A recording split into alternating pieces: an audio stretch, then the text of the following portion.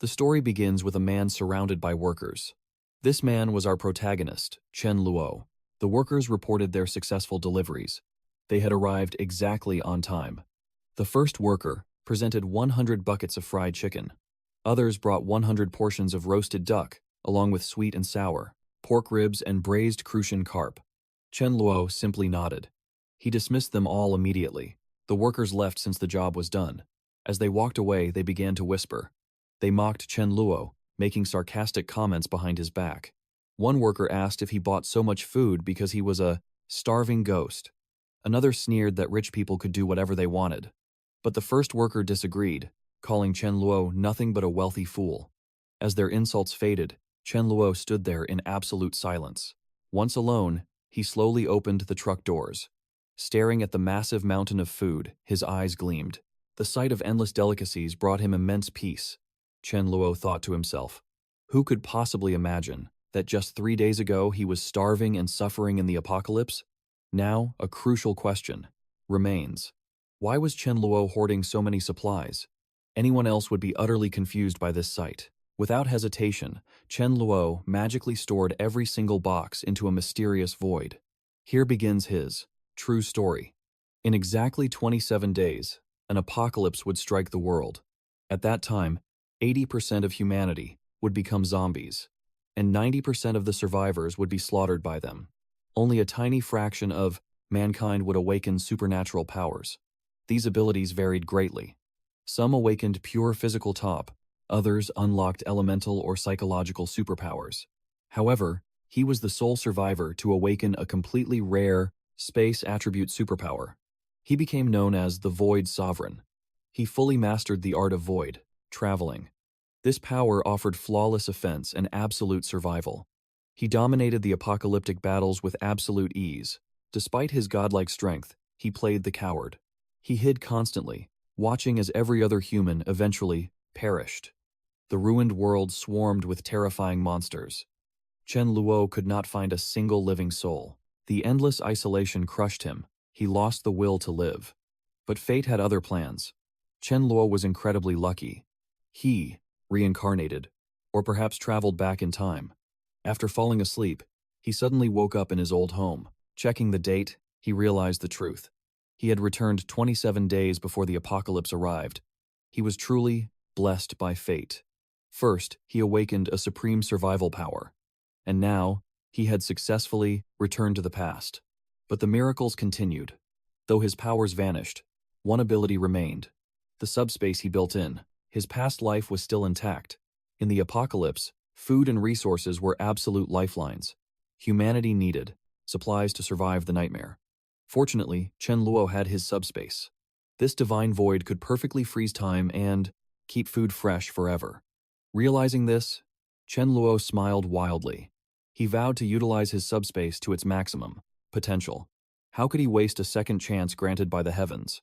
Just as he securely stored the supplies, Chen Luo's phone rang. He answered the call. A furious voice on the other end instantly screamed at Chen Luo. He was ordered to come to the office immediately for an interrogation. Surprisingly, Chen Luo just smiled. He would not be naive this time. The caller was indeed his uncle. And Chen Luo swore never to repeat his past tragic mistakes. The scene shifts to a grand office. This clearly proved that Chen Luo belonged to a powerful, wealthy family. This explained his endless financial resources compared to ordinary survivors. Inside the office, his uncle, Chen Jianan, barked at him. He demanded to know why Chen Luo sold shares worth over 3 billion for just 1 billion. Chen Jianan furiously interrogated him. Why was he kept in the dark? Did Chen Luo not see him as family? But Chen Luo remained utterly calm.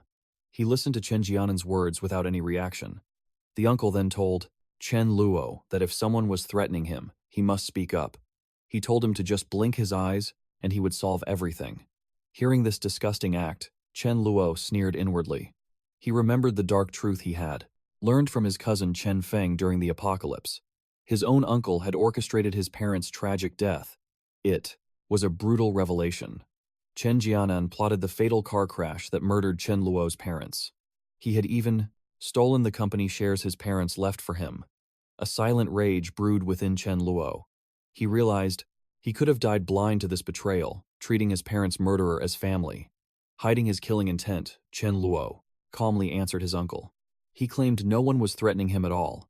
He simply had a strong feeling that the pork prices would skyrocket to 50 per caddy. This was no dream. Therefore, the 1 million worth of meat he hoarded would multiply into 5 million. Thrilled, he declared that the price could reach 100 per caddy. He knew this dark future well. Hearing Chen Luo's bold claims, Jianan seethed with frustration. He wondered if his nephew truly believed this absolute madness. Swallowing his rising anger, the uncle masked his true intentions and demanded to know why those shares weren't sold to him for 1.5 billion. Chen Luo coldly apologized, stating the contract was sealed. Retrieving them from that young master was impossible. Silenced by this truth, Jianan clenched his jaw. Suddenly, a phone rang. Feigning politeness, Chen Luo excused himself. Chen Jianan maintained his caring facade, utterly powerless. He forced a smile, telling his nephew to take the call without worry. As Chen Luo exited the room, malicious thoughts clouded Jianan's mind. He vowed to teach this arrogant brat a lesson. Meanwhile, Chen Luo answered, demanding the caller's identity. The informant reported success.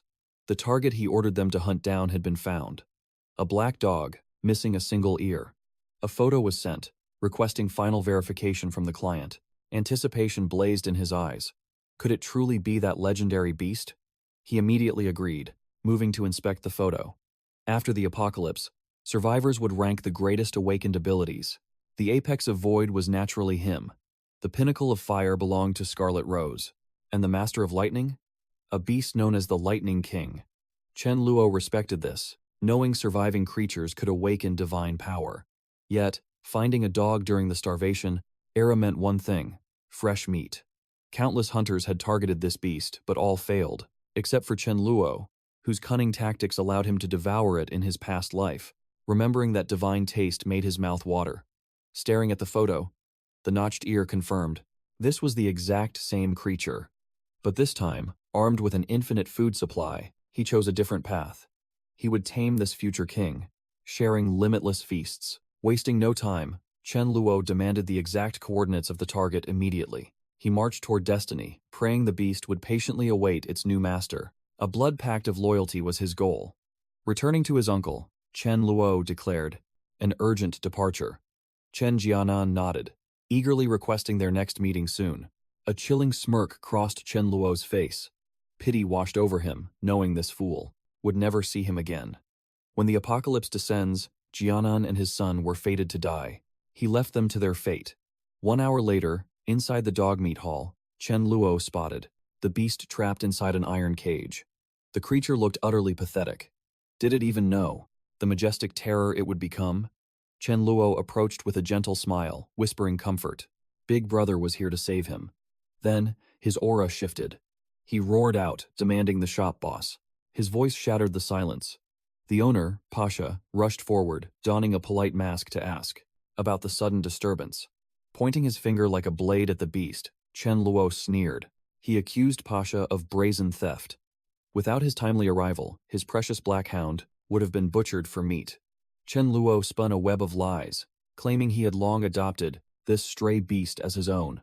He fiercely interrogated Pasha's audacity to kidnap his companion. Pasha defended his trade, swearing he purchased his stock through legitimate channels, claiming a misunderstanding. A dark smile crept upon Chen Luo's face. Legitimate channels? He challenged Pasha to summon the authorities to verify this so-called legality. Chen Luo knew this operation thrived on shadows and fraud. The police stepping in would mean utter ruin. The trap was set. Just as predicted, Pasha's polite facade shattered into violent fury. Lunging forward, Pasha roared in protest. Chen Luo only laughed, aura flaring, welcoming the battle. Vowing to teach him a lesson, Chen Luo seized Pasha's hand. With a swift kick, he sent Pasha crashing to the ground. Chen Luo smirked. Forged by the brutal trials of the apocalypse, he had absolutely no reason to ever be afraid of Pasha. Pasha howled in absolute agony from the strike. Chen Luo coldly asked if he still dared to challenge him. Surprisingly, Pasha begged for mercy. He frantically insisted it was just a massive misunderstanding and that he never knew it was Chen Luo's dog. Pasha brought the dog out, swearing to brutally punish the person who sold him this black hound. Trembling, he told Chen Luo to take his dog back completely free of charge, without any. Chen Luo simply agreed. Satisfied with this sudden change in attitude, he decided to spare him for now. Deep down, Chen Luo rejoiced. He had been prepared to drain his entire fortune for this black dog. But as the saying goes, free gifts are a blessing. Why refuse a perfect offer? Chen Luo finally secured the hound, as Pasha eagerly begged him to take the beast and leave his shop in peace. Chen Luo named the dog Blackie, telling him to follow as they headed home. Observing the creature's intelligent gaze, Chen Luo wondered if this beast possessed spirituality and could truly understand human speech. Chen Luo was right. Blackie comprehended every single word. The hound was stunned, wondering who Chen Luo was calling Blackie. Yet, acknowledging that this human saved his life, he debated if he should follow him. Chen Luo beamed with joy, confirming the hound's true intellect. He had easily acquired a Lightning King. Once master and beast settled inside the vehicle, Chen Luo declared to Blackie that from this day on, his name would be Dharma King, and they would live together. The newly named Dharma King barked joyfully. As they headed home, Chen Luo planned to forge an unbreakable bond between them. He turned to Dharma King, promising that they would gather premium supplies for him first. On the way, Chen Luo spotted a familiar guard and hit the brakes. Gazing at the guard named Su Daju, a wave of profound joy washed over him. He was thrilled to see this man again. In his past life, before mastering the void ability, Su Daju had used his own flesh to block the mutant horde, so he could be abreast of Daju, escape. Su Daju died just to protect him. Looking at his loyal savior again, Chen Luo smiled warmly, swearing, in this new life, he would guarantee Su Daju a great destiny. Chen Luo then asked if he wanted to hang out after his shift ended. Su Daju declined, stating his mother always warned that boys should never wander around and become bad. Amused by this innocence, Chen Luo asked what else his mother preached. Su Daju replied that she claimed unearned courtesy usually masked sinister motives, like a robbery. Chen Luo was completely dumbfounded. He could not believe. He equated a party to a heist. Utterly speechless, Chen Luo silently realized that based on the current timeline, he and Su Daju were not close enough yet. But that hardly mattered. Su Daju would be standing guard on night duty when the apocalypse struck. When hell broke loose again, they were fated to become blood brothers. The scene then shifted to the Grand Manor, where Dharma King stood completely paralyzed in awe. The massive, pristine swimming pool blew his mind. Guiding the hound to the pool, Chen Luo declared this massive estate was his home for now, and they would start with a bath.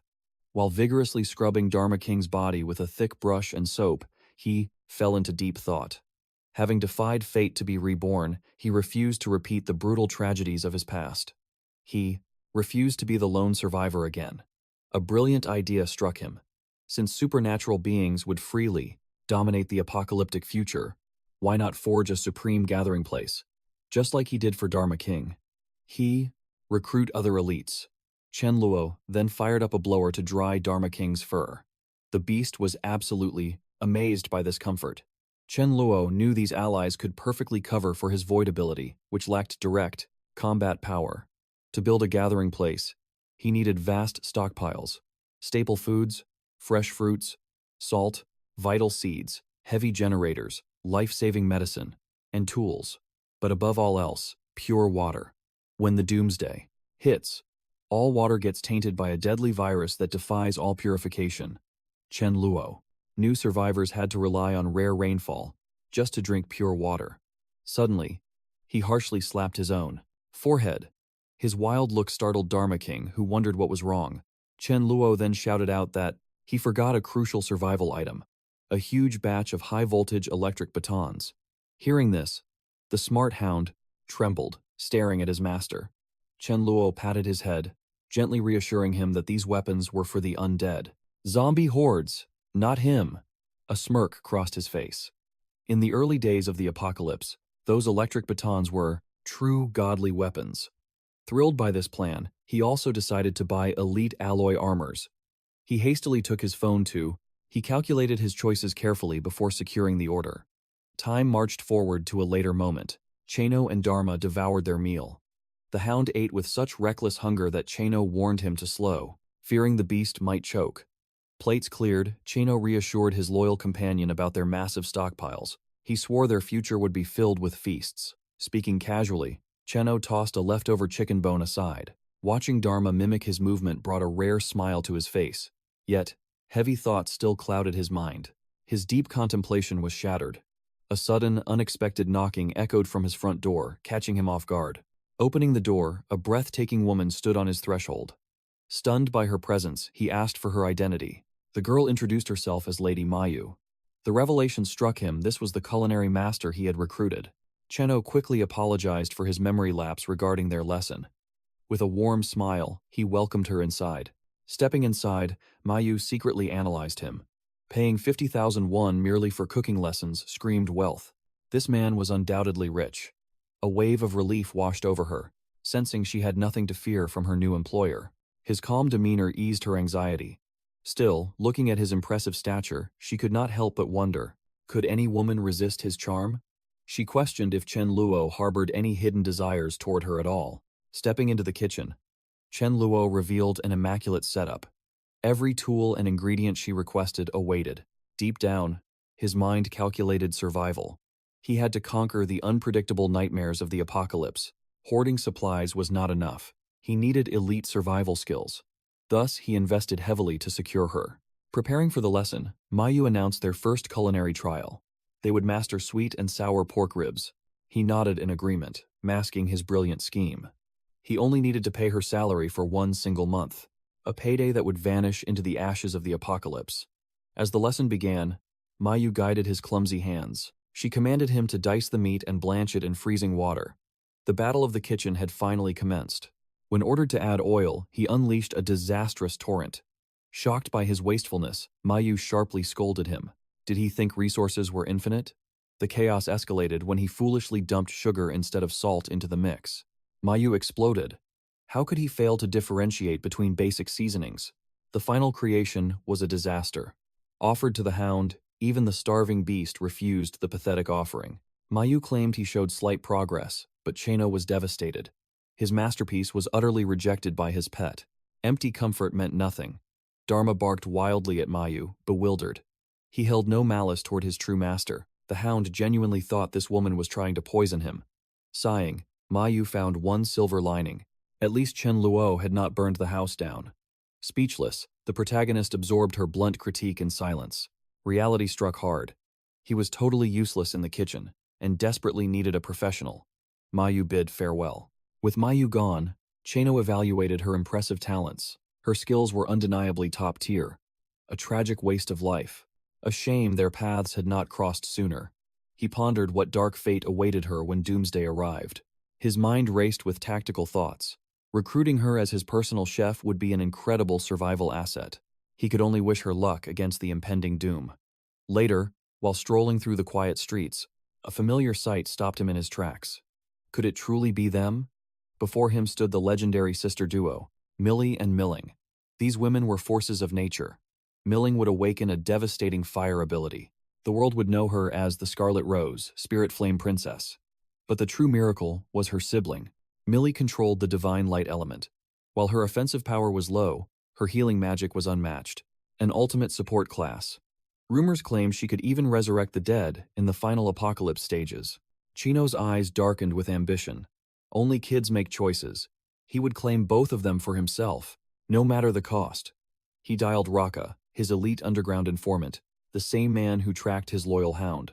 He issued a strict 3-day deadline. He needed every detail on the sisters, especially their culinary desires. This intelligence was absolutely critical. To conquer a woman's heart, one must first conquer her stomach. Food was the ultimate weapon of seduction. Whatever delicacies they craved, he would hoard in massive quantities. Time mercilessly ticked away. 5 days before doomsday, Cheno received the intel. Milling loved spicy Sichuan. Her favorite fruit was grapes. Meanwhile, the healer, Millie craved braised pigs, trotters, and her own sweets. Tasting the watermelon reminded him of classic dishes. He resolved to stock up on those incredible meals the next day. Chen Luo inspected the armor he ordered for himself and Su Daju. Trying it on, he admitted it was truly impressive. Despite its crushing weight, it guaranteed absolute safety. Now, he pondered how to secretly deliver the second set, meant for Sudaju. With exactly 3 days left until the apocalypse, he tightly gripped a heavy electric baton. The dealer warned Chen Luo that its high voltage could instantly paralyze a grown man. The devastating shock would completely incapacitate anyone in mere seconds. Therefore, he needed to wield this brutal weapon with caution. Chen Luo smiled while gripping the baton. With this power, slaughtering hundreds of zombies would be effortless. The very next day, Chen Luo approached a seller to purchase a massive transport truck. The owner quickly agreed, promising to calculate the final price soon. Time fast-forwarded to the fateful night right before the apocalypse. Lying in bed, Chen Luo desperately tried to sleep. However, his mind raced with countless chaotic scenarios, making a peaceful rest absolutely impossible. He anxiously wondered, since he had been reborn, would the apocalypse still strike? If destiny changed, his hoarded supplies would be a massive loss. Yet, part of him sincerely prayed the disaster would vanish, even if it meant sacrificing his wealth for the nation's peace. This revealed the lingering humanity within Chen Luo.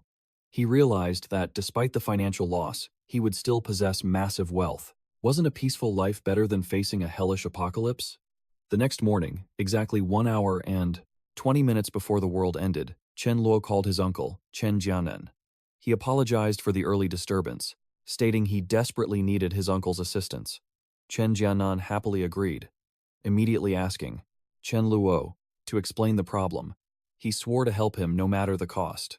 Chen Luo then revealed his bold prediction that virtual currency would skyrocket, potentially multiplying 8 to 10 times. He reminded his uncle about the vast funds spent on pork meat. Now, he wanted to mortgage his entire billion-dollar stockpile to him, asking for a loan of just 500 million. He promised that once it became 5 million, he would definitely return the money with heavy interest. Chen Luo then suggested meeting at his uncle's house immediately, wanting to discuss this major deal in person. He added that his brother, Chen Fei, should absolutely join the meeting. Chen Jianan eagerly agreed, urging Chen Luo to hurry over. Stepping out of his own house and walking toward his uncle's estate, a cold smile crept across Chen Luo's face. He vowed that on this apocalyptic doomsday, those traitors would finally die. Arriving near the house, he ordered his loyal dog, Dharma, to wait inside the car. He needed to settle personal business and warned the dog to stay hidden for safety. Dharma barked obediently, shaking his head. Moving forward, Chen Luo suddenly spotted Sudaju. He remembered that in his past life, Sudaju survived well without any assistance. Yet, guided by fate, he decided to offer a small warning. Approaching him, Sudaju noticed Chen Luo and asked if he was heading out. Chen Luo replied with a deadly serious tone, stating he had a terrifying premonition that morning. A massive catastrophe was about to strike the world.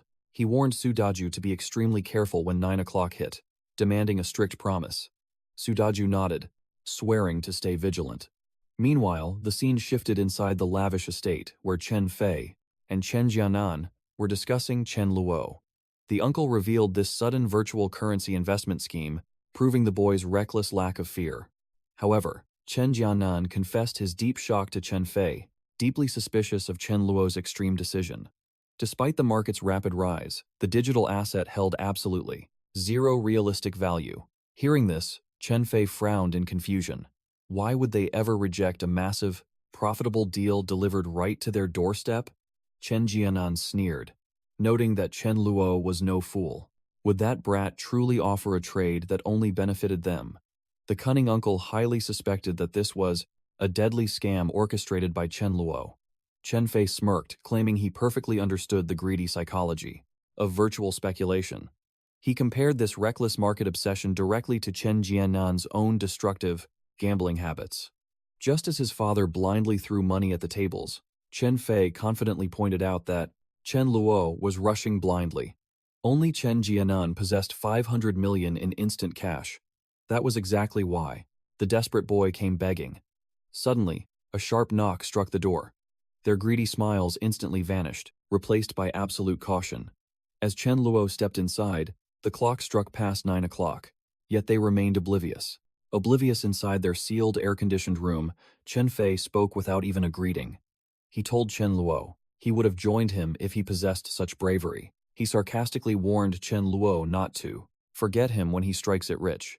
Chen Luo simply agreed, stating that if he secured the 5 billion, he would absolutely gift Chen Fei a super sports car. Hearing this, Chen Fei embraced him, declaring he would remember this promise. He warned Chen Luo not to back out of gifting that sports car and added that dinner was ready. They should talk while eating. Chen Luo felt disgusted by the hug, but he focused on devouring his meal. By 9:15 a.m., he was eating like a starving beast, proving he had never tasted such food before.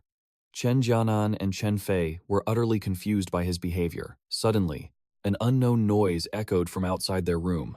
Chen Jianan quickly asked what that strange sound was, since it seemed to come from the maid's quarters. He ordered Chen Fei to investigate. Chen Fei agreed and went to check. Meanwhile, Chen Luo grew deadly serious. He knew exactly what that ominous noise meant. It was the absolute arrival of the apocalypse.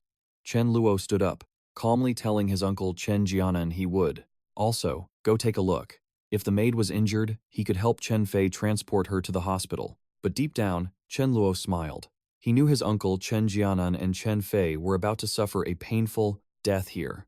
When Chen Fei opened the door, pure shock hit him. A zombie stood inside, and the maid was dead, the breader. The room was painted in blood. Startled, he collapsed to the floor. Seeing the undead monster lunging toward Ward, he desperately tried to slam the door.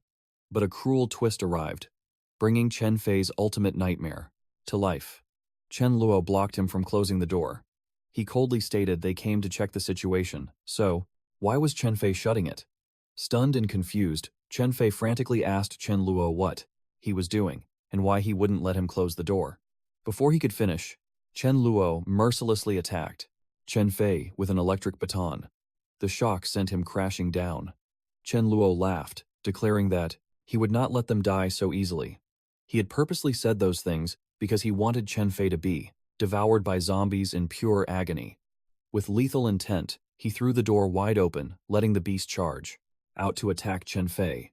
Chen Jianan witnessed this betrayal and charged furiously toward Chen Luo, demanding answers and vowing to kill him. But like a true protagonist, Chen Luo was already prepared. He raised his baton, happily daring Chen Jianan to step forward. The moment his uncle advanced, Chen Luo struck him with the weapon. Chen Jianan foolishly tried to block it with his bare hands. Chen Luo laughed. He mockingly asked if Chen Jianan truly thought he had lightning resistance to block with his hands.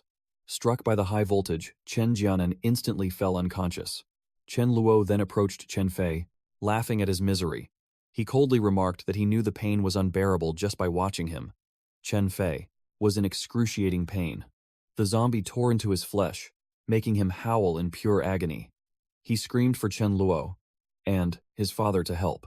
But Chen Luo ordered him to shut up, coldly stating he lacked a worthless son like Chen Fei. Enduring the torment, Chen Fei dragged his bloody body toward Chen Luo. He touched his feet to apologize, hoping he would finally save him. Hardened by his tragic past life, Chen Luo mercilessly ordered Chen Fei to stay away, while his father lay unconscious. Despite Chen Fei's desperate attempts to scream and curse Chen Luo with vile words, another agonizing wave of pain silenced him, signaling his nearing death. Gruesome. Watching Chen Fei's gruesome condition, Chen Luo relaxed his posture. He told Chen Fei he simply could not bear to watch such a thrilling bloodbath, alone, and needed an audience. With a dark smile, he shocked Chen Jianan with the baton again, making him wake up from the shock. Seeing Chen Fei's horrific state upon regaining his senses, sheer panic set in. He crawled to Chen Luo, grabbing his feet. He begged him to save Chen Fei, his own cousin. However, Chen Luo remained completely silent. Left with no choice, Chen Jianan finally confessed to secretly stealing his company shares. He claimed Chen Fei knew nothing and was completely innocent. Chen Luo coldly asked if his uncle thought a deeper apology was owed. Hearing this, Chen Jianan froze in shock, wondering why Chen Luo would say such a thing. Did his nephew know the dark truth? Yet, Chen Jianan stubbornly refused to apologize for murdering Chen Luo's parents. Staring him down, Chen Luo asked if he had a final answer. Because Chen Fei had AT, time was running out. In a blinding panic, Chen Jianan fiercely demanded that Chen Luo save Chen Fei. He promised not to alert the police if he complied. Desperate, Chen Jianan warned that bringing in the wand, authorities would absolutely destroy Chen Luo's entire future. Unmoved, Chen Luo coldly stated that he had already offered mercy once, and that chance was gone forever. Hearing this, Chen Jianan erupted into a blistering rage. He screamed, cursing Chen Luo as an ungrateful bastard for betraying his own flesh and blood. He spat out that Chen Luo was lower than a dog. Frustrated by this sheer audacity, Chen Luo fired back that the real traitor stood right before him. With a sharp slap, he reminded his uncle of his father's unwavering generosity. His father brought a failing Chen Jianan into the organization. But how was that kindness repaid? With vicious betrayal, Chen Jianan plotted against his parents. Chen Luo was utterly disgusted by such shameless hypocrisy. As Chen Fei finally perished, absolute grief and fury consumed Chen Jianan. He roared that he was family, that he had bled for the company. Yet, what was his reward?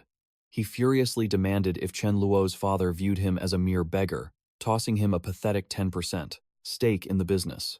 Did that justify his tragic fate? Chen Jianan venomously scolded Chen Luo, swearing that the law would hunt him down using modern technology. Hearing this delusion, Chen Luo's patience completely snapped. He sharply pointed out the massive value of those shares. 10% was worth a staggering 1.5 billion. Could any ordinary worker dream of earning 1.5 billion? Disgusted by his uncle's rotten heart, Chen Luo violently tossed him toward the go. Approaching horde, a dark satisfaction washed over him. His father had been far too pure-hearted, extending mercy to a monster. Avenging them was the only justice left to claim. Silent tears fell from Chen Luo's eyes as memories of his beloved parents surfaced. Suddenly, a monstrous zombie lunged toward him. Watching it approach, he calmly confirmed his grim theory. Once corrupted, these creatures lost all humanity, driven only by an endless, ravenous hunger for human flesh. As the Motors beast closed the distance, he unleashed a crackling surge of electricity from his baton. He noted that, while the undead felt no fear, they were not immune to paralyzing pain. Electrical shocks remained highly effective. With the creature completely immobilized, he drew his blade and delivered a lethal strike right between its eyes.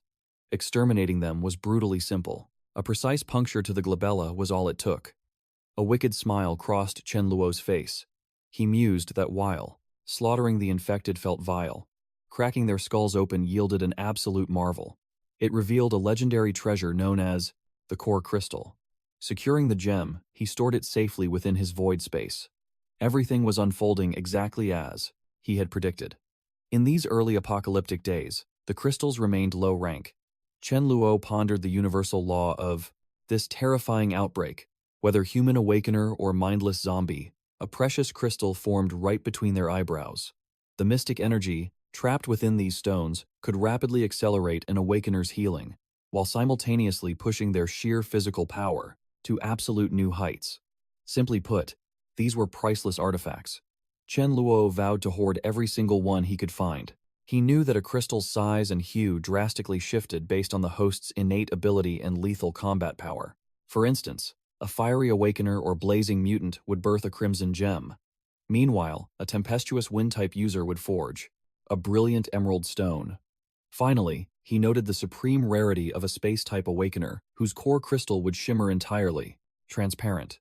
A nostalgic thrill hit Chen Luo as he remembered harvesting the mythical lightning core from the legendary Lightning King's skull. That divine treasure had been deep purple and massive as an egg. Stepping back into the desolate streets, he immediately clashed with another infected. He let out a cold laugh, mocking its aggressive vitality. It was painfully obvious that this creature had once been one of his uncle's loyal pawns. As the beast lunged, Chen Luo smoothly drew his stun baton. He struck without hesitation, sarcastically inviting the monster to taste the magnificent reward its master had prepared. The overwhelming surge paralyzed the rotting corpse instantly. Ripping the crystal free, Chen Luo sneered, asking if this agonizing death was the proper compensation for serving a traitor. He navigated the bloodbath with chilling calmness and a twisted sense of amusement. But watching from the sidelines, the Dharma King trembled in absolute shock. The majestic dog watched the ruthless slaughter, terrified by his master's overwhelming cruelty. Chen Luo approached the vehicle, warning the Dharma King that an awakening was imminent. Remaining outside was practically a death sentence now. He commanded the loyal beast to follow him inside the fortress, promising that once the mystical evolution concluded, he would be free. The safe house floor was painted in blood, littered with headless corpses. Witnessing this horrifying carnage, the Dharma King barked in sheer panic. Chen Luo calmly hushed the beast, assuring him that this nightmare would soon become normal. Moments later, Chen Luo sat quietly, peeling an apple with chilling indifference. Meanwhile, a mysterious, surging energy began to overwhelm the. Suddenly, Chen Luo noticed crackling lightning radiating from Dharma's body. Panic gripped him. He feared the unpredictable shockwave of Dharma's awakening. As the beast unleashed its lightning power, Chen Luo dove behind a sofa. His heart raced, fearing he might become the first victim of a fatal lightning strike. But against all odds, the beast held back. Dharma calmly ended his awakening stance. Chen Luo stood tall, noting that true talent relies on two rules. First, a rapid awakening. Second, the explosive growth rate of the ability itself. A wave of sadness hit him. The Lightning King Dharma was already at his absolute peak. Envy twisted in his gut. How could he be weaker than a mere dog? Crushed by this overwhelming power gap, he sulked. Suddenly, apples crashed to the floor. Startled at first, a wicked grin crept onto his face. His own legendary talent was finally awakening. Chen Luo stood with deadly focus. Forming a dark sphere in his palm, he unleashed it. The blast obliterated the solid wall. Dharma froze in sheer disbelief, stunned by the sheer impact. But Chen Luo frowned. The void ball drained 25% of his power. Worse, it could not instantly execute a low-tier zombie. His immediate goal, absorb a core crystal and ascend rapidly. In his previous life, Lightning King Dharma and Ling Yangji both reached the mighty king rank. Back then, his own physique also achieved that legendary tier, but consuming the Lightning King's core crystal pushed him beyond limits. Yet, in those dark times, starving and utterly alone, his absolute power felt useless. Death felt like a peaceful mercy. Lost in dark memories, 5 minutes passed in silence. Chen Luo calculated his next brutal path. Devouring 20 core crystals would perfectly evolve him into a rank 2 user. Chen Luo stretched, deciding to test the beast. He ordered Dharma to focus absolute power into his throat, letting the energy surge and unleash it directly forward. Obeying the command, Dharma unleashed a catastrophic beam of pure lightning. Witnessing this overwhelming destruction, Chen Luo smiled proudly. He praised the brilliant hound. Now, they needed to march toward the cold storage. Securing their vital supplies was absolute priority. Dharma eagerly barked, ready to follow his master. Soon, they arrived at the massive Super Chenjian. Staring up, Chen Luo marveled at its towering scale. A gold mine of untouched survival resources awaited inside. He smirked, declaring the golden rule of the apocalypse. Never leave a treasure trove empty-handed. Leaving it to the undead was a crime. Chen Luo proposed a brutal sweep. Slaughter the horde and seize everything. Dharma growled in fierce agreement, ready for bloodshed. Equipping his armor and weapon, Chen Luo issued his battle tactics. Strike hard, evade, and use pure agility. The beast understood perfectly. Their lethal combo crushed the undead effortlessly. But suddenly, a devastating lightning blast hit a mutated girl, leaving 0 damage. Dharma froze in pure shock. Why was her defense impenetrable? Chen Luo stayed calm, commanding the hound to play bait instead. Dharma pivoted smoothly, dragging the monstrous swarm far from the Super Chenjian entrance. As the beast held the front line, Chen Luo warned him to survive. The raid had finally begun. Breaching the facility, premium loot blinded his eyes. His instincts were perfectly dead on. This grand fortress held elite-tier supplies. Activating his spatial void, a dark rift tore open. He sucked the entire treasury dry, laughing with pure madness. Every single vital resource and every blood-soaked core crystal became his. Conquering the massive hall, he finally emerged. He stretched in absolute victory. A limitless void space made looting a glorious game. Time to evacuate. But glancing up, Dharma was sprinting for his life from a nightmare variant.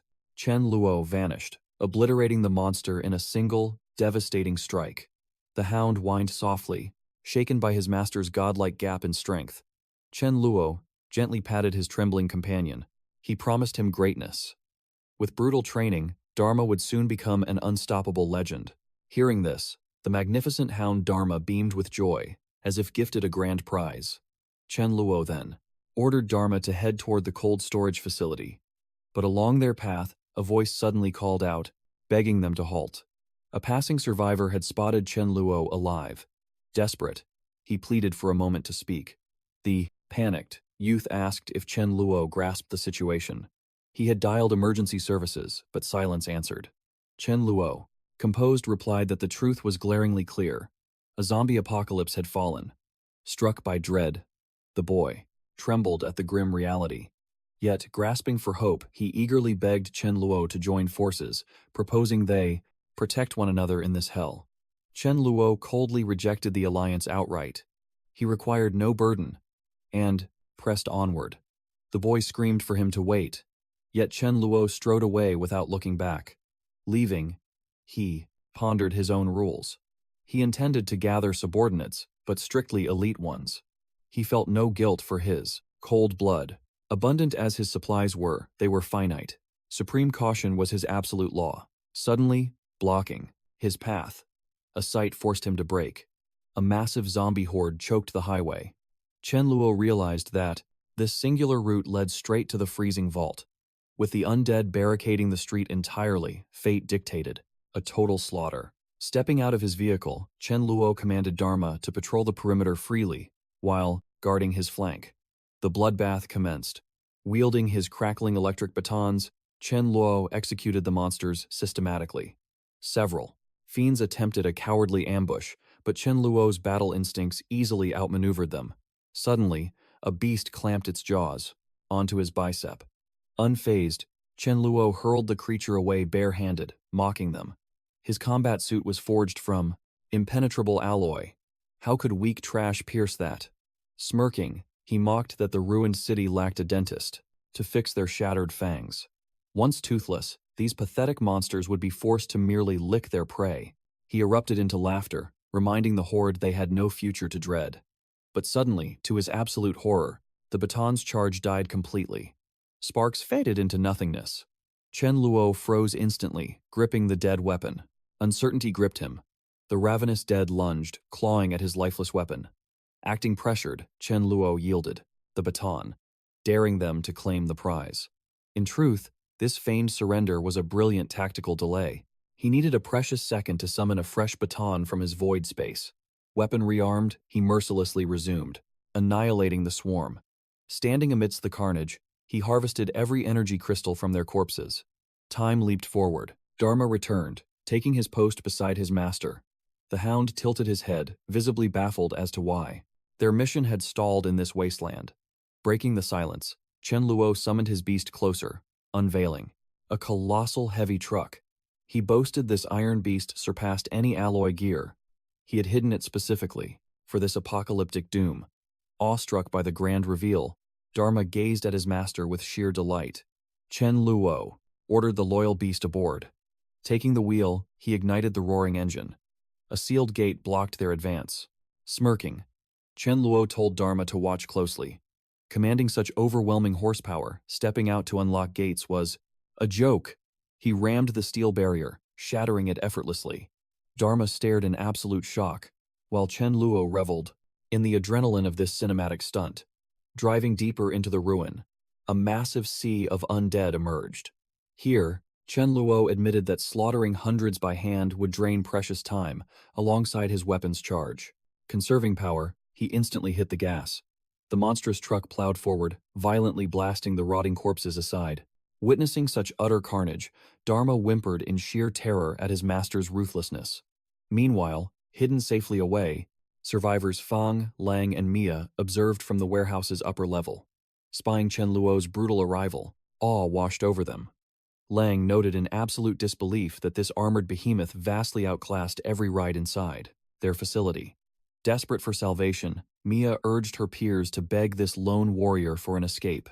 Yet Fang scoffed, arguing the solo fighter owed them nothing. Why risk his neck? Was he their guardian? Fang coldly added that a man displaying such brutal massacre must be utterly ruthless. This outsider clearly knew their vault, hoarded precious survival supplies. He came to plunder their goods. The second his cargo was loaded, he would abandon them to rot.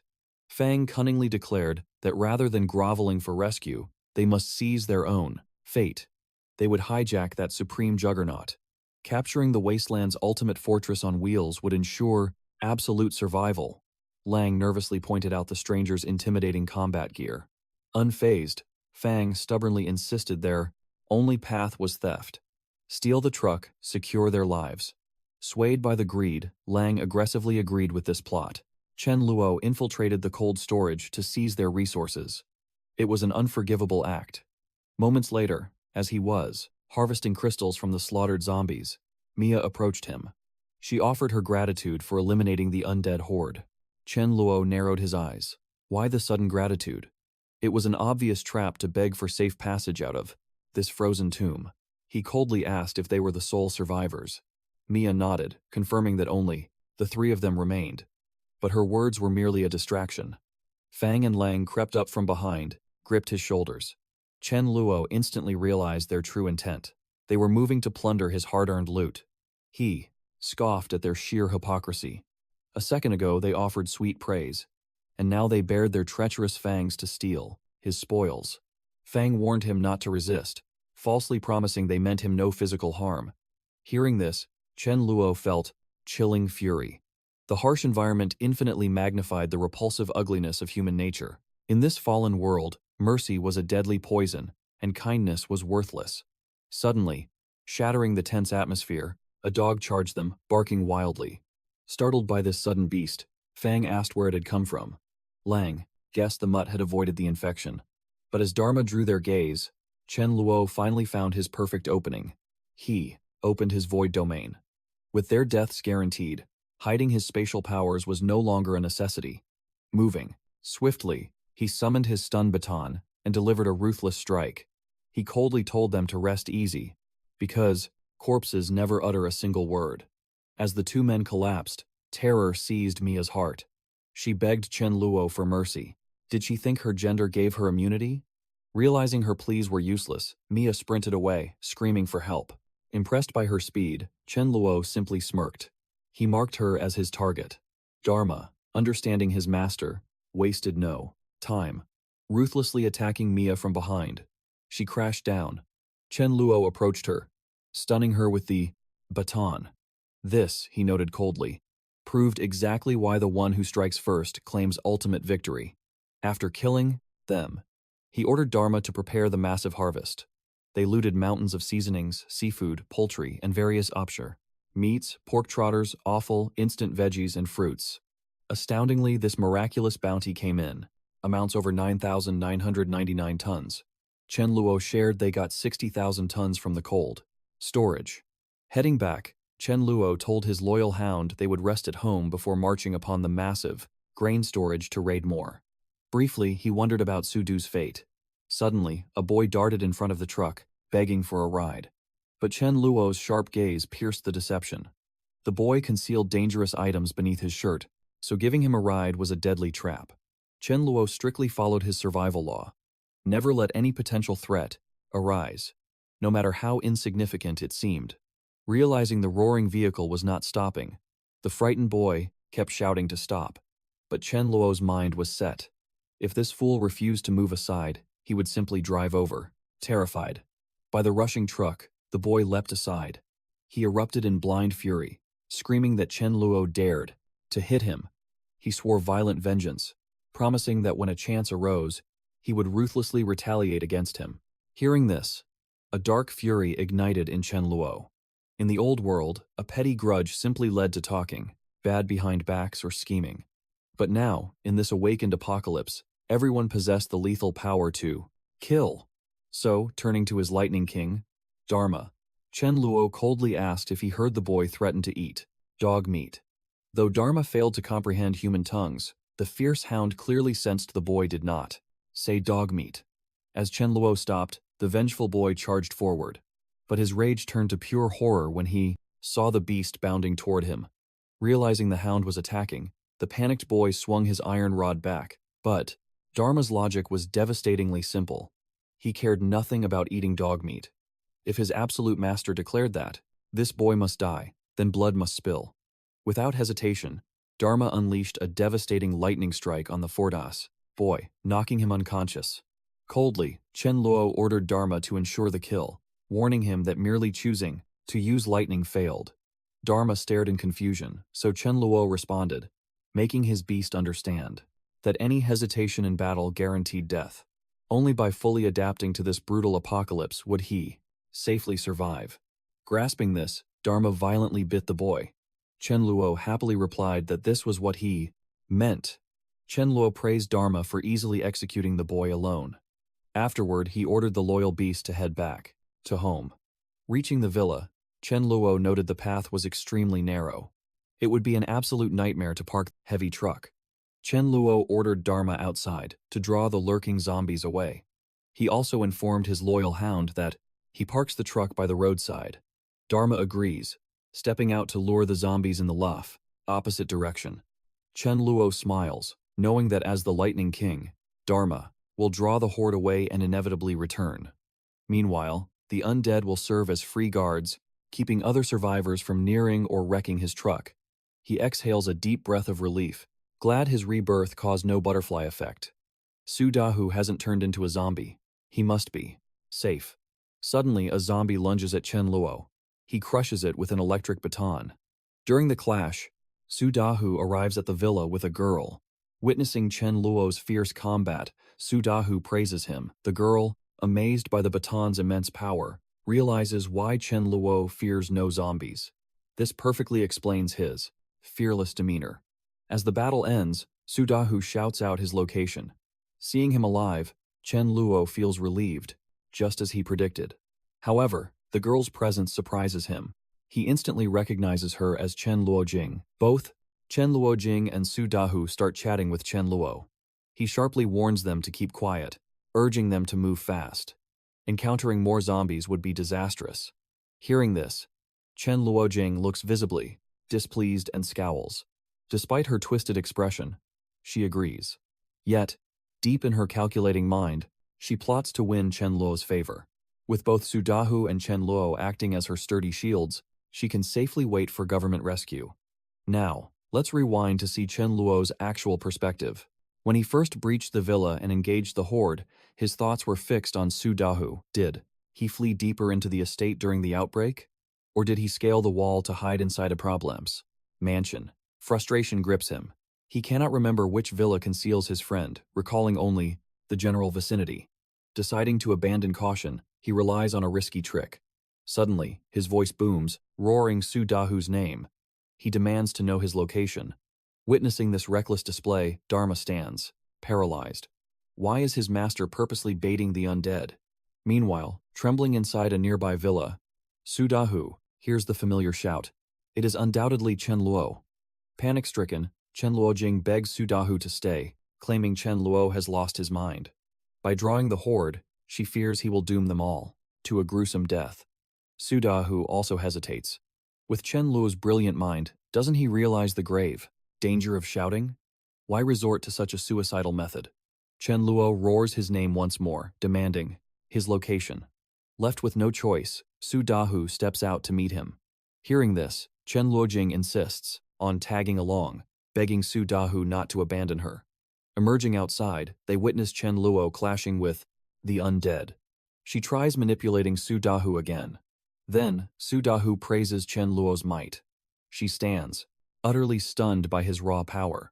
But what is Chen Luo really thinking upon seeing this girl? How could he forget her?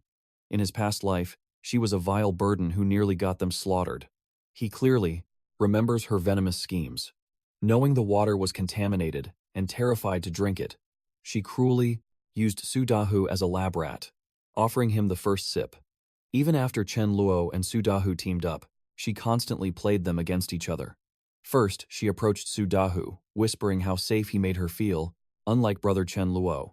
Then, slithering over to Chen Luo, she claimed his sincerity outshined brother Su Dahu. He recalls her two-faced nature perfectly. Furthermore, during rationing, she would always secretly hoard her food, acting starved and pitiful. She constantly tricked the naive Su Dahu into surrendering his share, treating him like an absolute clown. A cold glint flashes in Chen Luo's eyes. If she dares to act so shameless again, in this life, he won't hesitate to use her.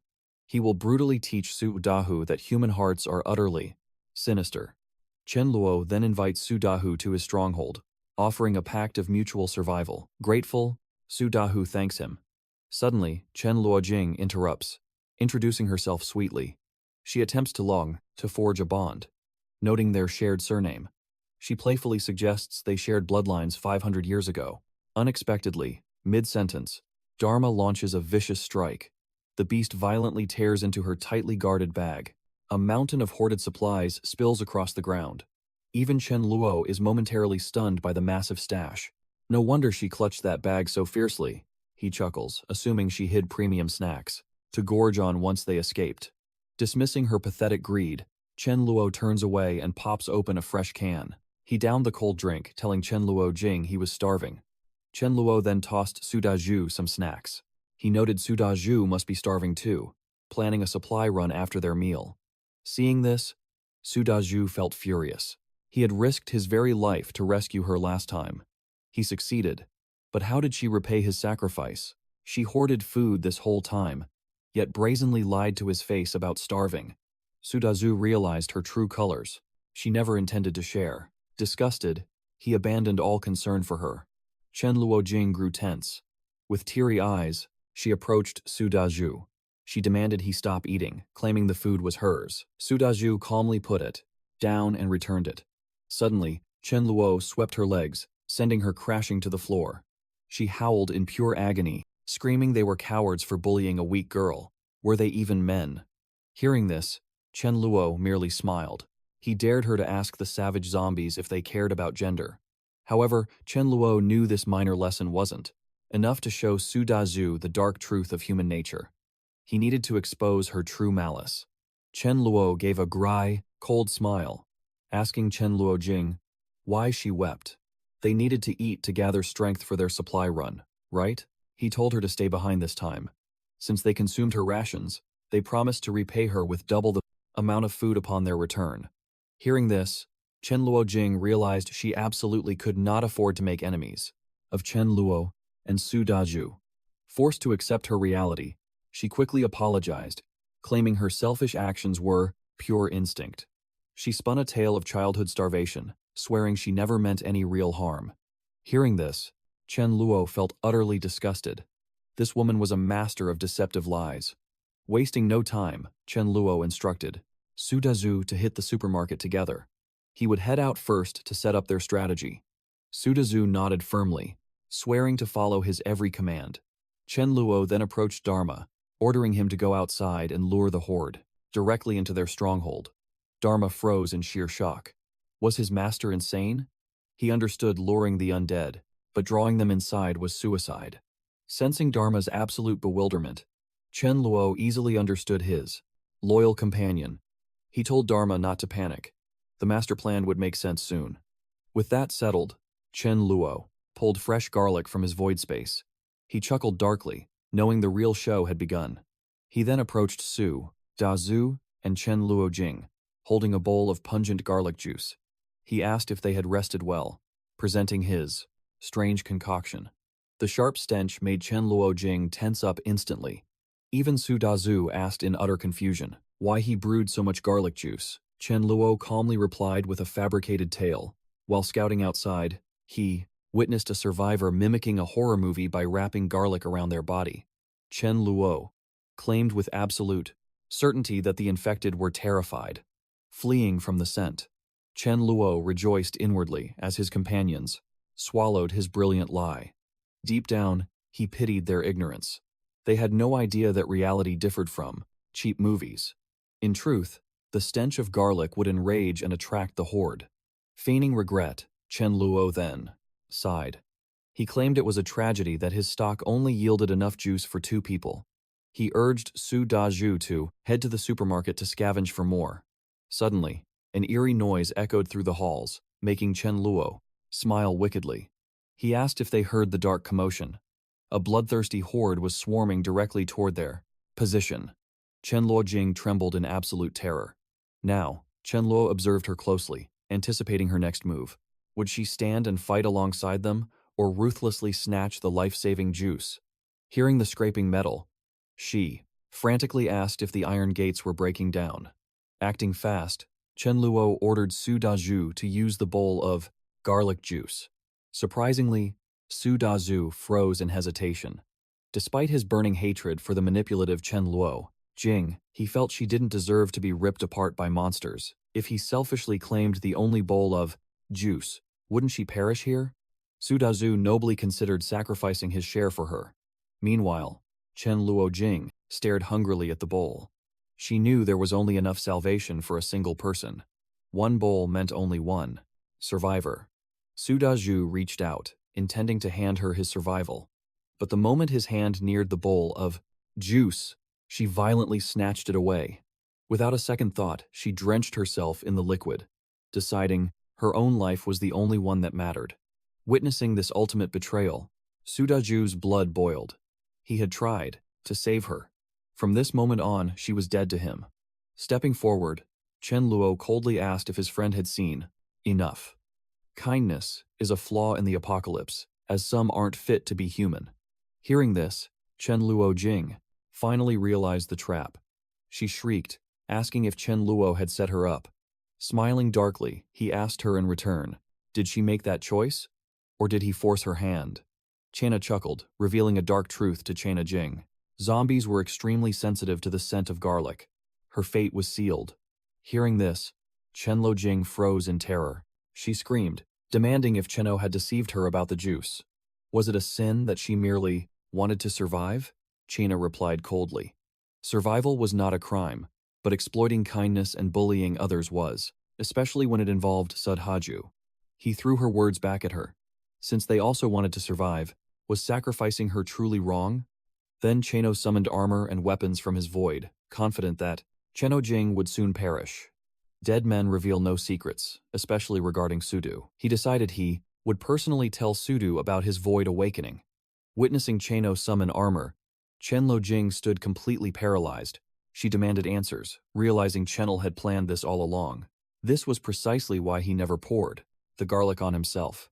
Cheno then ordered Sudu to hide in a room, noting he would only be a burden. Sudu nodded and retreated. Desperate, Cheno Jing approached Cheno. Resorting to a highly seductive plea, she begged Cheno for mercy. She promised him absolute control over her body in the future. Cornered, Chen Luo Jing weaponized her charm to seduce Chen Lu. However, to her absolute shock, Chen Luo remained as cold as stone. He ruthlessly stated he only wanted Chen Luo Jing dead. Once deceased, her debt was cleared. Enraged, Chen Luo Jin cursed Cheno as a bastard. She claimed innocence, demanding why he had relentlessly tormented her since their very first meeting. Suddenly, the zombie horde struck. With her dying breath, Chen Luo Jing shrieked that Chen Luo would suffer a pathetic death. The scene shifted forward. Chen Luo stood victorious among the slaughtered zombies. He admitted his own miscalculation. Having lived in this very house for over 10 years, today's survival was pure luck. Sudu emerged, spotting Chen Jing dead. He tried speaking, but Shenlu coldly cut Sudu off. They had no time for useless sentiment. They could not remain in such a ruined house. Chino ordered Sudu to help drag the corpses out. Half an hour later, they cleared the bodies. But a new problem arose. Stubborn bloodstains painted the floor. He realized a maid would easily handle this grim task. Cheno suddenly remembered Mayu. She was quite capable, beautiful, and hard-working. He wondered if Mayu had survived. While Chena pondered about Mayu, Sudu broke his focus, suggesting a trip to the supermarket. Chino smiled, telling Sudu not to worry. He had superior food ready. He suggested heading upstairs to feast. As Cheno produced food and drinks, Suju was shocked. The feast materialized from thin air. Sudu asked Cheno about it. In response, Cheno asked if Sudu felt any physical changes. Sudu confessed his afternoon headaches, revealing he now felt significantly stronger. Cheno explained, these awakenings signal an impending apocalypse. He too had experienced this shift. Cheno warned Sudhaju that every awakening is unique. Since Suju's mutation pertained to raw strength, Cheno claimed his own power was linked to the void. Chenoa revealed to Sudu that he suddenly awakened this void ability. Sensing an approaching disaster, he used this mysterious power to stockpile essential resources. Sudu nodded in deep understanding. Chinua breathed a sigh of relief, finding this excuse far safer than revealing his absurd reincarnation. Sud Haju easily accepted it. He then told Sud they were destined to become sworn brothers, so Sudu shouldn't hesitate. They needed to feast immediately. Overwhelmed by the massive spread, Sud Haju suggested rationing the food, since a few dishes were plenty. Chino waved him off. It mattered little. After they finished, Dharma, the Lightning King, still needed his meal. Hearing this, Dharma grimaced at eating leftovers. Recalling his stray dog days, basic scraps had been a blessing. He thanked Cheno, but woefully asked if scrubbing bloodstains was now a canine duty. Indeed, Cheno had tasked Dharma with the cleanup. Later, Chenel attempted to manifest his void sword. It shattered just 5 seconds after materializing. Lying on his bed, he chuckled, realizing absorbing 42 core crystals was no small feat. He had actually forged a void sword. Cheno reflected that, in his past life, he only mastered it at level 7.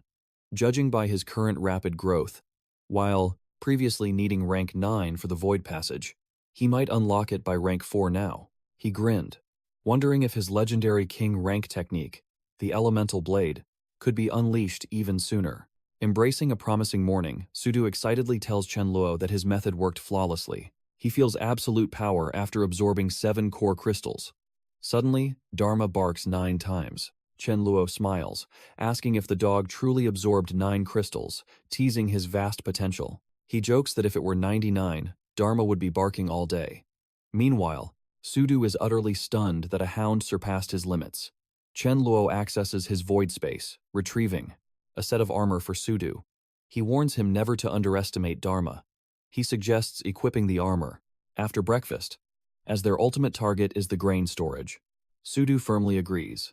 The scene shifts as they approach their truck. Spotting the undead wandering around the vehicle, Chen Luo smiles. To him, these beasts are merely free laborers guarding his transport. Sudu urgently asks if they should wipe them out. Chen Luo stops him, explaining that the Lightning King, Dharma, will easily lure them away. On cue, Dharma distracts the horde. Sudu sighs, wondering why. A dog seems more useful than him. Chen Luo tells Sudu never to compare himself to a beast, as there are absolute limits to what each can achieve. He reassures Sudu that everyone holds unique value. Intrigued, Sudu questions if there is truly something only a dog can do. Chen Luo smirks, replying yes, and asks if Sudu dares to eat filth like a dog. It is meant as a joke, but Dharma freezes, turning away in absolute fury. He barks that it is pure slander. The scene then transitions to the parter for grain storage. Chen Luo mercilessly crushes the undead using their heavy truck. Witnessing this, Sudu praises his brutal driving skills. Chen Luo feels a chilling suspicion. There were many workers stationed here, they cannot all be dead. Their arrival was deafening, yet no one cried for help. Sudu points out the facility's massive size, suggesting survivors might be hiding in a hidden underground basement. Chen Luo finds this deduction sharp. Halting before a dark, eerie corridor, he suspects it is the pathway to the basement. Chen Luo orders Sudu to advance together. Delving deeper into the shadows, they discover a picked clean human skull. Chen Luo freezes in shock. Normal zombies devour flesh, but they never strip a body to the bare bone. He suspects a horrifying mutation has occurred inside, warning Sudu that mutated ants or rats might be the culprits. Since both species travel in massive swarms, their numbers pose a lethal threat. Refusing to risk their lives, they hesitate. Suddenly, an eerie scratching echoes. Peering into the darkness, Chen Luo is horrified by a massive swarm of rats. He commands everyone to run, for their lives. The horde surges forward, closing the distance instantly. As Chen Luo and Sudu desperately attempt an escape, Dharma bravely blocks the deadly tide. Seeing this, Chen Luo orders the dog to retreat immediately. Dharma quickly follows them. Suddenly, a uniquely mutated rat emerges from the shadows. Spotting the humans, its eyes gleam, with predatory hunger. Treating them as prey, it leaps straight at Chen Luo, mocking their pathetic attempt to escape. Caught off guard, Chen Luo crashes heavily to the floor. Sudu swiftly hauls him up, his voice trembling as he declares their imminent doom. Sensing the fatal crisis, Chen Luo yells at Sudu to cast aside his fear and strike. Together, they miraculously repel the smaller beasts. Using crackling electricity, they obliterate the immediate swarm. However, Chen Luo locks his tense gaze on the Rat King. This mutant is terrifyingly different. Shockingly, the vile creature smiles. At their struggle, Chen Luo reveals a dark truth. Survivors, zombies, and beasts evolve gradually, yet rare individual mutants sacrifice their life force to achieve an explosive sky-high surge in pure, unrivaled strength. Though their power becomes absolute, their lifespan plummets. He curses his twisted fate, deeply frustrated by encountering such a monster so early. During the brutal clash with the rat swarm, Sudu collapses. Seizing this opening, the Rat King launches a lethal strike. Sudu desperately defends with a baton, but the beast swats it away like trash. The mutant relentlessly batters Sudu's armor. As the gear hits its breaking point, Sudu panics, realizing one final strike will pierce his defense. Chen Luo charges into the fray, screaming for Sudu to watch out. He deduces this Rat King is at least level 3 or 4. Unable to slay it quickly, he must resort to a tactical distraction. Throwing food to divert the swarm, Chen Luo breaks into a cold sweat, realizing that, if he had not broken through to rank 2 last night, they would all be dead in this basement. Meanwhile, eyeing the baton, the Rat King pondered if Chen Luo's electric weapon posed any real threat. If so, its plan was devour Chen Luo first, then tear Sudaju apart. But a deadly twist awaited the beast. What it foolishly mistook for a mere baton was actually Chen Luo wielding his legendary Void Sword. He intended to slay the monstrous Rat King, staking his final hope on this single strike. Realizing it was a Void Sword, the terrified beast desperately tried to flee. Chen Luo sneered. He mocked the trembling monster, asking if it truly believed it could escape. He shattered its delusions. After destroying the Rat King, Chen Luo found a massive core crystal buried inside its remains. This grand prize thrilled him. Pointing out the creature's colossal front fangs to Sudazu, he noted their quality. These lethal blades would forge excellent weapons. Feigning a lack of strength, Chen Luo commanded his stout companion to extract them. Sudaju braced himself for the task, asking his leader to step back. Following a grueling physical struggle, Sudaju miraculously wrenched one massive fang free. Chen Luo praised his fierce effort, calling it a solid attempt. Then, they descended deeper into the dark, eerie basement. Time passed. Sudaju watched in awe as Chen Luo effortlessly stored piles of grain. Completely amazed, he questioned the depth of his void space. Chen Luo calmly admitted it was smaller than the storage room. After packing everything, he approached Sudaju with a deadly serious glare. He strictly forbade revealing the existence of these precious resources to anyone. He emphasized this secret must remain buried at all costs. Swearing total loyalty, Sudaju promised his master absolute silence. He vowed that not even a brutal death could force him to spill their secret. Suddenly, suffocating darkness swallowed their surroundings. Panicking, Sudaju asked why the lights vanished. Chen Luo deduced it was a blackout. He commanded they finish, quickly, and retreat to safety.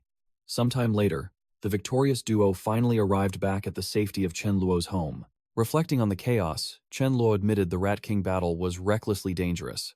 They needed to stay indoors and focus on growing far stronger. Calculating his rapid crystal absorption rate, he predicted it would only take 2 or 3 days to hit rank 3. During this 3-day lockdown, they could pass the time playing games and watching movies together. Sudaju nodded firmly, content with the plan. Chen Luo smiled with satisfaction. With their immediate path officially decided, they sat down for a hard-earned meal. 3 days flashed by. Chen Luo stared at Dharma, suggesting the mutant dog should learn to wash the dishes. Dharma stiffened instantly, silently praying his strict master would show mercy. Instead, Chen Luo sighed, mentioning his exhausting 3-day training session. He then glanced sharply at Dharma, asking if the beast successfully reached rank 2. Last night, Dharma barked a joyful yes. Chen Luo smirked, stating a cruel truth of this apocalyptic world. To gain ultimate power, one must bleed in combat. He ordered Dharma to hunt down zombies outside, putting his new lightning skills to the ultimate test. Dejected by the harsh command, Dharma sluggishly moved toward the door. But before the hound could leave, Chen Luo suddenly called out. Dharma's tail wagged with hopeful joy. Did his master actually care? Was he secretly worried about his companion's safety? Perhaps he would offer a warm word of caution. Instead, a brutal shock shattered his canine dreams. Chen Luo unceremoniously dumped 2 trash bags on him, ordering him to take out the garbage. Furious indignity burned within Dharma's mind. His master was utterly heartless and misunderstood canine pride. Seething with sheer rage, Dharma furiously snatched the canine trash bags. Unfazed, Chen Luo calmly noted the dog's childish immaturity. Only when Dharma mastered cleaning, trash disposal, and chores would he become a truly distinguished hound. Currently, Dharma severely lacked the basic initiative to perform daily tasks without strict commands. Seeing this harshness, even Sudaju pitied the poor dog. Shortly after, Chen Luo fell into thought. He realized he desperately needed Mayu to manage their chaotic daily lives. He sharply remembered her exact location within a nearby luxury hotel dorm. Chen Luo vowed to rescue Mayu upon reaching rank 3. Deep in the dark night, a 10 sudden surge of power jolted his mind. Awakening, he marveled at his terrifying speed. In his tragic past life, ascending took half a month. Now, he reached rank 3 in just 3 days. He smugly thought Dharma should feel honored to follow such a master, perfectly safe from treacherous ambushes. Chen Luo tested his limits. Noting the mighty void swords, duration leaped from 5 seconds to 20. Unstoppable at last, he could roam freely. Come morning, he declared they would secure Mayu and harvest core crystals. The next day, near the hotel staff dorms, Chen Luo engaged in a brutal fight against zombies. Sudaju located the dorms. Hearing the violent clash outside, a terrified survivor emerged from within, begging Chen Luo and Sudaju for salvation. He introduced himself as Lu Wenbo, a former waiter at the luxurious hotel. Chen Luo grinned. After butchering zombies for half an hour, seeing a living soul brought him joy, wasting no time. Chen Luo bluntly asked Lu if he saw Mayu. The perspective shifts. A vicious girl named Lin was savagely beating Mayu. Tension flares as Linear demands Mayu abandon the safe zone. However, Mayu stubbornly refuses, desperate to survive. She argues that her life matters just as much. Enraged by this defiance, Linear loses her temper. Linear violently grabs Mayu. Suddenly, Lion, a powerful tycoon, interrupts the clash. He coldly notes that their dwindling food supply cannot sustain everyone. He cruelly warns that if Mayu resists, they must cast her to the horde. Linear eagerly agrees, declaring the disobedient girl must be banished. Then, the hotel manager, Harry, steps forward. He coldly tells Mayu that space is severely limited. For the greater good, they must sacrifice her. Harry calmly commands her to leave and find a new refuge.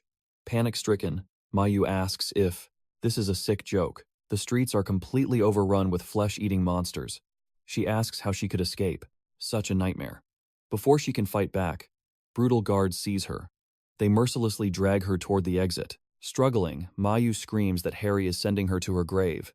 In response, the ruthless manager roars at her to shut up and get out. They brutally hurl Mayu into the hallway. Smirking, Linear calls it the true price of defiance. Almost instantly, ravenous zombies stagger toward her. In that moment, Mayu steels her trembling heart. She refuses to cry, denying her betrayers any satisfaction. Consumed by a blazing fury, she vows she would pay any price for someone to help slaughter those traitors. Suddenly, the undead horde lunges. Facing doom, Mayu feels crushing despair, her dreams of vengeance seemingly shattered. But out of nowhere, Chen Luo descends, saves her from death. Mayu tries to speak, but Chen Luo swiftly covers her mouth, demanding total silence. He promises they will talk once he and Sudu eradicate the threat. Chen Luo then praises Dharma for crushing that boy alone. With lethal precision, Sudu and Chen Luo slaughter every zombie in the area. Watching them, Linear rejoices. After 5 agonizing days of survival, salvation has finally arrived. Once the undead are annihilated, Linear and the cowards emerge. She eagerly thanks the duo for the rescue, introducing herself. Yet, this vain girl hopes to charm these warriors. But Chen Luo completely ignores her, turning to Mayu to ask what actually happened, offering his absolute support. Overwhelmed, Mayu bursts into tears, spilling the tragic truth from start to finish. Sobbing uncontrollably, she deeply regrets ever showing them mercy. In a heartbreaking twist, Mayu was the one who originally saved this ungrateful group. Instead of gratitude, they cast her to the wolves. Hearing this infuriating tale, Chen Luo grows furious. He realizes this cruel reality is why kindness is a mistake. To his shock, Lion arrogantly steps forward. The tycoon demands a safe escort home, offering Chen Luo a job at his company. He promises a salary of 200,000 once the crisis ends. Enraged by this arrogance, Sudu asks what wealth matters now. Without warning, Sudu unleashes a bone-crushing punch. He snarls that he despises scum, who repay kindness with lethal betrayal. Watching this, Li is paralyzed with shock. He marvels at the sheer audacity, striking these powerful elites without hesitation. Li cannot believe they show absolute zero fear of retaliation from such figures. Bleeding, Lion forces a calm composure. He claims to understand their blazing fury over the brutal treatment of their friend. Shamelessly, the tycoon repeats his request for a safe escort home, promising they could name literally any price. This pathetic bribe only ignites Chen Luo's burning wrath. Finding their arrogance pitiful, Chen Luo states his core survival rule. Once someone becomes an enemy, he never lets them live to strike back. Chen Luo slowly opens his coat to grab an item. He mockingly assures Lion and the trembling cowards not to worry. Despite their sins against his friend, he won't kill them. Smiling wickedly, he declares he will simply bind them all. Their survival will be left entirely to fate. Lion furiously protests, roaring that this is a guaranteed death sentence. He demands to know how they can be so cold-blooded. Sudu scoffs at their rank hypocrisy. He asks if they felt this righteous pity when they tossed Mayu to the monsters, sealing her fate. Desperate, Lineaire collapses before Chen Luo. She shamelessly begs for her life, offering to do absolutely anything for survival. Realizing she is even willing to sell her body, Chen Luo glares in disgust, commanding her to get lost. He coldly calls her filthy. As Sudu efficiently binds the betrayers, Lineaire tries to excuse herself. She whimpers that lacking a shower makes her dirty, but audaciously asks if Chen Luo will help wash her body. Disgusted by her vile tactics, Chen Luo and Sudu firmly shove paper gags into their mouths. Silencing their screams, the heroes abandon them. On their way back, Lu comes frantically sprinting toward them. Lu desperately pleaded to join their ranks. In response, Chen Luo coldly questioned his actual worth. Liu hesitated, struggling for the right words. Before he could speak, Chen Luo tossed him a baseball bat. He demanded Liu slaughter 10 zombies with it. Chen Luo declared that completing this bloody trial would prove his absolute worth. Without hesitation, Liu cowardly refused the offer, admitting he wouldn't dare face the undead with a mere bat. Chen Luo smirked, realizing he had offered a golden chance that Liu completely wasted. He coldly denied Liu's entry into the team, but offered a small reward. Chen Luo granted him 3 minutes to scavenge freely. Afterward, he would safely escort him back to the dormitory, as a final favor. Wasting no time, Liu sprinted into the hotel to hoard his supplies, while Chen Luo gathered true essentials. Approaching Mayu, Chen Luo explained their dire lack of logistics and a proper cook, which brought her to mind. He preferred slaughtering zombies over washing dishes, guaranteeing her absolute, personal safety. He promised fair treatment, declaring that meeting him was her ultimate stroke of luck. Finally, Chen Luo demanded her answer. Would she follow his lead? Without a single thought, Mayu firmly agreed. Eager to join his ranks, Chen Luo warmly welcomed her, stating that after dropping Lu off, they would celebrate with a grand feast. However, he made it clear she would be cooking. Mayu's eyes sparkled as she happily agreed. That night, back at their secure sanctuary, Chen Luo began discussing his and Su Ju's abilities. He then asked Mayu if she had felt any sudden changes or awakened her power yet. Mayu recalled suffering a severe headache on the 3rd day of the apocalypse, but ignored it due to extreme starvation. Hearing this, Chen Luo calmly explained that an ability awakened on the 3rd day is purely average, neither divine nor terrible. He instructed Mayu to focus and deeply sense the dormant energy inside her. As Mayu concentrated, roaring flames suddenly erupted from her bare hands. The sight left everyone utterly stunned. Chen Luo smiled, thrilled by her fierce fire manipulation, knowing a fire user could craft incredibly delicious meals. 1.5 hours later, the dining table was loaded with a magnificent feast. Suju and Chen Luo stared in absolute awe, their mouths watering, as Chen Luo told them to dig in. Every single bite tasted like absolute paradise, overwhelmed by the heavenly flavors. They instantly knew that recruiting Mayu was their greatest victory yet. No more washing dishes for Chen Luo. Later that night, he calmly told Mayu to take her time. As he revealed her private quarters, he urged her to inspect the room and report any missing necessities. He granted her permission to shower, offering a grim warning to never let the tainted water touch her mouth. Assuming she had lost her device, Chen Luo handed her a new phone and a power bank, preloaded with movies and novels to cure her boredom.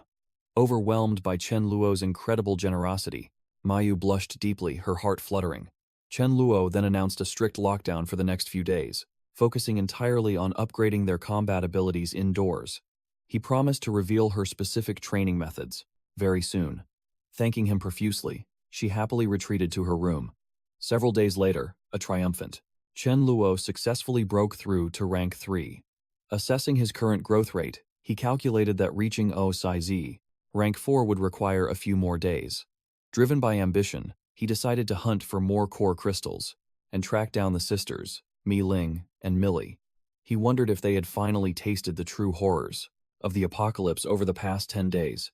Chen Luo knew the time to strike wasn't right yet, but he swore to watch them closely, ensuring no rival factions could claim them first.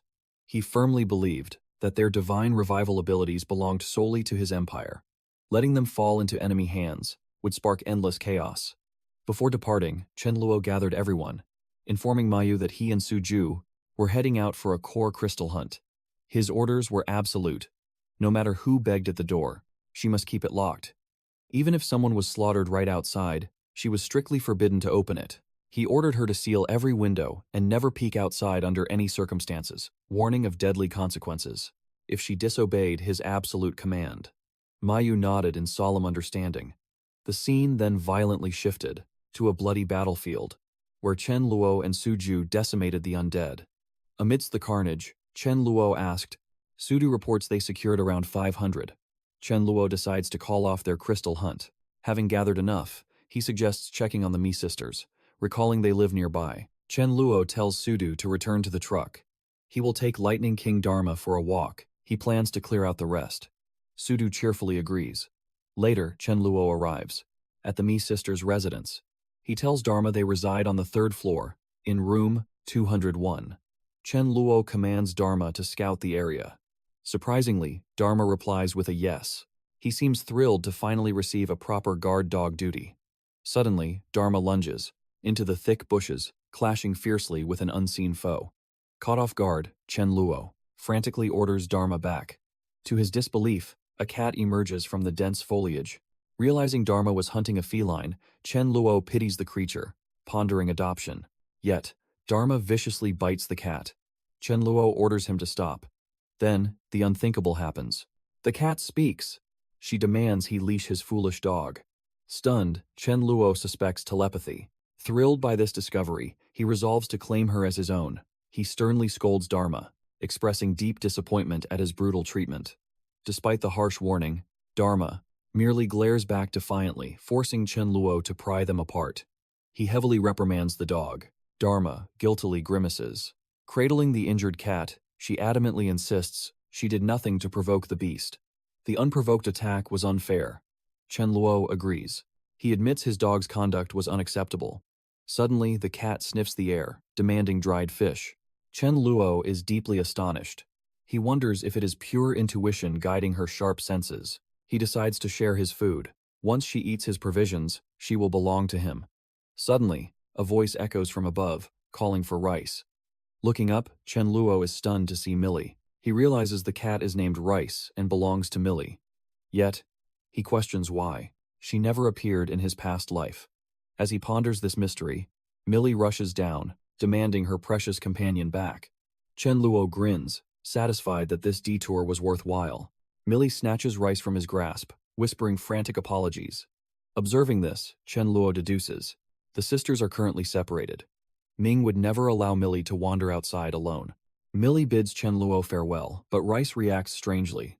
The feline begs to stay, claiming Chen Luo possesses dried fish and harbors no evil intent. Breaking free from Millie's arms, Rice approaches Chen Luo, pleading for the dried fish she has craved all week long. Faced with this sudden opportunity, Chen Luo plots to recruit the younger sister. He lifts Rice, confidently declaring that Super Chinon possesses abundant dried fish for her. He then invites Millie to join forces and scavenge for vital survival resources together. Millie hesitates deeply, but Rice urges her to accept, sensing Chen Luo's genuine intentions. With Millie still plagued by doubt, an enraged Rice threatens to leave her behind entirely. Rice pulls Millie, mocking her stubbornness, and tells her to wait for the food at home. Overwhelmed with shame, Millie vehemently denies her fears. Yielding to the heavy pressure, she finally agrees to join his ranks, asking them to wait while she retrieves her gear. Moments later, Millie returns equipped with a sturdy helmet and a wooden rolling pin. Declaring herself ready, she jumps upon seeing Sudu. Chen Luo calmly explains that Sudu is his trusted comrade, functioning as a powerful warrior in this apocalyptic game. He then introduces Dharma as a Lightning King, capable of unleashing thunder strikes. Millie is astounded. She realizes Rice is not the only beast wielding extraordinary powers. Chen Luo introduces himself, revealing his abilities rival those of a void magician. He then asks about Millie's powers. She assumes he already understands Rice's unique, telepathic communication. Millie then formally introduces herself, declaring her skills match. Suddenly, Rice shouts about approaching zombies. Chen Luo warns Millie to stay alert. Millie claims she can buff their strength. She activates her power, leaving Chen Luo amazed. Despite her being level 1, his power surges by 1/3. Meanwhile, Sudu battles on. Distracted by this amazing ability, Chen Luo briefly loses focus on the incoming undead. One zombie slips past, charging straight at Millie. Chen Luo reacts instantly, telling her to retreat. He offers to handle it, but to his surprise, she refuses. Millie insists she needs no saving. Having never fought zombies, she sees this as a perfect chance to hone her combat skills. She must face them eventually. Chen Luo is deeply impressed by her hidden inner strength. No wonder she survived until the end. However, he knows her rolling pin lacks lethal power. Against the Horde, it is useless. He orders Sudu to toss Millie the iron rod. Sudu agrees, stating his absolute faith in her. Gripping the cold iron, Millie forces herself to be brave. She refuses to yield to fear. As a rotting hand grabs her, she viciously swings her weapon. Even after its defeat, she mercilessly batters the corpse. Chen Luo watches, wanting to intervene. The beast is already dead, yet, to build her confidence, he stays silent. Overcome by the gore, Millie vomits at the gruesome sight. Chen Luo praises her courage, handing her some water. She mutters a quiet thanks. Meanwhile, Rice the cat fumes. Angry they are wasting precious time. They should be hunting for dried fish. Later, on the second floor of the desolate mall, the team clears another zombie wave. Chen Luo tells Millie to pack a bag with any supplies she desires. She nods in agreement. Rice then approaches Chen Luo, demanding help to open a sealed packet of fish. Chen Luo senses the feline's abilities extend far beyond mere mental power. Mastering telepathy this early is impossible. He resolves to recruit the beast into his ranks. He advises Rice to save its appetite, promising a feast of fresh, braised fish later on. Hearing this culinary promise, the cat rejoices wildly, celebrating the upcoming banquet. Rice immediately agrees to follow him. Meanwhile, as Millie eagerly scavenges for rations, a mutated horror creeps up from behind. Dharma instantly senses the foul aura and barks fiercely. The warning echoes. Millie spins around, freezing in absolute terror at the mutated beast. She tries to flee, but her feet are firmly ensnared. Trapped in place, despair washes over her. Death looms closer. The starving mutant rejoices, its eyes locked onto its helpless new prey. Desperate, Millie hurls an object at the monster. The brief distraction buys her a vital second. She scrambles away, colliding hard into Chen Luo. He had come to check on her, but now, the mutant catches his eye. Recognizing its grotesque form, he realizes it is a devourer, a familiar foe from his past life. Devourers boast terrifying strength, impenetrable defense, and deadly self-destruct skills. Judging by its massive bulk, this threat is a level 3. He commands Millie to stay behind him. As Chen Luo channels power into his void sword, Dharma summons a blinding lightning strike. The devourer flinches, and Chen Luo seizes the opening. Without hesitation, his blade cuts through the air. A single, merciless slash of the void sword annihilates the beast. Chen Luo quickly shields Millie's eyes from the gruesome remains. Trembling, Millie clings to him, awestruck by how he obliterated the abomination instantly. His overwhelming power leaves her mesmerized. Seeing her shaken state, Chen Luo gently asks her to take his hand. He guides her away from the carnage. Once they are safely outside, he speaks. They have reached safety. She can open her eyes. Gazing up at Chen Luo, Millie's cheeks flush. His handsome and heroic presence completely captivates her. How had she never noticed this before? Catching her blushing gaze, Chen Luo feels slightly flustered. He amusedly notes to himself, a deadly devourer perfectly set up a classic hero saves the beauty scenario. It worked flawlessly. Seizing the perfect moment, he asks Millie to officially join his team to protect each other. With Chen Luo close, Millie flushed bright red. Without a second thought, she blurted out a yes. Chen Luo then suggested a shared meal with their new supplies. But, to his absolute shock, Millie hesitated and backed away. She apologized, explaining she must return home. Her elder sister Meiling was still out there somewhere. If Meiling returned to an empty house, panic would consume her. Worried for her sister's peace of mind, Millie asked Chen Luo to head back first. She would wait for Meiling. Hearing this stubborn refusal, Rice reacted with pure frustration. Why reject such an offer? Rice suggested leaving a simple note behind, ensuring Meiling wouldn't worry. Besides, Rice had a nagging feeling that Meiling wasn't coming back today anyway. Chen Luo then promised to cook his special braised fish. Rice threw down an ultimatum. Millie had to go no matter what. The temptation of braised fish was too strong. Overwhelmed by Rice's demands, Millie felt completely torn. Left with no choice, Millie finally agreed to visit Chen Luo's home. She shyly asked if his sanctuary was far away. Chen Luo smiled brightly, assuring her it was very close. The scene shifted as they arrived at Chen Luo's home. Millie and Rice froze in absolute shock at the magnificent feast laid before them. Millie praised his skills, touched that he prepared such a fabulous meal for her very first visit. Modestly, Chen Luo waved it off. They were true comrades now. He urged her to dig in. With the very first bite, tears of sheer happiness swelled in Millie's eyes. The flavor was divine. After finishing the delicious meal, she bowed in deep gratitude. But guilt crept in. She apologized, needing to return home quickly, terrified that Meiling would panic at her absence. Chen Luo's eyes narrowed with concern. The night was growing dark, and it was far too dangerous for her to stay home alone. With a warm smile, he declared that it truly didn't matter where he slept. Chen Luo asked if Su Mayu and himself could take shelter at her place instead. He noted his desire to finally meet her sister, Meiling. He even offered an alternative. They could easily secure the dollars, empty houses next door. That way, their group could protect each other. Millie quickly nodded in agreement, gently correcting him. It wasn't about mutual protection at all. It was entirely Chen Luo's one-sided effort to keep them safe. Chen Luo beamed with sheer satisfaction, happily agreeing. The decision was officially sealed. He immediately announced the grand plan to the room. They needed to pack their bags at once they were moving out. Sometime later, their truck finally arrived at Millie's house. As they prepared to disembark, Chen Luo ordered everyone to stay alert. Stepping down, Millie looked at him hesitantly. She wondered why the whole group couldn't just stay inside her home. With 4 bedrooms and a spacious living room, there was plenty of space to stay together. She bit her lip, anxiously asking if they would be comfortable staying with her. Chen Luo smiled warmly. Deep inside, his heart raced.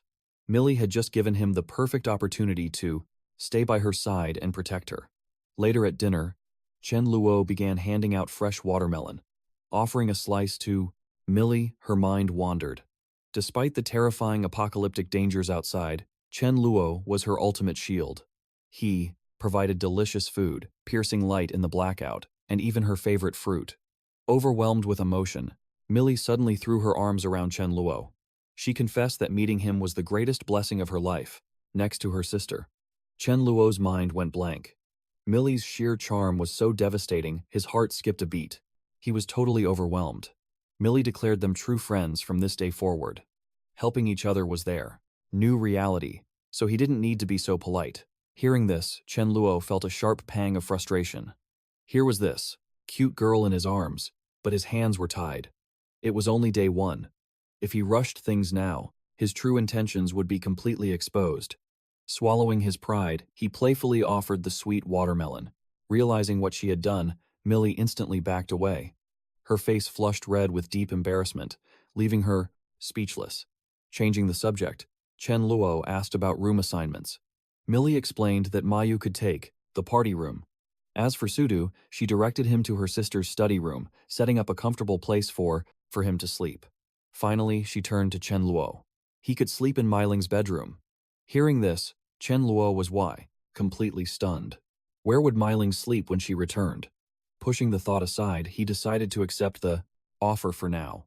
Unveiling his next move, Chen Luo handed glowing crystals to Millie, promising to guide her power. He explained the mystical process, but when he asked if she understood, Millie just stared back in total confusion. She responded with a hesitant yes. Chen Luo then asked her to return to her room and practice, as he needed to rest.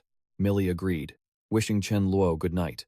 However, to his surprise, as he opened his door and stepped inside, he was shocked to find Rice waiting inside. She asked why he returned so late. Rice then approached Chen Luo, acting just like a Doc 4 cat. She insisted on sleeping with him tonight, and with Millie tomorrow. Pleased by this, Chen Luo began playing with her, knowing felines enjoy playing with masters. He told Rice she was a very naughty cat, so he would pamper her tonight, but she must sleep with Millie tomorrow. Rice agreed with a simple okay. The next morning, the scene shifts elsewhere. A survivor was obliterating zombies using mighty fire abilities. Here, new characters are introduced. 2 boys and Mei Ling, Millie's older sister. The 2 boys were named Zhang Jin and Wang Xin-Wu. They were both Mei Ling's classmates. During the zombie battle, the terrified boys asked Mei Ling why she was not fighting off the Plos, undead instead of them. Hearing this, Mei Ling grew furious, wondering if they would ever stop hiding behind her back. As more zombies approached, the terrified boys cowered behind Mei Ling. She fought fiercely to repel the horde, but after a while, she realized her fire ability was draining far too much energy. Even though she had reached rank 2, she could not continuously battle the endless zombies. The scene then shifted to a later time at Millie's home, where Mei Ling returned and finally reunited with Millie. Chen Luo was glad to see Mei Ling back. Witnessing the sisters' reunion, before him brought a smile to his face. Suddenly, Chen Luo noticed Zhang and Wang, wondering who these 2 guys were. On the other hand, Zhang and Wang were secretly whispering to each other. Zhang mentioned that while Mei Ling was the campus beauty, Millie was just as gorgeous as her sister. Following Mei Ling was the right choice. Wang completely agreed, suggesting that winning the hearts of both sisters would be absolutely incredible. Following this shared delusion, they often looked at Chen Luo, wondering who he was. Wang asked Zhang why this boy was with Millie. Zhang replied that he was not entirely sure, as he never knew Mei Ling had a brother. On the other side, Mei Ling also looked confused and asked Millie about Chen Luo. Millie then introduced Chen Luo, explaining that while Mei Ling was away, he stepped up and took excellent care of her. Mei Ling understood, silently noting that Millie looked very healthy. It seemed Millie had truly been well taken care of. On the other hand, Wang thought Mei Ling was too difficult to pursue. Since her younger sister was equally beautiful, Zhang wondered if he should change targets from Mei Ling to Millie and win her over. First, stepping forward with a packet of bread, Zhang told Millie he knew she was hungry and offered her the food. Seeing this, Wang grew anxious. He pulled out a sausage, telling Millie she did not need to be polite with them, and offered it to her. Zhang grew furious at Wang, wondering if his friend was deliberately trying to sabotage him. Millie felt overwhelmed by their sudden food offers. She politely apologized, saying she was not hungry, so they could keep their rations. Chen Luo smiled inwardly, thinking these 2 fools were crazy. Their intentions were far too obvious. Chen Luo suggested they all head upstairs first and catch up later. Millie immediately agreed with Chen Luo, urging Mei Ling to go inside since staying on the road was unsafe. Hearing this, Mei Ling realized she had been foolish to bring these 2 burdens along. She could not let them endanger her and her sister. It would be best to feed them a farewell meal and part ways. She agreed with the two to head inside. Hearing this thrilled Zhang. His dream of living with the campus beauties was finally beginning. Wang was equally ecstatic, thinking living together would bring him closer to Meiling, ensuring his romantic plan's success. Both boys were completely lost in their fantasies about Meiling.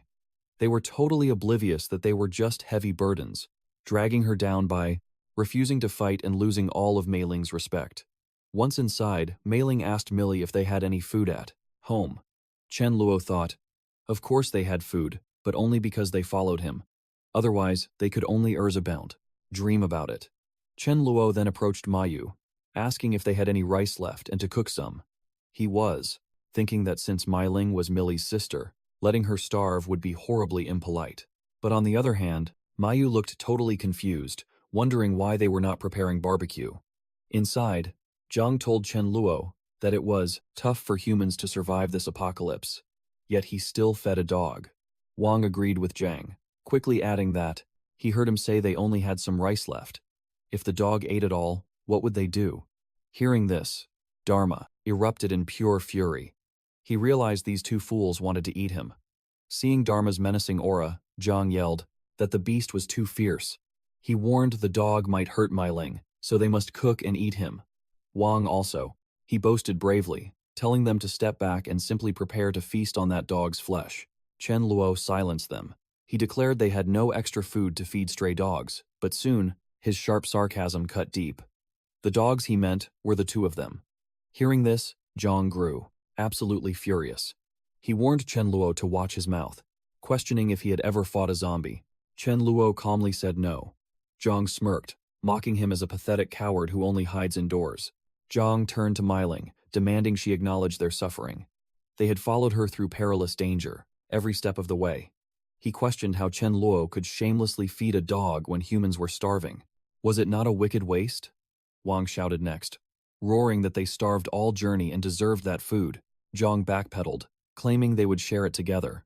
But Meiling flared with rage at their blatant hypocrisy, ordering them to shut up. Did they think she was blind to their true, selfish reasons for following? Both men erupted in fury. They warned Meiling she would deeply regret crossing them. At that exact moment, Chen Luo coldly patted Dharma. He ordered the hound to slaughter them, refusing to clean up their corpses. Dharma rejoiced at this exact command. He silently assured his master. Meiling watched the dog march forward, completely confused. Why was this pet charging the men? Was it seeking a swift death? Following the chaos, Mayu approached Chen Luo. She gently noted that preparing the grand feast would take at least 1 hour. He nodded calmly. She could take her time. Then, Chen Luo called Millie into the room for a private conversation. Millie quickly agreed and followed him inside. Watching this, Meiling grew intensely anxious. A man and a woman entering a closed room? What dark deeds was Chen Luo planning? Inside the quiet room, Chen Luo smoothly pinned Millie against the wall. Trapping her in a heart-racing pose, he asked if she still feared starvation. Did she worry about survival now? Millie felt deeply embarrassed. Her cheeks burned bright red, yet she whispered, yes. Chen Luo leaned closer, demanding to know if staying by his side made her feel truly secure. She nervously agreed. He explained that her absolute obedience and capabilities earned his protection. But what about Meiling? Would her stubborn sister submit to his absolute authority? Hearing this heavy question, Millie hesitated. Meiling was fiercely independent and practically a stranger. There was a terrifyingly high chance she would rebel. Chen Luo then forced Millie to decide. Between him and her rebellious sister, who was truly fit to command. Without a single second of hesitation, Millie declared him the supreme leader. Chen Luo stated what must be done. Tense and fearful, she asked for his plan. He secretly thought it sounded cruel to forcefully train Meiling into submission. Out loud, he commanded that Meiling must obey him, as captain. Otherwise, arguments during critical moments would easily destroy their survival chances. He sternly asked if she understood. Millie nodded rapidly. She had to force Meiling into absolute obedience. Chen Luo decreed his harsh rule. Until Meiling fully submitted, he would mercilessly cut off all her resources. She would watch them feast in hunger. Only total surrender would earn her a single bite. He chillingly ordered Millie to remember. This cruelty was for Meiling's salvation. Desperate to save her sister, Millie eagerly agreed. Inside the bustling kitchen, Myling gasped at the fresh vegetables. She frantically questioned Mayu's waste. How many dishes were planned? Did Mayu completely ignore their grim future? Realizing words were utterly useless, she stopped talking. Myling stormed off to confront Chen Luo directly. She fiercely demanded he stop Mayu's cooking. If they devoured everything today, what would remain for tomorrow's survival? Chen Luo smiled, declaring it a grand celebration of the sisters' miraculous reunion. If Millie was happy, they must feast. Myling bitterly opposed it, finding such luxury practically sinful. Chen Luo sharply reminded her. The supplies were his empire, not her burden. She needed to drop her anxiety. Myling anxiously wondered if eating too fast was her own grave mistake.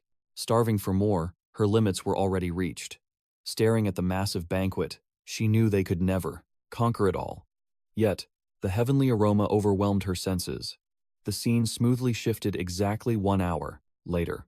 The majestic feast was fully prepared. As Mayu gracefully served the table, Myling noticed a missing detail. 5 survivors sat together, yet only 4 bottles rested there. Were their precious drinks gone? Stealing her resolve, she sacrificed her share. She would survive on food and soup alone once Mayu finished. He let them begin, and all took their seats. But to Miling's pure shock, Chen Luo questioned her. He asked why she dared to sit. Hearing this, fury blazed in her eyes. She demanded if this wasn't her usual spot. Li felt terrible and secretly wanted to apologize. But she believed Chen Luo was a good man, so for the future, Ling had to endure it. Chen Luo announced the feast was starting, making it clear her presence was entirely uninvited. Acting ruthless, he told Ling she could sit nearby if she merely wanted to watch them eat. Ling froze in stunned disbelief. She confusedly asked if he meant there was no food for her, challenging him, if this wasn't meant to celebrate her reunion with Li. Chen Luo coldly replied he never promised her a seat for dinner. He declared that everyone here, except her, was entirely loyal to him. He only shared life-risking delicacies with true allies. He then asked Li where her loyalty stood. Without hesitation, she chose Chen Luo's side. Chen Luo questioned Su Du and Ma Yu about their allegiances. Su Du swore that no matter what, he would follow him, and Ma Yu declared her entire life belonged to him since he saved her. Even the dog Dharma barked loudly, pledging his loyalty to his master. The cat Rice chimed in, vowing to stay by his side forever for the endless, delicious feasts. Smiling, Chen Luo told Ling to look around. The entire table stood perfectly united. He was willing to share everything with his allies. But to him, Ling was utterly unqualified to eat unless she submitted to his orders and joined his ranks. Hearing this ultimate humiliation, Ling's blazing fury erupted. She demanded if he was using a mere meal to trample her pride. Slamming her hand on the table, she warned Chen Luo not to push her past her limits. She fiercely declared she would never eat his charity food so easily. But she knew he was intentionally mocking her over a simple dinner. Swallowing her pride, Ling stepped aside in silence. As she watched from the edge, Chen Luo loudly praised Ma Yu's cooking. He proclaimed the chicken was an absolute masterpiece, urging Li to taste the divine spicy crab. She warmly thanked him. Chen Luo gave braised fish to Rice, announcing it was the exact fragrant dish requested. Hearing this mouth-watering feast drove Ling to pure anger. She announced she was going to her room. But her rage erupted upon seeing Chen Luo's underwear in her own space. She furiously screamed for Li. How could her sister allow that arrogant bastard to sleep in her sacred room? Li rushed into the room in a panic, profusely apologizing. She admitted she forgot to mention that Chen Luo had temporarily claimed her bed. Li begged her sister not to worry, swearing on her life that Chen Luo was a perfect gentleman. Ling forced an agreement. Only because he protected her sister would she tolerate his brief intrusion. Li then informed Chen Luo that Ling was going to bathe. She warned her to avoid swallowing water, adding that a quick rinse would be enough if she felt uncomfortable. Ling acknowledged the warning and dismissed her sister. Stepping into the warm water, a wave of crushing loneliness hit. Even her own flesh and blood had chosen a stranger over her, all for the sake of food. She also questioned how such a tiny fridge held so many miracle ingredients. Her eyes narrowed. She would make Chen Luo see who gets the final laugh. While getting dressed, she suddenly heard him, asking everyone why they weren't enjoying the fresh grapes. Her blood boiled. Out of every single fruit in the world, why did they have to eat her absolute favorite? Intense cravings hit her like a truck, but she clenched her fists and fought the temptation. She convinced herself it was the apocalypse. Those grapes had to be frozen, tasteless, and bad. She proudly claimed she wasn't hungry anyway. Stepping out, Mi Ling called for Mi Li. Chen Luo was fully mesmerized. He shamelessly praised her breathtaking beauty, admitting she stirred dark desires. Ignoring him, Mi Ling asked Mi Li to follow her for a private chat. As Mi Li walked away, Chen Luo playfully urged her to return quickly before the sweet grapes vanished, promising to save the best for her. With a smirk, he added a strange riddle about eating grape skins, designed purely as a blatant psychological trap. He was doing this strictly to lure Mi Ling's desperate appetite out. He was clearly enjoying this cruel game. Mi Ling instantly saw through his manipulative tactics, and her frustration threatened to boil over. Once inside the room, Mi Ling violently pushed Mi Li onto the bed. Gripping her hand tightly, she fiercely demanded if her sister had grown brave enough to team up with a stranger against her. She then launched a relentless tickle attack, demanding the absolute truth. Why did her own sister abandon her at the dining table? Gasping through wild laughter, Mi Li begged for mercy, promising to confess. Catching her breath, she admitted they formed a flawless team, built to survive life-or-death moments without disagreements. Everyone agreed Chen Luo should be their captain. She added he feared Mi Ling would simply refuse to obey his orders. Thus, he acted on purpose. Millie revealed that despite him sharing this truth, she found his actions entirely justified. Hearing this, Ming tensed up, asking if Mi Ling was brainwashed. Ming raged that if Chen Luo proved true combat prowess, she would gladly submit.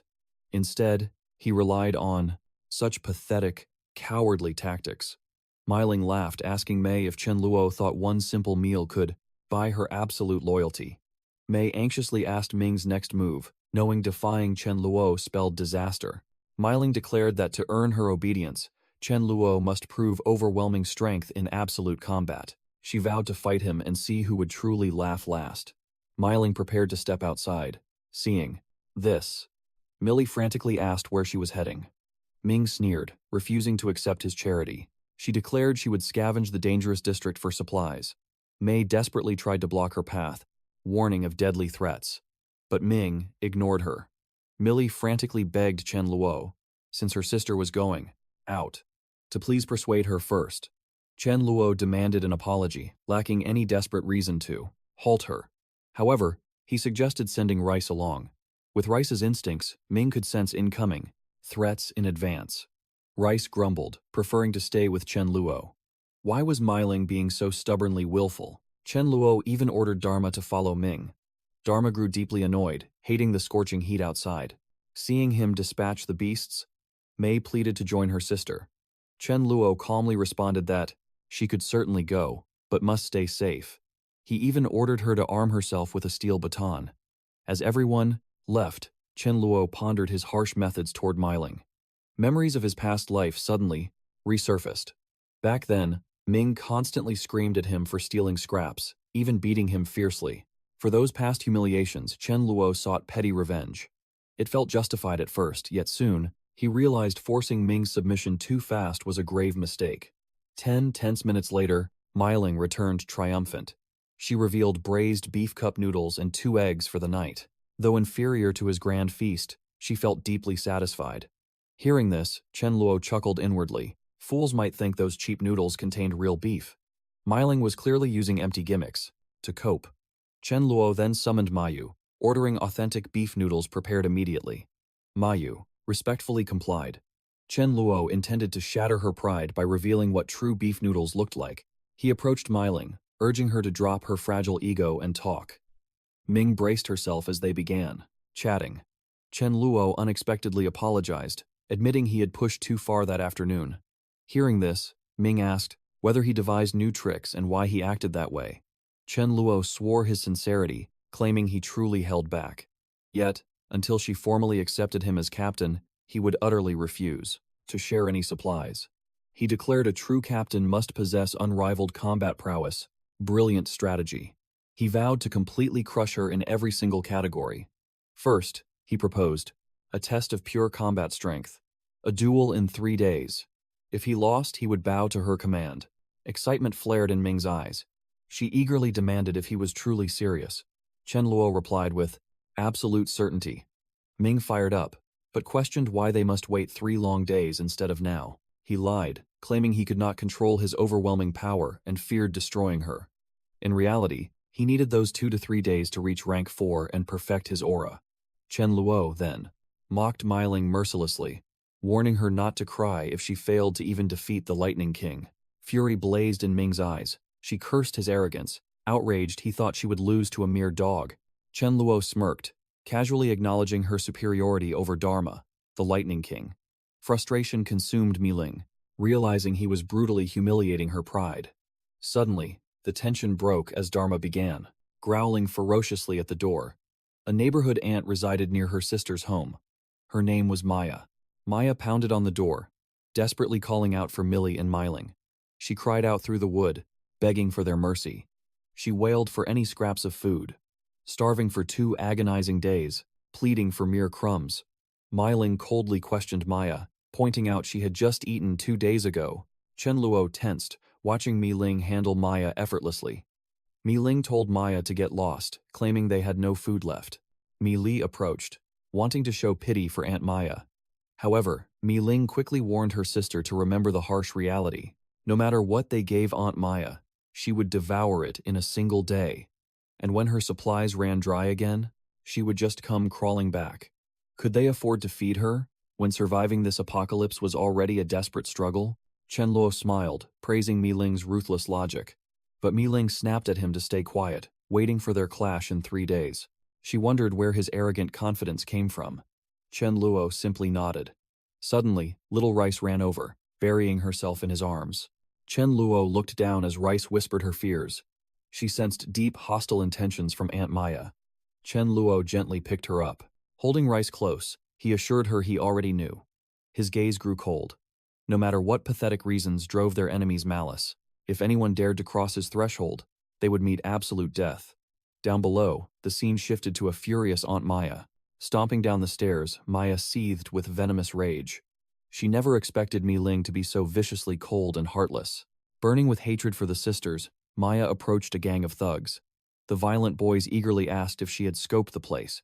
They demanded to know if the sisters were alone. Maya smirked, confirming Mi Ling was upstairs. But she added a crucial detail. 2 men were also staying in their apartment. The thugs only laughed at this news. One twisted punk licked his lips, declaring, "Killing Mi Ling would be a tragic waste of beauty." Another thug laughed, bragging about his usual need for enhancement pills. But just looking at Mi Ling awakened his deepest desires naturally. They disgustingly praised her flawless figure and captivating curves. They claimed tasting Mi Ling was worth risking death. The filthy tension in the air spelled absolute doom for the stranded sisters. These monsters wanted to violently claim both girls. Driven by pure lust, the gang finally made a dark point-of-no-return decision. Their patience vanished. They plotted to raid the apartment and forcefully conquer the girls. Even Aunt Maya supported this sickening plan. Spitting pure venom, Maya confessed her deep hatred for the sisters. Sinking to absolute depravity, she made one final, devilish request. She begged the thugs to brutally torture the girls after satisfying their lust. As the mob approached the house, Sudu stood watch. Peering through the window, Sudu alerted Chen Luo. Aunt Maya had returned, leading an armed squad of heavily equipped thugs. The bloodlust outside was undeniable. Hearing this, Chen Luo's eyes turned murderous. He commanded Sudu to wipe them all out. However, he strictly ordered him to avoid killing them in the corridor. A bloodbath inside meant cleaning up. Sudu simply nodded. Gripping his weapon, Sudu prepared for the slaughter. Mi Li nervously stepped forward, offering to lend Sudu her support. Sudu calmly promised a swift return and stepped outside. A fierce bark echoed. Dharma, the mutant dog, marched right behind him. As man and beast descended to war, the others watched from the balcony. In that tense moment, Mi Ling glanced at Chen Luo. Standing so close, she suddenly realized his striking, handsome features. She secretly prayed that both Sudu and Chen Luo possessed true strength. Down on the desolate street, the thugs erupted in arrogant laughter. Facing just one lone man and a single dog fueled their ego. They mocked them, craving roasted dog meat for dinner. Instantly, Sudu unleashed his assault. Panic flared. But the mob swung wildly. A barrage of desperate strikes rained down on Sudu. Yet, they stepped back in pure terror. Sudu was completely uninjured. He was an awakened. Their horror peaked as Dharma roared, summoning crackling lightning. The thugs retreated, finally realizing the grim truth. The Grim Reaper was here. After slaughtering the gang and crushing Aunt Maya, Chen Luo gave Mi Li a chilling command. She must dig the crystals right from the corpse's eyebrows. Mi Li trembled violently, begging to know if he was serious. Chen Luo remained unyielding. Survival required bloody hands, and she needed to start practicing immediately. Surprisingly, even Mi Ling agreed. Mi Ling backed his ruthless logic, wanting her sister hardened for the apocalypse. Chen Luo shoved a cold knife into Mi Li's hands. He pushed her forward, promising to stand right beside her. Mi Li panicked. Both her sister and Chen Luo had united against her. Desperate, she even looked to Dharma for mercy, but the dog ignored her. Left with no choice, Mi Li approached the mangled bodies alone. The gruesome task made her violently vomit. Yet, Chen Luo smiled coldly, assuring her that shedding weakness takes time. No need to panic. Later, they gathered for a rich dinner. Staring at steaming bowls of beef noodles, Mi Ling was utterly speechless at this luxury. Chen Luo offered a bowl to Mi Li, but she pushed it away, her appetite destroyed by the gore. Mi Ling sighed in frustration. She couldn't believe her sister was skipping such divine meals. Over the next day, watching them feast continuously shattered Mi Ling's logic. The boundless feast drove her crazy. How could one tiny fridge possibly hold infinite supplies? As night fell, Mi Ling completely snapped. She aggressively threw open the fridge, freezing in absolute shock. It was completely restocked. Furious and bewildered, she marched straight to Chen Luo, demanding answers. The truth finally emerged. Mi Li exposed Chen Luo's god-tier spatial storage ability. Mi Ling instantly boiled with deep betrayal. Her own sister kept this legendary secret. Glaring at Chen Luo, Mi Ling fiercely reminded him of their duel in 2 days. Ming dreamed of defeating Chen Luo, planning to make him her personal servant. Meanwhile, Chen Luo knew he needed to reach rank 4 to boost his combat power. Before resting, he decided to use the Rat King crystal, since level 1 zombie crystals were useless. The moment he absorbed it, a strange, piercing pain struck his mind. Seeing his intense reaction, Rice panicked, wondering if that would survive. Minutes later, Chen Luo smiled, finally breaking through to rank 4. He handed the remaining crystal to Rice for her own upgrade. Eager to test his newly awakened power, Chen Luo instantly teleported to the main hall. His sudden materialization startled Dharma, causing the beast to bark furiously.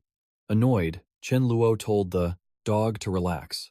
Dharma remained agitated, fiercely guarding the entrance, displeased that Chen Luo had suddenly spooked him. The loud barking jolted Ming awake. She glared at Chen Luo, asking if he purposely caused this chaos, to ruin her sleep. Chen Luo laughed, mocking her inflated ego. He then declared that their promised duel would happen, right after eating. Ming was stunned, as the agreed days had not yet passed. She verified their bet, to which Chen Luo raised the stakes. From 20 meters away, he claimed he would defeat her in just 3 seconds. If he failed, she would claim total victory. Ming was outraged, demanding if he was underestimating her strength.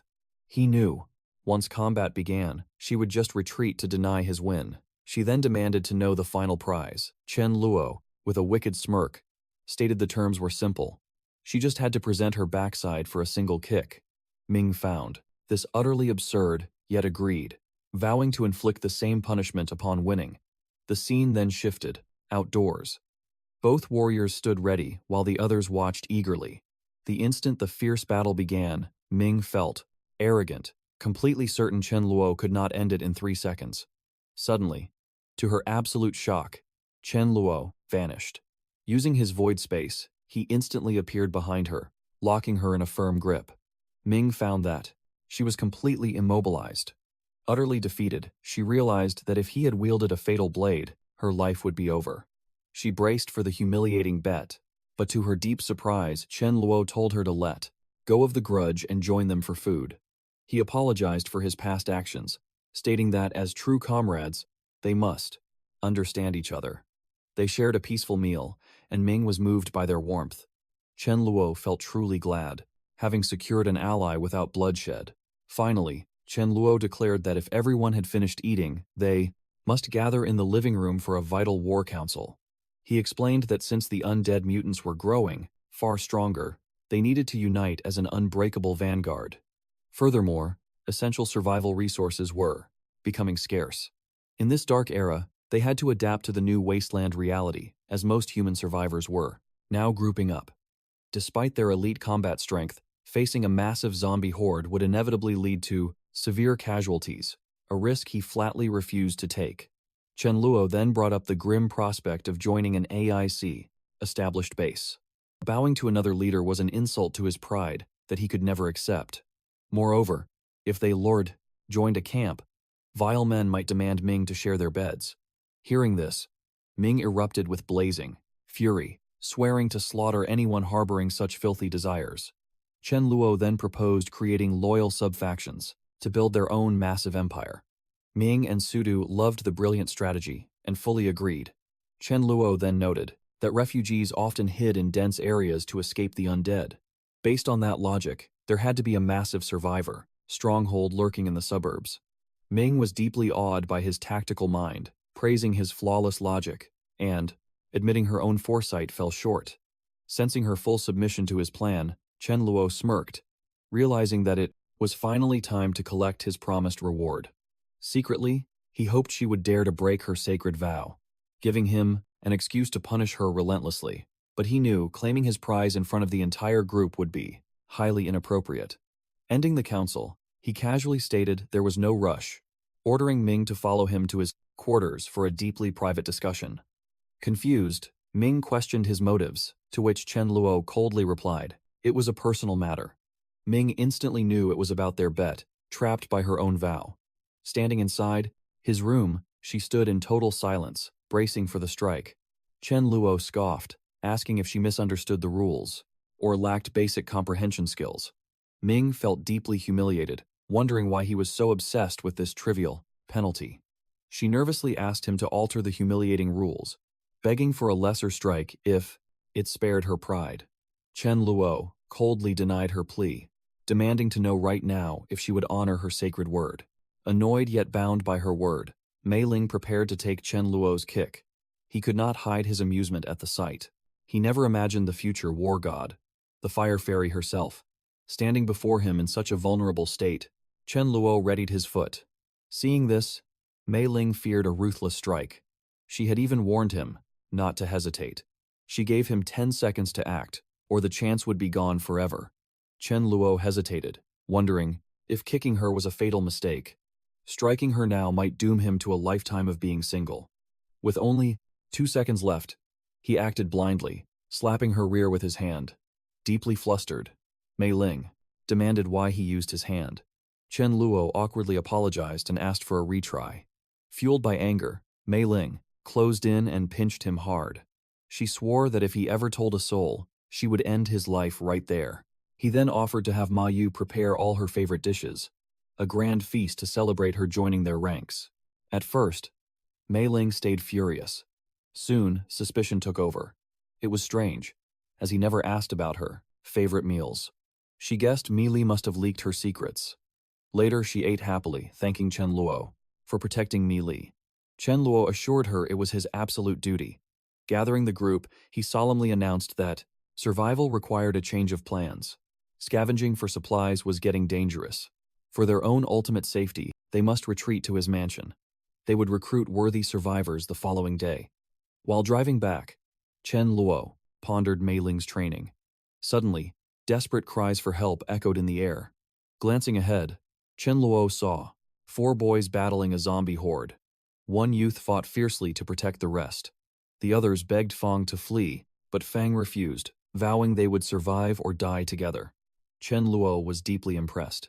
Even after Yang suffered a poisonous zombie attack, Fang never abandoned them. Spotting Chen Luo, Fang desperately pleaded for salvation, swearing to repay his kindness. Chen Luo ordered Dharma to assist. Saved from death, one by one, they stated their names. Fang Lu went first, revealing an ability that enhanced his pure strength and physique. The second boy was Yang Xuan, commanding the biting power of ice. The third survivor then introduced himself as Li Ya. He wielded lightning, though it paled next to Dharma's might. The final survivor stepped up as Shu Lan, a controller of sand. Fang Lu explained their past as security comrades. They had braved the apocalypse together to find supplies, but stumbled into the toxic horde. Seeing their bond, Chen Luo proposed they form a unified squad, with him as captain. Grateful for survival, Fang Lu instantly agreed to join. Chen Luo directed them into the truck. They could grab any needed gear quickly, or remain seated for departure. The scene then shifted forward in time, arriving at Chen Luo's villa. There, he instructed Fang Lu's squad to occupy a vacant neighboring house. Once the recruits left, Mei Ling praised their fierce bravery in battle. However, Chen Luo remained ever vigilant, warning Su Dahu and Mei Ling to stay alert. They must watch them closely first to be sure. Following this, Chen Luo ordered Mei Ling and Mi Li to claim a room on the third floor. He then informed Su Dahu and Ma Yu they would occupy the second. With quarters assigned, Chen Luo took Su Dahu to inspect the new arrivals. Upon entering, he overheard the boys doubting they could ever defeat Dharma. Chen Luo cleared his throat to announce his presence. Tossing them some rations, he asked if they knew how to cook rice. Yet the Honorable Fang Lu hesitated, refusing the food since his life debt remained unpaid. Chen Luo simply smiled, commanding them to accept the gift. They were brothers in arms now. Sharing meals was the rule. He then had Su Dahu hand over a secure communication. Chen Luo told them they would stay there a long time. He ordered them to protect their health and fully enjoy their reprieve. Time marched on. Later, Mei Ling threw a fiery glare at Chen Luo. He had stubbornly her on this patrol instead of Su Dahu. Her heart ached with worry for Mi Li, left behind with total strangers. What if danger struck? Suddenly, Chen Luo sensed a chilling presence. He instantly ordered Mei Ling into hiding. A girl stepped from a nearby car. Chen Luo froze in absolute shock. It was Mu Tianjiao. He cursed his own memory, wondering how he ever forgot her existence. Confused by his reaction, Mei Ling asked if he knew the woman. Chen Luo grimly explained she was an infamous clothing CEO and chief designer. Dark memories soon flooded his mind. Mu Tianjiao was a twisted psychopath. When the apocalypse erupted, she and her surviving corporate staff forged a sanctuary strictly for female survivors. A noble idea on the surface, but Chen Luo knew her twisted nature. Mu Tianjiao violently forbade romance. Any follower caught falling in love faced terrifying, brutal punishment. Mu Chenjie became the top lover due to her desires. Later, she also died while saving Ming. Ming then became the leader, allowing male survivors to join. Chen Luo smiled, thinking Mu Chenjie could become a useful subordinate for him. As he smiled at her, Mei Ling suddenly asked why he was staring. Suddenly, Mu Chenjie and her squad spotted them. A girl demanded to know who hid there. Chen Luo looked up and recalled her name was Xuan. She was a powerful ice ability user, though in her past life, she died early. Mu Chenjie approached Mei Ling, introduced herself, and asked about her. Mu Chenjie then shared that their team was all female. She smilingly invited Mei Ling to join. Chen Luo grew furious, seeing Mu Chen dare to recruit his subordinate. To his relief, Mei Ling declined, stating she already belonged to a team. Mu Chenjie asked Mei Ling if Chen Luo was her boyfriend. Chen Luo snapped that it was none of her business. He then told Mei Ling to let go and check the other's progress. Mu Chen was shocked, believing Chen Luo was naturally lustful. Yet, he dared to claim such a beautiful girl. She vowed to make Mei Ling see Chen Luo's true colors. So, Mu Chenjie announced they would camp there for the night. She began plotting the best way to expose Chen Luo's true nature to Mei Ling. The scene shifted to nightfall, revealing Chen Luo and Mu Chenjie conversing. Chen Luo remarked he never expected to spend the night chatting like this. Mu Chen immediately stated she wanted to collaborate on a task. Chen Luo asked for details. Mu Chenjie explained that they were heading east to a mall for supplies. However, she predicted zombies would be there, so she needed his escort. In return, Chen Luo would get 30% of the loot, while they took 70%. Hearing this, Chen Luo tensed up. He wondered if this was the same mall where he and Mei Ling faced mutant zombies, since he already looted all the supplies. What was Mu Chen after? Thus, Chen Luo declined, claiming he was too cowardly to go there. Hearing this, Mu Chenjie grew furious. She wondered why such a beauty loved a loser like Chen Luo.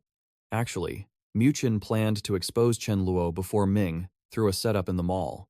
But now she had no choice, deciding to seek help from someone else.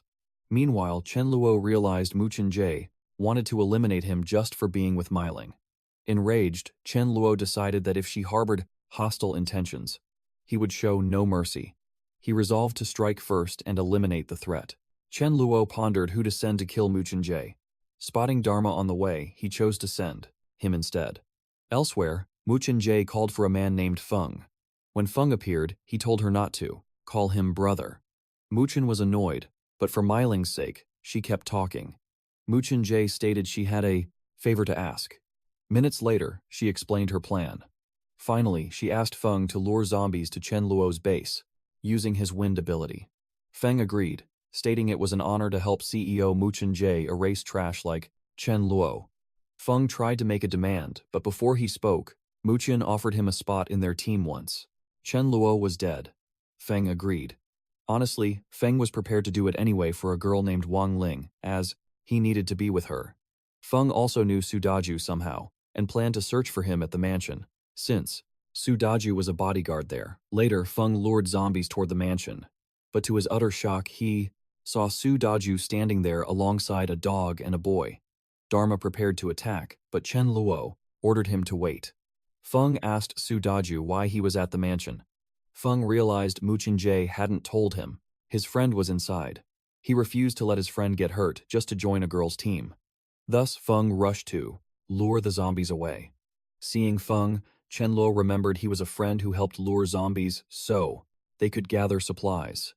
It was tragic that Feng was devoured by zombies in his past life. Feng returned and begged forgiveness for luring the horde. Su Daju replied that he knew Feng would never do it, purposely to harm him. Chen Luo then asked Feng if Muchen Jie ordered him to guide the zombies there. Hearing this, Feng was stunned. He asked how he knew, suddenly realizing the trash guy she mentioned was Chen Luo. Chen Luo asked if Feng knew anything else. Feng tensely replied it was just the two of them, and she claimed she would arrive at a critical moment. Suddenly, Chen Luo spotted Muchen arriving on a bus with her team. As everyone looked elsewhere, Chen Luo noticed the noise had triggered a level 5 zombie to mutate. It charged toward them from behind. Muchen Jie approached, assuming Feng had lured the horde. In reality, she arrived to save Ming. She ordered everyone to charge. The undead immediately struck back, unleashing blazing fireballs. Panic gripped the girls. Muang Jie frantically ordered a tactical retreat, fleeing the fully fueled bus. Muang Jie stood shocked by their power, yet she desperately commanded a combined strike. Mutian Jie slashed her sword, but the beast dodged and lunged straight at her. Terror consumed Mutian Jie. In pure panic, she ruthlessly pulled her own comrade as a meat shield. Chen Luo watched in disgust. He judged that Muchen Jie deserved death, and he still needed that mutant crystal anyway. The remaining girls froze in absolute horror at Muchen, sacrificing their own ally to block the fatal strike. Cornered by the beast, Muang Jie suddenly hatched another dark scheme. She sprinted toward Chen Luo, planning to use him too. But a furious fist met her face. He struck her down, questioning her vile betrayal. Muang Jie trembled, completely overwhelmed by his monstrous power. But her time was up. The mutant lunged. Shu Yun boldly ordered the girls to flee, vowing to stay and buy them precious time. Chen Luo's eyes widened. Such rare courage earned his respect. He chose to save her. Chen Luo clashed with the mutated terror. In a single blinding flash, he slashed the monster into pieces. Everyone gasped in absolute awe. An instant kill. Chen Luo then yelled at Shu Yun to toss the gas tank. Before it detonated, she hurled it into the sky, and a massive explosion shook the heavens. Finally safe, tears of pure relief streamed down her face. Meanwhile, Chen Luo calmly extracted the mutant crystal and gently pulled Shu Yun to her feet. He urged her to dry her tears and offer comfort to her surviving sisters. The fallen needed a proper burial. Deeply moved by his quiet strength, Shu Yun bowed in profound gratitude. Chen Luo then questioned their next move. Shu Yun froze, realizing they desperately needed a solid path forward. The living had to survive. Later that night, Shu Yun knocked gently on Chen Luo's door, calling his name. A smirk crossed Chen Luo's face. His trap worked. Baiting them with 50 tons of rice was a brilliant move. During the battle, He had promised unending food supplies if her entire group pledged their loyalty to him. No more starving in this apocalypse. Shu Yun had asked for time to discuss this fate-changing pact. Now, standing before him, she declared that all 20 survivors had chosen to follow his absolute command. Chen Luo's gaze sharpened. To join, they must accept his ironclad rules. Rule 1. Absolute obedience. Betrayal would meet a ruthless end. Rule 2. True equality on the battlefield. Man or woman, everyone fights. No special treatment in war. Rule 3. Romantic partners must be chosen strictly from within their own ranks. Outsiders were strictly forbidden, until formal marriage rites bound them to the unified group. The survivors looked puzzled. Chen Luo explained his dark logic. He refused to let his warriors be abducted. Most importantly, he vowed to shield the girls from malicious predators roaming this broken world. Shu Yun's group fully agreed. Welcoming them, Chen Luo announced a grand surprise. Moments later, the girls gasped at a mountain of supplies. Tears of pure joy fell. Meanwhile, Yuenan and his friends grinned wildly. With only 7 guys for over 20 girls, romance was in the air. Suddenly, Feng arrived, begging Chen Luo to accept him. Chen Luo meticulously recorded their powers. His final assessment revealed 6 physical enhancers, 4 fire wielders, 2 lightning strikers, and 4 ultimate ice controllers, plus 2 earth defenders, and 1 rare light nature user. Seeing the light magic, Chen Luo smirked, realizing this was Wang Ling, the girl Feng loved. He noted her potential. He also sensed Shu Yun's terrifying aura, a future king-rank talent. Chen Luo ordered Fang Yu and Shulan to prep the squad for combat training. Until he returned, they held the fort, crush any lone intruders. But against an invading army, they must wait for his triumphant return. The scene shifts. The armed convoy charged toward their deadly training ground, via trucks and buses. Chen Luo carefully picked a zone crawling with 300 to 400 undead beasts, the perfect slaughtering ground. He ordered Feng to bait the horde, strictly limiting the swarm to 30 monsters at a time. As Feng baited the horde, Sudu eagerly stepped up, begging to join the brutal clash. Ming then commanded the magic unit, shouting for a unified strike, but chaos erupted. Novice mages wildly missed targets, or panicked completely. Some even cried mid-battle. Witnessing this miserable display, Chen Luo glared coldly. Tense over the girl's flawless accuracy, he held back solely for the sake of his brothers. Otherwise, the girls would have been wiped out by now. 2 hours later, training ended. Chen Luo praised their exceptional efforts, despite it being their first attempt. He then commanded everyone to quickly select suitable clothing for themselves. While the group browsed, Chen Luo secretly stored a black garment in his void space. Mei Ling noticed his hidden stash of black garments. At first, she suspected he harbored an unusual obsession for wearing that style. She quickly dismissed the thought, wondering who the clothes were truly meant for. Could it be for Mei Ling? The mere thought sparked anger, as black did not suit her sister at all.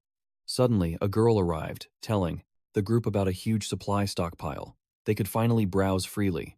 Joy erupted as everyone saw the prized mineral water. However, Shun halted them, asking Chen Luo to discuss the distribution strategy.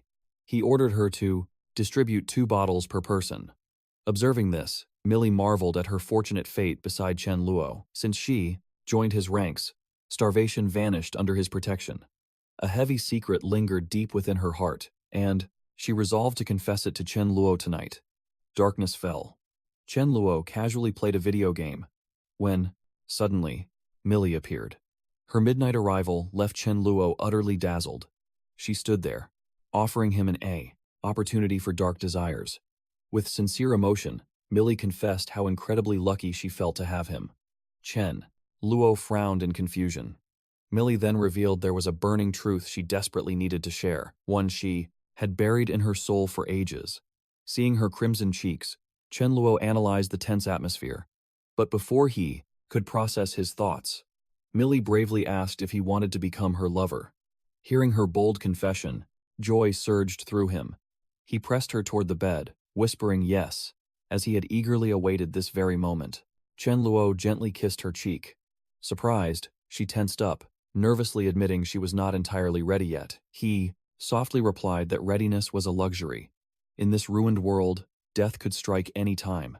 What if the very day she felt ready, he was already dead? He kissed her forehead, asking if that wouldn't be a tragic pity.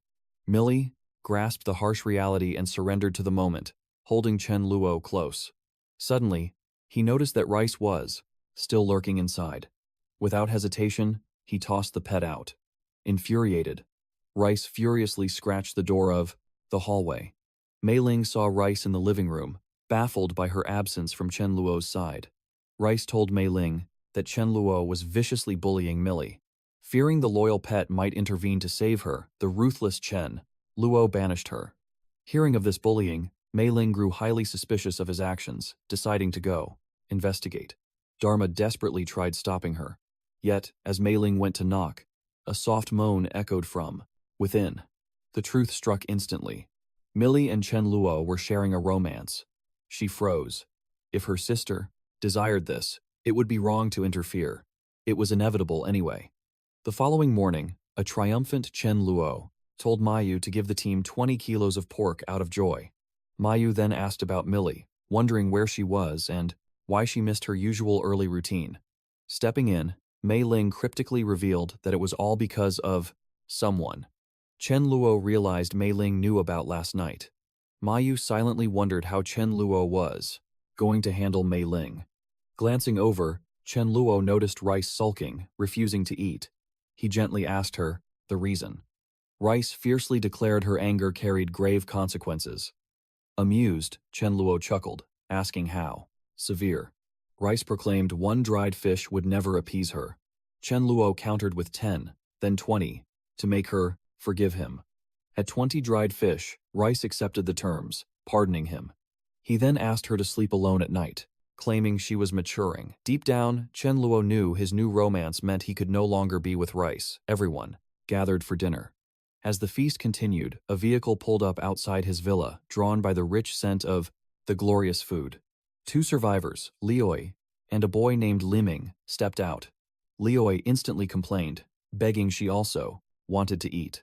Liming urged patience, declaring their water crisis took priority.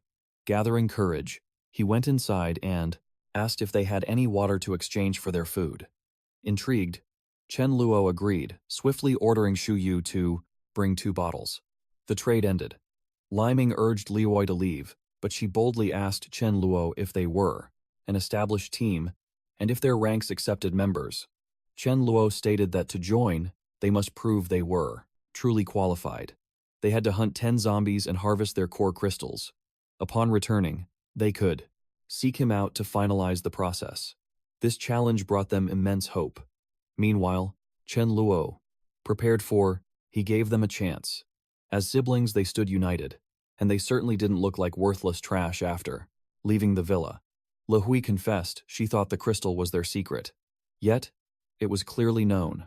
Liang then noted the world held many geniuses. Plus, Cheno providing meat for everyone was an incredible, rare feat. Liaming knew Chen Luo only asked for 10 zombie kills, but to prove their true worth, they aimed for 20 an hour. Later, they returned with crystals. Cheno praised their effort, asking about their hidden abilities. Liang then introduced himself and his sister. Liming possessed enhanced physical attributes, while Li Hui awakened as a true magician. Chen Luo asked about her magical class. Le Hui cast her spell, and Chen Luo watched, deeply awed. It bore dark attributes. Upon leveling up, her curses, undead summons, and fierce attacks would be a massive asset to the team. Thus, Cheno ordered Mayu to cook braised pork for them. That night, Cheno waited for Meito to absorb every crystal. After that, he hoped for a romantic moment. He told Rice to find Milan and sleep there, having vital tasks left. Rice replied she was a good cat, promising absolute silence so he could work. Hearing this, Chen Luo furiously stormed out. Rice felt deeply confused about why Chen Luo suddenly rejected her presence. Later, he entered Millie's room, making a tender, romantic approach for the night. Yet, overwhelmed, she quickly hid beneath her blanket. She confessed she was still in too much pain. Chen Luo gently agreed, choosing to merely embrace her as they slept. Suddenly recalling her unique ability, he urged her to try healing herself. They just might succeed. Millie's face flushed bright red from the tension. By the next morning, they boarded the bus, heading to a new zone. Inside, Chen Luo declared their main objective, gathering vital supplies from the Ulan community down south.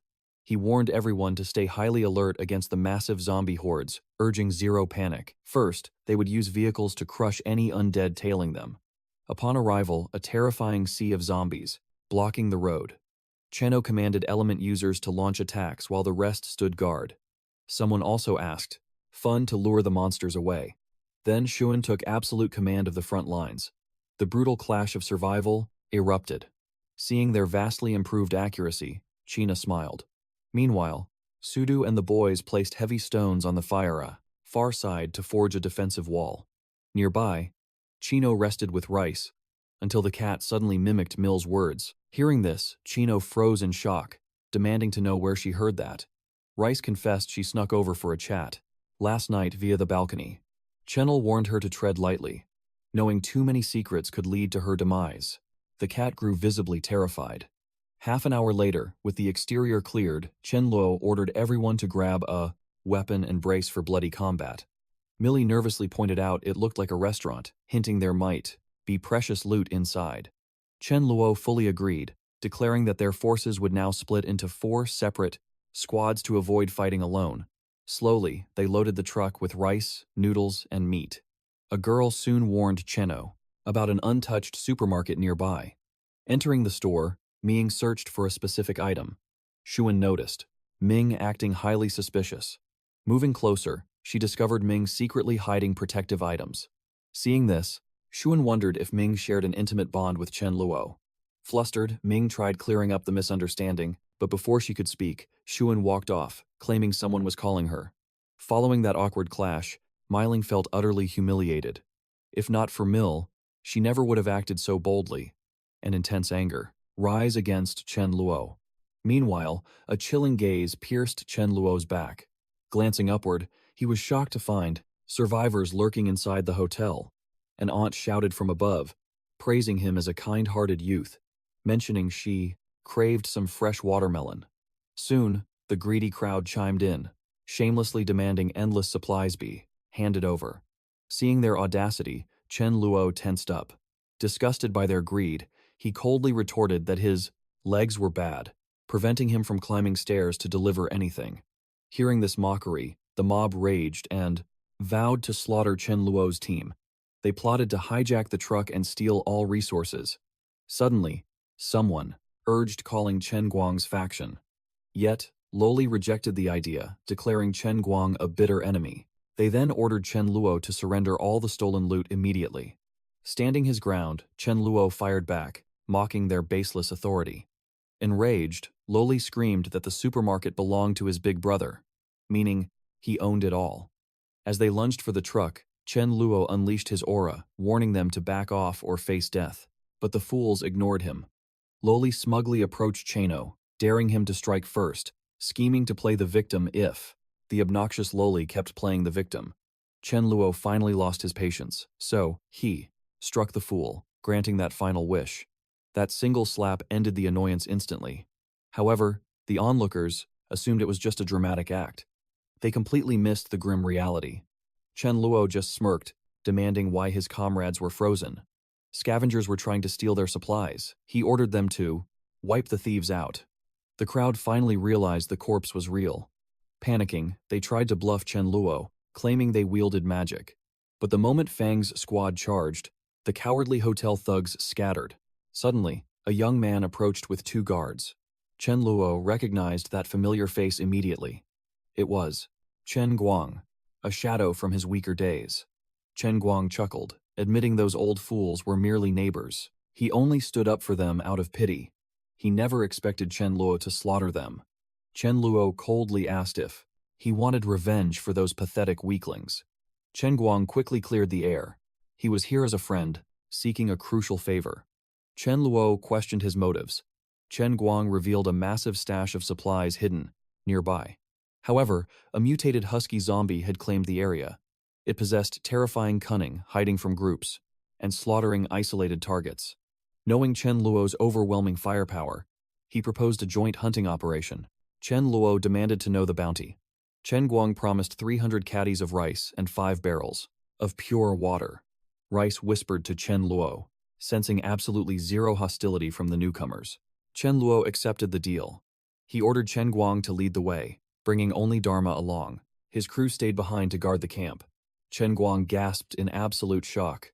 Was Chen Luo truly marching alone? Chen Luo scoffed, pointing at the towering beast behind him. Chen Guang realized Chen Luo was living like a king, surrounded by absolute luxury and beautiful companions. Millie suddenly stepped forward, volunteering for the bloodbath. Chen Guang wept tears of bitter jealousy. He was entirely alone, while Chen Luo had a beast, a cat, and a stunning wife. Marching into the danger zone, Chen Guang anxiously questioned their battle strategy against the mutant beast. Chen Luo smirked. "A dog fights a dog." Chen Guang's jaw dropped in sheer terror. Was he sending his pet to die? Did he harbor some twisted grudge against the poor animal? Chen Luo confidently silenced his doubts. Stepping deeper into the ruins, the suffocating stench of blood hit them. The nightmare husky emerged from the shadows. Chen Luo unleashed Dharma into the fray. Dharma evaded the lethal fangs with blinding speed, obliterating the beast with a divine lightning strike. Chen Guang's squad froze in pure awe. Even Chen Luo smiled, proud of his beast's spontaneous awakened powers. With the mutant slaughtered, Chen Luo ruthlessly demanded his promised bounty. Trembling from the display of supreme power, Chen Guang begged Chen Luo to merge their survivor factions. They had elite zombie killers and half a month of rations. But an apex predator like Chen Luo bows to no one. He rejected them instantly, declaring their pathetic group utterly unworthy of his time. He could annihilate them all in a single breath. Chen Guang frantically agreed. That overwhelming might was exactly why they sought his protection. The weak must cling to the strong. Chen Luo finally offered a ruthless ultimatum: total absolute submission. Before Chen Guang could accept, a scout screamed in horror. Their comrade, Jiang Liang, was brutally scorched by a fireball-wielding mutant.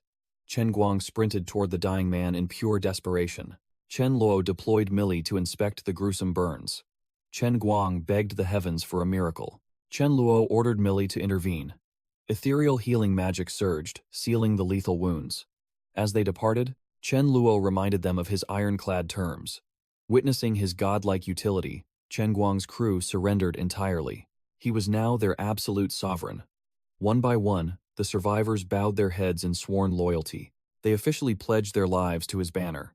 Chen Luo laid down the inescapable laws of his reign: absolute obedience and merciless zombie slaughter. He then commanded his newly acquired army to pack up. They were relocating to his fortress. Meanwhile, danger brewed outside Chen Luo's private estate. A gang of thugs mercilessly battered a guard, violently attempting to breach the gates. They hungered for the rumored mountain of supplies. Wei's ruthless faction marched relentlessly toward the sanctuary. Watching the horde, Shulan panicked, asking Fang for orders. The enemy numbers were overwhelming. A head-on clash meant certain death. They needed a desperate tactical illusion. Fang Yu refused to let their hard-earned supplies get stolen. He stepped up, quickly suggesting a bold plan. They must warn the approaching survivors about the villa. If tensions escalated into a brutal fight, or if the others attacked, they would immediately fall back. But to Zano's relief, he spotted Chen Luo's familiar bus roaring back. Toward the villa, fear vanished from their hearts. Now, they could bravely confront Fang Wei and the intruders. Meanwhile, Chen Luo spotted the massive convoy of vehicles. It meant a large group of survivors had arrived, but, upon reaching the villa, he was shocked to find them blocking his gates. As Chen Luo and his group stepped out, the intruders noticed their girls. Seeing this, Chen Luo recognized his bitter past-life enemies, Fang Wei and Jing Harry. Spotting the heavy truck, Harry demanded that Chen Luo hand over their supplies, but shockingly, Fang Wei fiercely slapped Harry. Wei berated him, asking why they should share their hard-earned goods. In truth, Wei coveted the girls. Hiding his dark intent, he begged Chen Luo for forgiveness and ordered his men to retreat. Chen Luo's eyes narrowed. He remembered perfectly. Wei possessed a deadly poison-type ability, a grave threat. Rice approached Chen Luo, trembling. She sensed a dark aura, warning him of the intruder's heavy, hostile intent. Elsewhere, Harry questioned Wei's decision to retreat empty-handed. Wei struck him again, growling that a direct clash would be foolish. He revealed his sinister plan: A midnight ambush. Harry smiled greedily, finally grasping the scheme. But his wicked joy ended instantly. His head suddenly exploded from a devastating, unseen strike. It was Chen Luo's preemptive attack. He coldly ordered his comrades to eradicate the rest. He knew about their hostile intentions all along. Waiting to be ambushed would be incredibly foolish. The blood-soaked battlefield then faded. That night, Chen Luo planned for tomorrow. The zombies would soon evolve to rank 1. He absolutely had to order his crew to secure the remaining supplies. Suddenly, a soft knock echoed at his door. He was puzzled, knowing only Mei and Myling lived on his floor. He expected Mei, but as he opened the door, a blushing Myling stood there. Without a single word, Myling shoved a bag of protection into his hands. Chen Luo froze in absolute shock, seeing his stunned face. Myling explained she was just looking out for Mei's future. Yet, she teasingly whispered that if he was truly ready to be a father, he could throw the bag away. Blushing deeply, she quickly fled down the hall. Chen Luo smiled, refusing to waste Myling's bold efforts. He went straight to Mei's room for a romantic evening. The next morning, a serious meeting was called. Chen Luo addressed the tension. Everyone felt the zombies had suddenly awakened magical powers. The team nodded grimly. Seeing their fear, Chen Luo decided to reveal crucial survival intel. He warned that rank 1 zombies mirrored their own abilities. To crush them, the perfect battle formation required 4 warriors, 2 fighters and 2 mages. This balanced squad could clash head-on or safely retreat if swarmed by a massive zombie horde. He then offered to demonstrate an advanced evasion technique. He immediately called upon Shun and Myling to strike him. Both girls unleashed fierce magic. But to their absolute shock, he evaded effortlessly. Chen Luo explained the secret. Dodging a spell after its cast is impossible. True evasion required predicting the enemy's trajectory by reading their hand gestures. Mastering this art would make hunting rank 1 zombies easy. Myling challenged Chen Luo again. But this time, Chen Luo was trapped. Myling had grown sharper, perfectly predicting his exact evasion path. Chen Luo praised her brilliant instincts, silently confirming she was truly a legendary fire fairy. He then eased their anxiety, reminding them that basic zombies lacked the intellect to predict movements. If anyone met a highly intelligent zombie, they must flee instantly. Chen Luo then ordered them into tactical squads for intense training, preparing to deploy after lunch. By evening, Chen Luo laid out a strict rule. Teams must bring back 3 rank 1 crystals. Anyone who failed this vital mission would be brutally punished with no dinner that tonight. While traveling, Chen Luo felt a dark reality. As zombies evolved, human survivors would slaughter each other viciously. Suddenly, they spotted thugs threatening a terrified girl and her father. Mei gasped, recognizing the poor victim as her close classmate and best friend. She desperately begged Chen Luo to intervene. Without hesitation, Chen Luo swore to protect her friend. He coldly called out Dharma's name. Understanding the master's lethal command, Dharma lunged at the wicked thugs. The arrogant boys laughed at the approaching beast, foolishly dreaming of a hot, dog-meat dinner. But their joy shattered instantly as Myling and Sud Haju launched a fiery sneak attack. The thugs fought back, killing Yan Li. Enraged by the tragedy, Chen Luo and his group mercilessly slaughtered the rest. After Yan Li's death, a boss named Luan arrived. He told Cheno the initial attackers were already dead, and, since Chen Luo wiped out one of his men, Luan pleaded for peace. But Chen Luo coldly refused, declaring that this was not enough revenge for Yan Li. They all had to die. Luan begged for reason, but Cheno completely denied his plea. Luan sneered, claiming he had never met anyone as arrogant as Chen Luo. He challenged if Chen Luo was truly ready for war. They had just killed zombies, so Chen Luo's team stepped back before things escalated. Then, Chen Luo realized something. To truly command his subordinates, he needed to showcase his absolute combat strength. He had never fought since the new members arrived. Chen Luo ordered everyone back, choosing to fight alone. Hearing this, Lu Yuan was stunned, thinking Chen Luo wanted to die. Suddenly, Chen Luo struck Lu Yuan with his void sword. Lu Yan was terrified. He unleashed his sand ability to fight back, but was too late. One fatal slash wiped Lu Yuan out. Everyone on the Luan team froze in absolute fear. Chen Luo smiled fiercely as Millie buffed him with her ability. Then, Chen Luo eliminated Lu Yuan's team one by one. Chen Guang and the others were completely stunned by Chen Luo's incredible power. Even the new subordinate, Lang, was terrified. Chen Luo felt amused, glad he had not chosen to fight with him. Mi ordered everyone to eliminate all threats. The team rushed in, helping Chen Luo crush the leftover enemies. After the fight was over, Chen Guang praised Chen Luo for his bravery. Chen L simply replied, "It was nothing," feeling deep sorrow for Yan Li's tragic death. His true motive, however, was to train everyone through real combat. He vowed that if anyone bullied his teammates, he would make them pay. Chen Luo then ordered everyone to gather the resources. Since it would soon be afternoon, the cooks were sent back to prepare food. The scene then shifted to Chen Luo's private villa, where two boys named Miawo and Shida arrived searching for resources. Spotting Dharma, their eyes widened with greed. They thought about feasting on dog meat for dinner. Kata rushed forward to capture Dharma without a second thought. But Mo Hoi stopped him, warning they could never outrun that dog. They had to lure it somehow. But look at what a crazy and cheap thought Miao Hoi had. He schemed to use waste as bait out there, assuming dogs love to eat. Such filth. What dog actually likes that? Using it as bait was utterly ridiculous. Hearing this deeply insulting plot, Dharma's patience completely shattered. He had ignored them before, but this vile bait tactic enraged him. Furious, he instantly used his striking ability to wipe them out. Seeing the fierce lightning, both boys tried to flee, but it was too late. And, finally, they died. Chen Luo arrived, asking Dharma why he attacked, noting those guys were human intruders. But Chen Luo grew tense hearing the reply. As Dharma responded, they were both dead. Chen Luo then wondered whether he should recruit more people.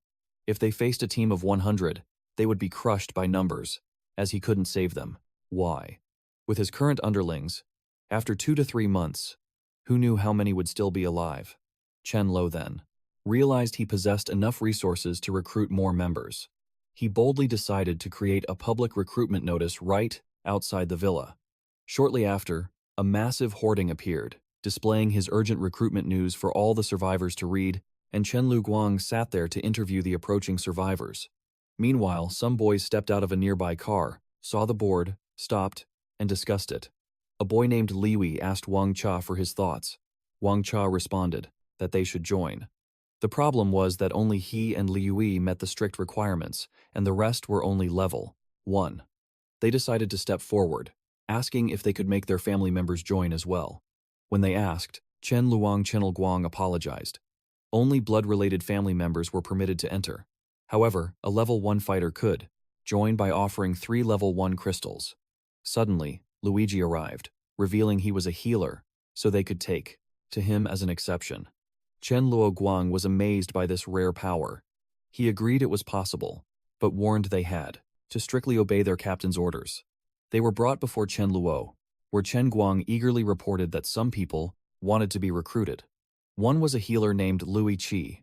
Hearing this name, Chen Luo recalled he had heard that name in his previous life. Lui Qi was a legendary healer. Rice assured Cheno they harbored zero hostile intentions. So, Cheno allowed them in, ordering Cheno Guang to show them their rooms and let them settle. At night, Cheno in his room rejoiced at effortlessly recruiting a famous level 2 healer. He felt incredibly lucky for this twist of fate. Chenlo then pulled out a glowing crystal. Staring at its energy, he thought he could easily break through to level 5. Actually, after reaching rank 5, he could slaughter huge hordes of zombies completely unscathed.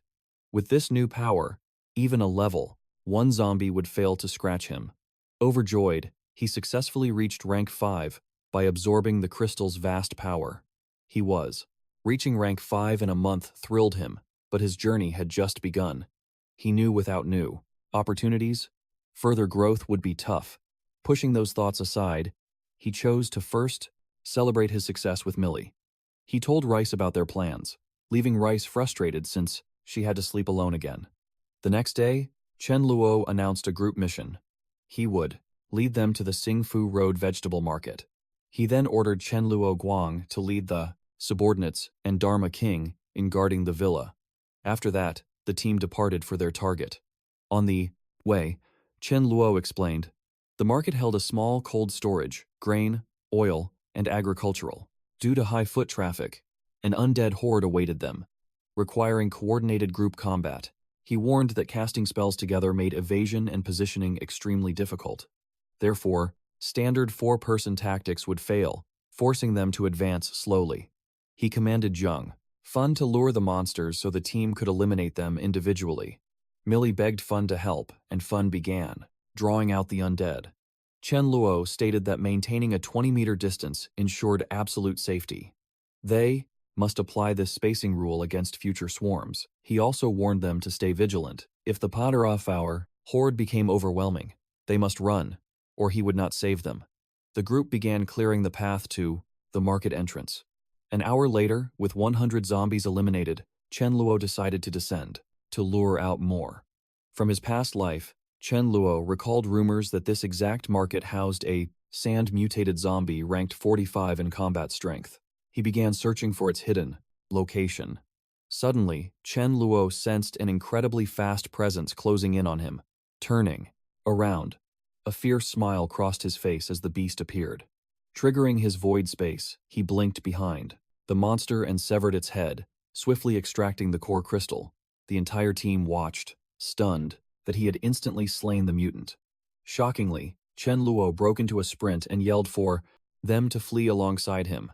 A massive undead tide was rushing toward them. He barked orders to charge their spells while running, turn to launch rough attacks, and immediately retreat again. Eventually, they succeeded, erasing 200 zombies in record time. The squad believed their combined power could crush any threat.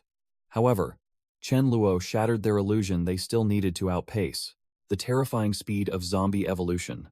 As they celebrated, Chen Luo ordered them to snap out of it and load the supplies into the truck. Meanwhile, Chen Luo realized the cold storage blackout meant the meat would be rotting. Still, his void space solved this. He would store the meat for now, and later use it as fresh feed for his void domain. 2 hours later, the scene shifted as Chen Luo headed back to the villa. Suddenly, a man named Sulong blocked the path of their bus. Annoyed, Chen Luo demanded he move aside. Just then, Chen Luo spotted another boy approaching on a motorcycle. When the rider removed his helmet, Chen Luo was shocked. It was Xia Hao, the man destined to become the invincible Iron Fist. Xia Hao had come seeking Sulong, desperately asking if he had truly obtained a live chicken. With his mother dying, Xia Hao begged for the bird, wishing to grant her final request of tasting chicken soup. He swore that if Sulong fulfilled this one wish, he would sell his life in absolute loyalty. But Sulong callously rejected him, and his comrades cruelly mocked Xia Hao for trying to scam free meals. Overhearing this, Chen Luo felt a thrill. What a perfect bargain. Stepping forward, Chen Luo revealed he had a chicken. As a chef, he could fulfill the boy's plea and asked for his loyalty in return. Xia Hao agreed, demanding top quality. Chen Luo ordered Sudu and Millie to swap vehicles with Xia Hao and escort his mother to the villa, while he took control of the motorcycle. Arriving at Xia Hao's home, Chen Luo saw the mother battling cancer. Sorrow hit him. Millie's healing skills could not cure this disease. Chen Luo promised Xia Hao the soup would be ready. Upon returning to the villa, he instructed Xu Yun to prepare a proper room for the mother and son, ensuring personal care until he returned with the chef. Tracking down Mayu, Chen Luo commanded her to craft the most exquisite chicken soup using her housekeeping skills, listing every needed ingredient. Mayu glared, asking if her food was lacking. Chen Luo calmly replied that this specific meal had to be far more delicious than usual. Mayu stated it would take 3 hours, prompting Chen Luo to add more ingredients. He made this choice, hoping Xia's mother wished to eat with her son.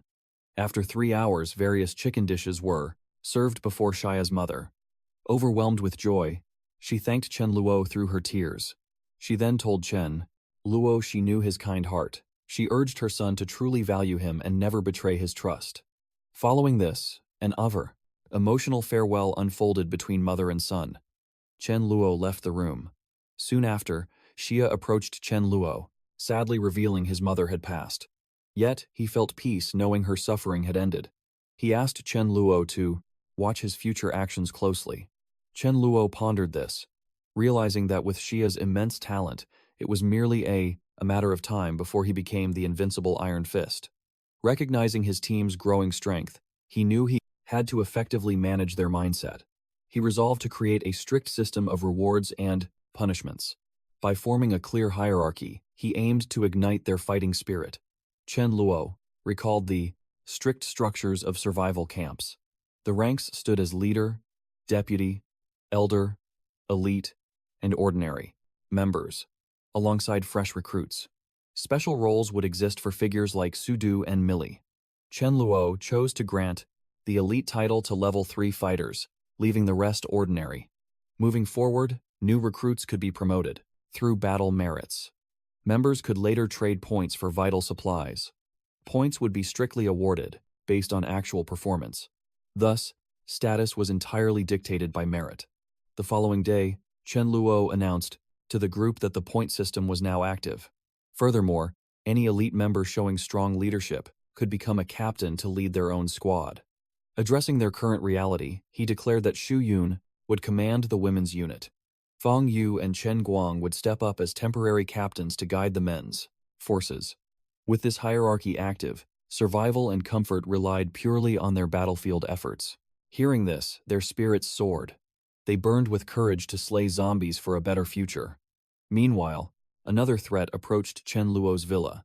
Inside a moving car, Jiahai questioned a young boy about the strange situation, wondering why the roads lacked zombies. The boy explained that every monster in the area had been designed, slaughtered by a fierce group at the nearby villa. He added that these warriors even feasted on meat for dinner.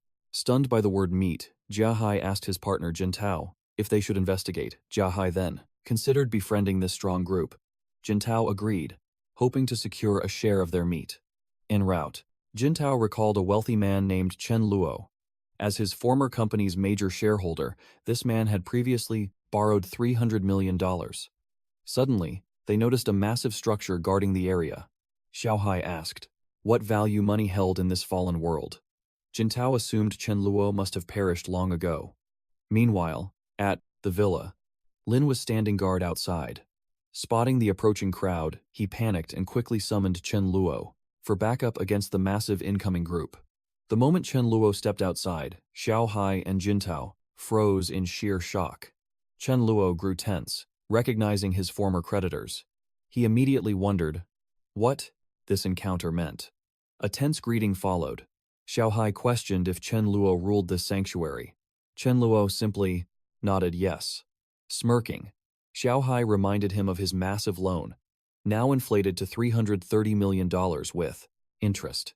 Yet, Xiaohai demanded only the base $300 million. Chen Luo smirked, wondering what made this man think he would ever pay. He calmly told Xiaohai the debt was cleared, claiming a simple network failure blocked the message. Therefore, Xiaohai had no right to slander Chen Luo or his bank account. Jintao furiously shouted from behind, refusing to be fooled over such immense wealth. Smiling, Chen Luo challenged Jintao to check the bank and find proof of unpaid debt. Deep down, Chen Luo knew that acquiring such evidence was completely impossible now.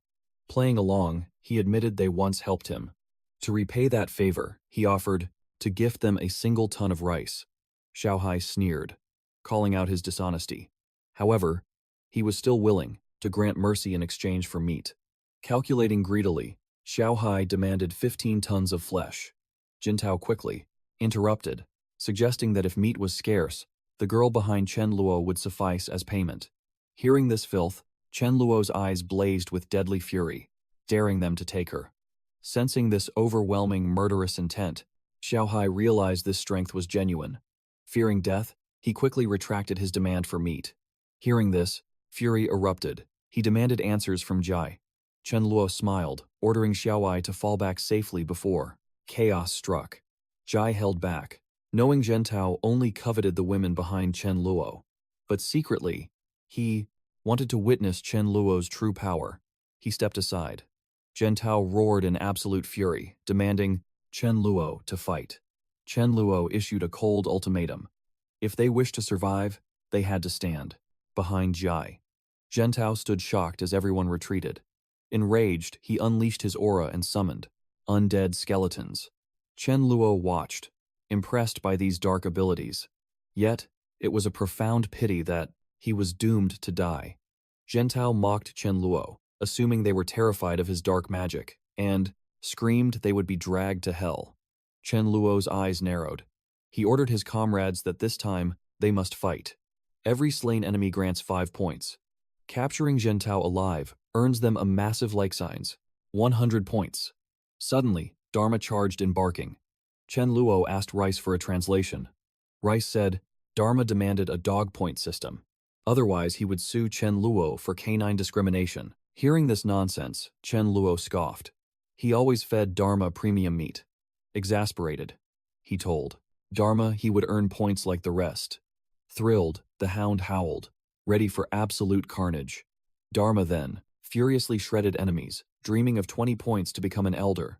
Chen Luo unleashed a lightning splash, obliterating countless foes.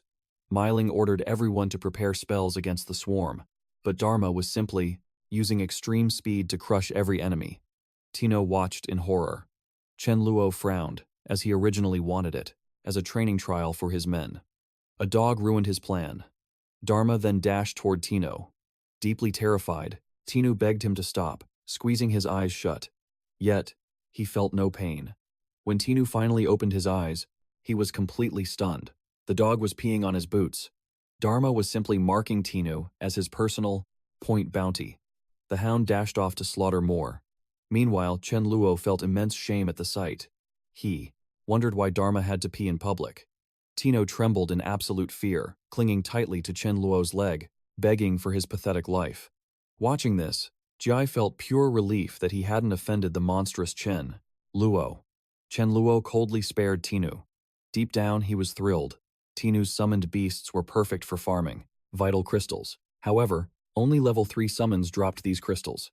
To harvest them properly, Chen Luo had to boost Tino to level 4. Saved from death, Tino rejoiced and eagerly asked Chen Luo what he desired. Chen Luo smiled, claiming he saw great potential in him. He then ordered Chen Guang to lock Tino away and treat him as a new member. Later, Xiaowai approached Chen Luo, begging forgiveness for his past offenses. He offered a gun to atone for his disrespect. Chen Luo knew firearms were utterly useless to him now, sitting proudly at rank 5. He decided to test Xiaowai. He pulled the trigger, and Xiaowai stood completely stunned. But to his absolute shock, Chen Luo used void space to teleport the bullet elsewhere. Witnessing that display, Jai realized Chen Luo's power was unfathomable. In comparison, he was a mere insect standing before Chen Luo. He had to tread carefully. Xiaowai nervously offered a handshake, declaring that his mighty strength shattered his worldview. Chen Luo calmly stated they could cooperate in the future, provided that he harbored no dark intentions. Chen Luo then turned to Jai's men, asking if any among them wielded dark, earth, or natural elements. Even auxiliary users were welcome. He announced that whoever wished to join should step forward. Chen Luo glanced at Lin Luo, signaling him to speak. As a proper leader, he needed to maintain his grand prestige. Surprisingly, Lin Luo caught the hint instantly. He stepped up, declaring they offered 3 meals a day and occasional meat. Acceptance depended on their strength. Hearing this, the crowd rejoiced, eagerly shouting out their unique abilities, desperate to be recruited. Chen Luo then coldly asked Jai if he had any objections. Terrified of his aura, Jai quickly denied it. The entire crowd was now deadly serious, reporting their ranks to Chen Luo, praying for acceptance. Staring at them, Chen Luo declared their trial. Slay 10 zombies and bring their crystals as proof. Succeed, and they could all join.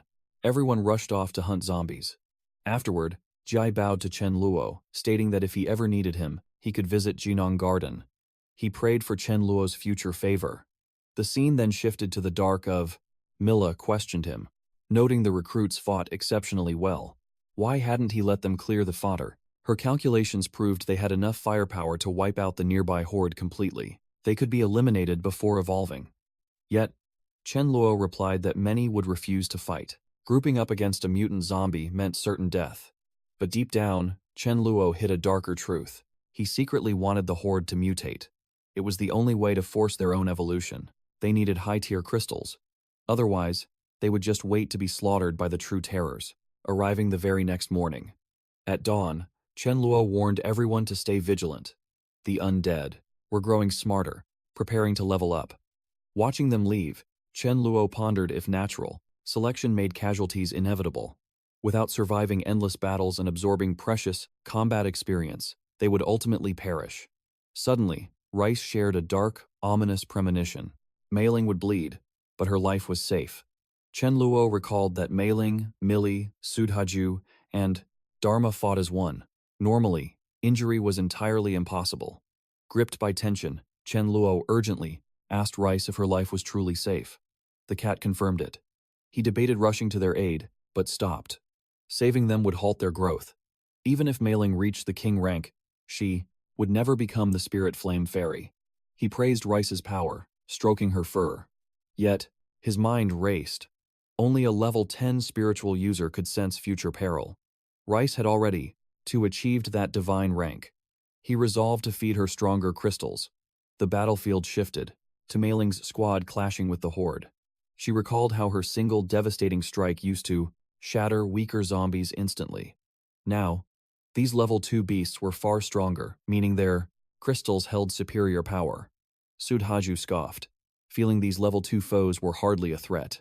After wiping out the mob, Millie smiled at their massive daily haul. However, a dark shadow approached. A mutant zombie glared at them from the abyss. The monster possessed a vile intellect. They were stronger than its past prey. Holding back its bloodlust, it commanded the lesser horde to swarm them first. Dharma sensed the approaching death wave. Barking a fierce warning, Millie steadied their nerves. Mei Ling and Sudhaju moved to slaughter the undead sequentially, but the sheer numbers were overwhelming, forcing Mei Ling back. Suddenly, the mutant unleashed a terrifying speed buff on the horde. The charging monsters sparked sheer panic among the squad. Backed into a corner, Mei Ling's team clashed fiercely. Yet, the mutant ignored Millie completely, plotting a lethal stealth attack. Spotting the ambush, Mei Ling threw herself directly into its lethal path. Claws tore into her arm, but ignoring the bloody scratch, she unleashed a brutal counterattack. Fearing for its life, the mutant retreated. Sudhaju then roared at Mei Ling to clear the fodder. He vowed to lock down the mutant horror until they could crush it together. Millie channeled a powerful buff onto Sudhaju, returning to their furious battle cries. Dharma stood stunned. He had only left for a moment. Seeing his masters locked in a deadly struggle, the loyal beast charged. He knew if these three perished, Chen Luo would turn him into dog meat. Dharma's ferocious bite forced the mutant's aggro onto himself, granting Sudhaju a perfect opening. Yet, even a brutal slash to the skull failed to kill it. Dharma relentlessly mauled the fleeing abomination, pinning it to the bloody ground. United, they unleashed hell to execute the fiend. Exhausted by the slaughter, Mei Ling finally called off the hunt. Meanwhile, Dharma rejoiced, claiming a rare pink crystal from the corpse. Later, Dharma presented his prize to Chen Luo, demanding to know its point value from Rice. Inspecting the pink gem, Chen Luo realized it was a level 4 core. He declared it worth 100 points. Dharma's tail wagged with joy, but his elation shattered instantly. Chen Luo tossed the crystal straight to Rice for her ascension. Furious, he barked in disbelief. He had bled for that core, just to feed a cat? Chen Luo coldly explained the rules. Surrendering the core granted points, but keeping it cost him. Dharma stubbornly barked back. He didn't need crystals, only points. Chen Luo smiled. He knew exactly how to handle Dharma. He did this to ensure Rice received the crystal. She had guided him before when Mealy predicted the future. Yet, deep tension gripped him. He still hadn't told him about Sudhaju's injury. Chen Luo pondered if her level caused this, or if Sudhaju's minor wound was to blame. Thus, Chen Luo resolved to upgrade that heaven-defying skill. Several days later, Dharma approached Chen Luo, demanding everyone's gaze. As they stared in awe, Millie questioned if Atinge Fried was just an illusion. Had Dharma grown massive? Mei Ling confirmed his sheer size increase. Sudu asked if Mayu's food caused this. Dharma barked furiously. Translating his fierce words, Rice revealed he had reached level 4. His beastly form had evolved. This stunned everyone. Even Mealing felt deep frustration. Her own progress lagged behind a mere dog. Rice added that Dharma demanded to know the exact points Chen Luo would grant for his evolution. Intrigued by his sudden greed, Chen Luo questioned his true motive. Dharma declared his ambition to become an elder. His ultimate goal was the deputy chief position. Everyone must call him Dog Chief. Hearing this sheer audacity, Chen Luo furiously kicked him. He accused Dharma of plotting a coup. Suddenly, his phone rang. After hanging up, Chen Luo announced Xiao Hai's urgent plea. Xiao Hai had sent an envoy begging for aid. Chen Luo met the messenger. A boy presented an envelope, stating his name was Song Linghai. He had come to pay his deep respects. Handing over the tribute, he insisted.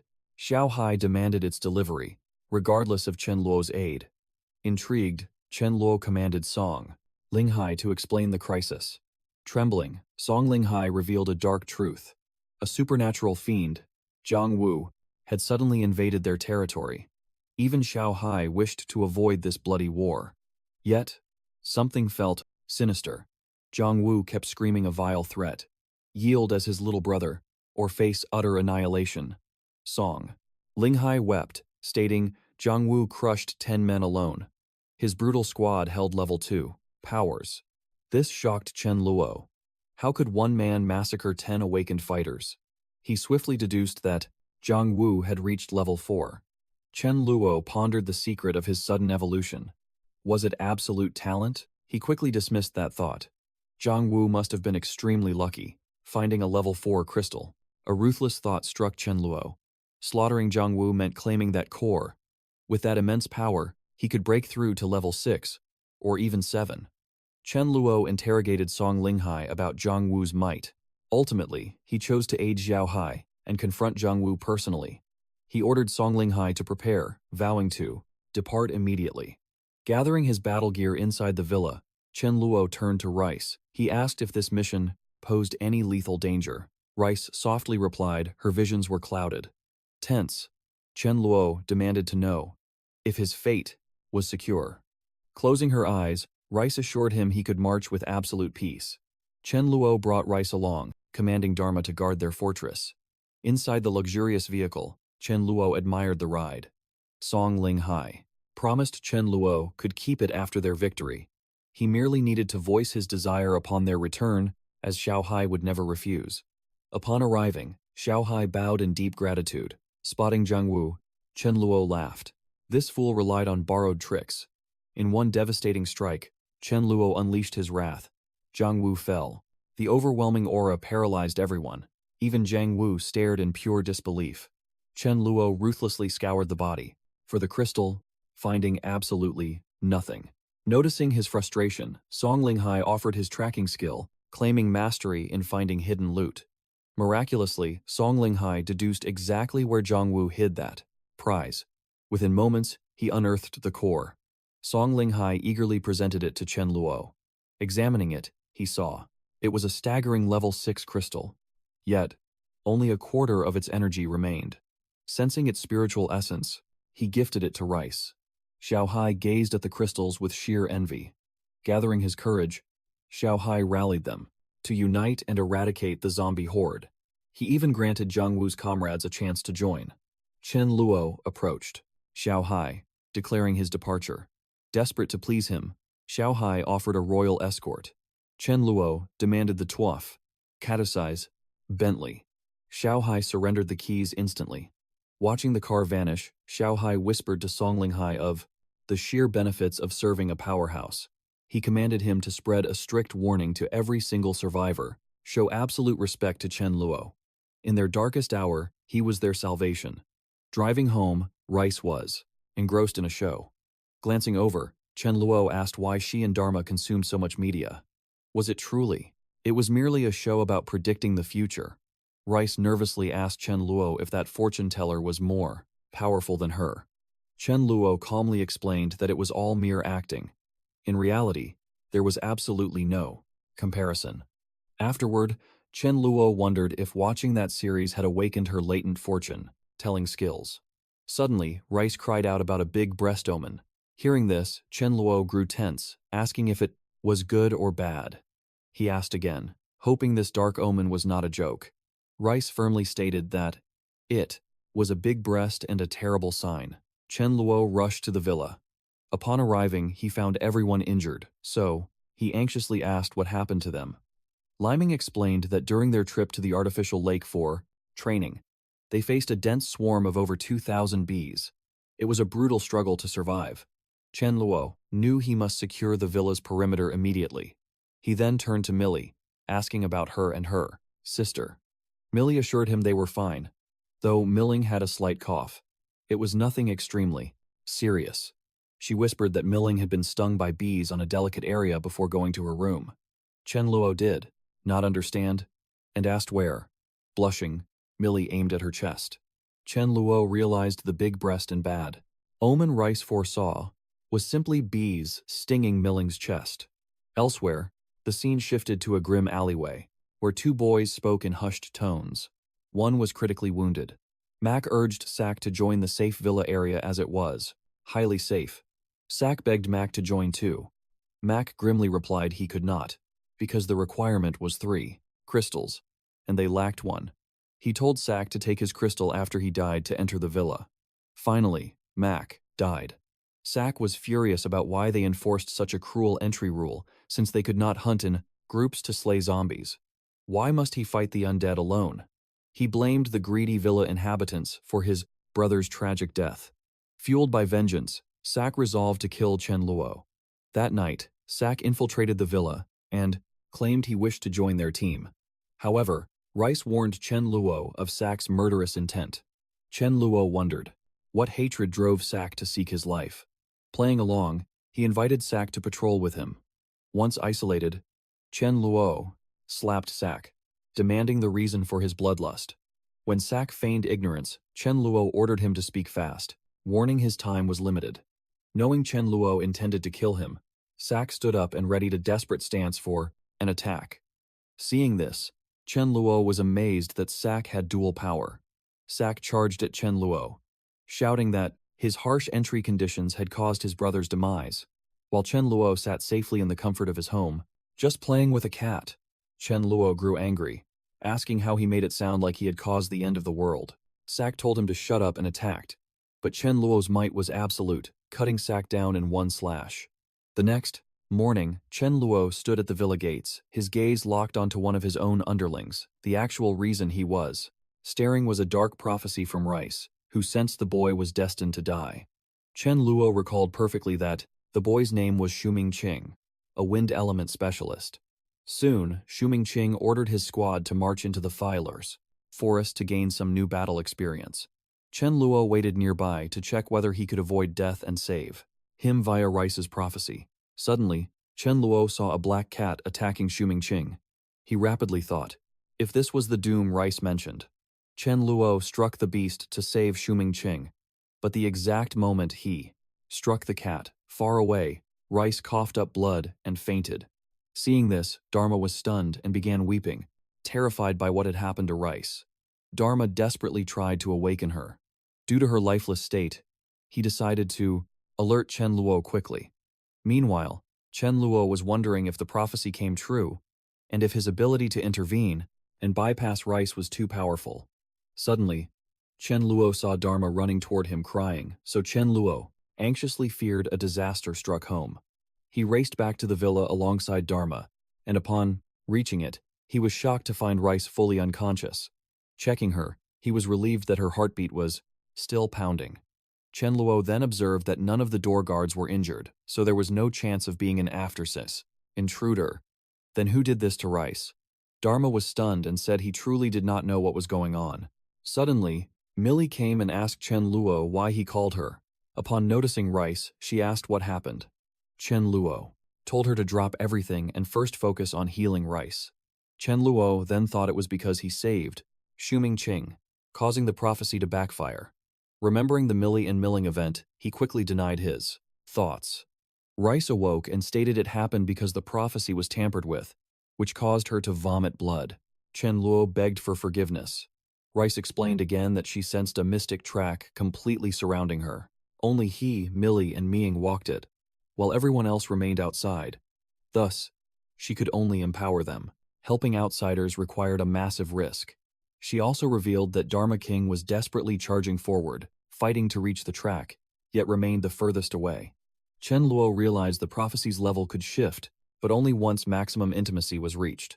In short, this profound ability demanded absolute caution. Cheno commanded Dharma King to befriend Rice for his survival. Dharma King instantly refused, claiming he was no bootlicker. But learning this bond could save him from death changed everything. Once Dharma was ready, Chen Luo declared to Rice that Dharma would now be her part-time mount. The timeline shifted to exactly a month later. Standing before his forces, Chen Luo delivered a speech. He noted that, as witnessed recently, over a month ago, Level 2 zombies triggered a second evolution. This grim revelation made the crowd panic with immense tension. Chen Luo ordered them to stay calm. This zombie evolution merely meant a slight boost in stats and basic intellect. It was nothing like human awakening. He promised them time to adapt, then announced a crucial rule change. For the next few days, they only needed to hunt one Level 3 crystal. After that period, the quota becomes 2 Level 3 crystals. Suddenly, a subordinate arrived, reporting an envoy from Shanghai's. The faction returned with urgent news. Cheno immediately dismissed the assembly and stepped out to face the visitor. Upon arriving, Chen Luo recognized the envoy as Songling Hai. Songling Hai revealed that a grand trade fair sat near the National Highway 99 toll gate. The host wanted all leaders to discuss how to survive the apocalypse by tomorrow. Songling Hai added that Jai was confirmed to attend, and then asked Chen Luo if he planned to join. Chen Luo agreed. In his past life, he had heard of countless such gatherings, but never attended one. Now reborn, his sole ambition was to conquer and recruit top elites from all walks of. The next day at the trade fair, a boy asked Chen Luo if they wanted to play, boasting his shop sold all at a cheap price, 10 pounds of rice or super crystals. In reality, the vile boy was peddling the company of captive girls. Cheno's eyes blazed with fury. Even in the apocalypse, this scum exploited women for profit. Disgusted, Cheno rejected the sick offer, remaining fiercely loyal to his partner. Meanwhile, Chen Luo's elite underlings prepared a shop for profit. They dismissed the extra hands, allowing the others to explore the bustling fair. Cheno told them to buy whatever caught their eye. If they spotted rare treasures, they must report back. Chen Luo ordered Sudu, Fang Yu, Shai, and Chen Guang to follow him. Venturing deeper, Chen Luo noticed a massive crowd gathering ahead. Intrigued, he decided to investigate. Chen Luo ruthlessly shoved people aside, carving a path into what the mob. He instantly spotted Zhang Long, still holding the very chicken Shia Hao had begged for, a boy named Zhou. Minglong aggressively argued with Zhang Long. Zhou Minglong wanted that chicken, but Zhang Long fiercely demanded a fortune. Zhou Minglong refused. Zhang Long had already burned his brother's head, yet he still demanded money. Zhou Minglang offered exactly 100 kilos of rice, nothing more. Zhang Long utterly refused to yield. So, Chino shattered the standoff, coldly offering 20 level 2 crystals for the prized bird. Hearing this, Zhou Minglong glared with fury, asking if Cheno had a death wish. Cheno completely ignored his barking. Enraged, he lunged at Chen Luo. But before he could strike, Xia sent him flying. Shu Minglong demanded Xia to step aside, boasting he was the true tyrant, and Xia would be slaughtered for interfering. Unfazed, Xia asked Cheno to let him crush this pathetic scum. Cheno nodded, desiring to make Zhang regret his foolish choices for his miserable life. In seconds, Xia flawlessly demolished the gang. Seeing his speed and launch power, everyone was paralyzed by terror. Most cowards fled without throwing a strike. Zhang Long watched Xia fight, utterly stunned, knowing Xia was a boxing champion, but never expecting the gap in their superpowers to be this terrifyingly vast. Exactly as Chen Luo planned, Zhang felt crushing regret for keeping the chicken. Chen Luo then, without asking, forced the trade and seized his feathery prize. But the fierce bird violently pecked at Chen Luo's hands, so he tightly gripped its wings and brutally plucked a single feather to teach it pain. Chen Luo terrified the beast. by threatening to rip out every last feather. Suddenly, Chen El heard a booming broadcast summoning people to the eastern toll station of the meetup. The announcer strictly advised every group leader to bring exactly 2 guards. Chen Luo chose Xia and Sudhaju for the gathering, letting the rest roam freely. When Chen Luo approached Jaya Hai, he was offered a seat. Jaya then revealed the host's identity: Ye Ga, heir of the Ye Group's trade empire. Yet, Chen Luo remained completely unfazed. To him, Ye Ga was simply irrelevant. His true target was the man beside him, Long Yu, a formidable metal-based psychic who could 4-3 morph into devastating weapons. Chen Luo remembered the truth. Long Yu was an absolute king in his past life. If he recruited him, would he forge him into a blade or a staff? Ye Ga suddenly spoke out. His base held 1,252 people, 812 at rank 2, 56 at rank 3, and 4 at level 4. Chen Luo felt annoyed. His own camp only had 4 people, a dog and a cat who reached level 4. Ye Ga's faction was undeniably strong, stockpiling top crystals. Ye Ga announced 2 pieces of excellent news. First, hitting level 4 granted absolute immunity to water contamination, and level 3 users could endure slight exposure. Chen Luo knew the dark truth. Drinking tainted water permanently shattered a person's evolutionary limits. It was a fatal trap. Ye Ga then revealed a glowing crystal. The second revelation? He held a majestic level 6 crystal. Though its exact grade was unknown, its immense power could force an instant breakthrough to level 4. Jaya Hai was paralyzed by this. He realized Chen Luo must have devoured high-power crystals to achieve his monstrous strength. Ye Ga continued, explaining profound secrets of crystal evolution. Chen Luo narrowed his eyes. Why was Ye Ga exposing his hand, acting so benevolently? Ye Ga claimed his honesty was to stop the endless bloodshed among survivors. His true goal was to unite humanity into an unbreakable alliance. He insisted participation was completely voluntary, proposing the creation of a Supreme Elder Council. Any absolute powerhouse could claim a seat, ensuring that all choices were settled by voting. Chen Luo saw through the grand illusion. Ye Ga was merely plotting to swallow the other factions whole. The surrounding groups murmured, tempted by the alliance. Suddenly, a woman declared that while joining was optional, refusing meant facing brutal consequences. Outside the safe zone, they would show zero mercy in the fight for supplies. Anxious whispers instantly rippled through the terrified crowd.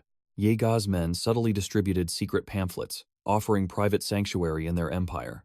Chen Luo instantly decoded the sinister strategy. They bypassed leaders to seduce individual members with the promise of survival.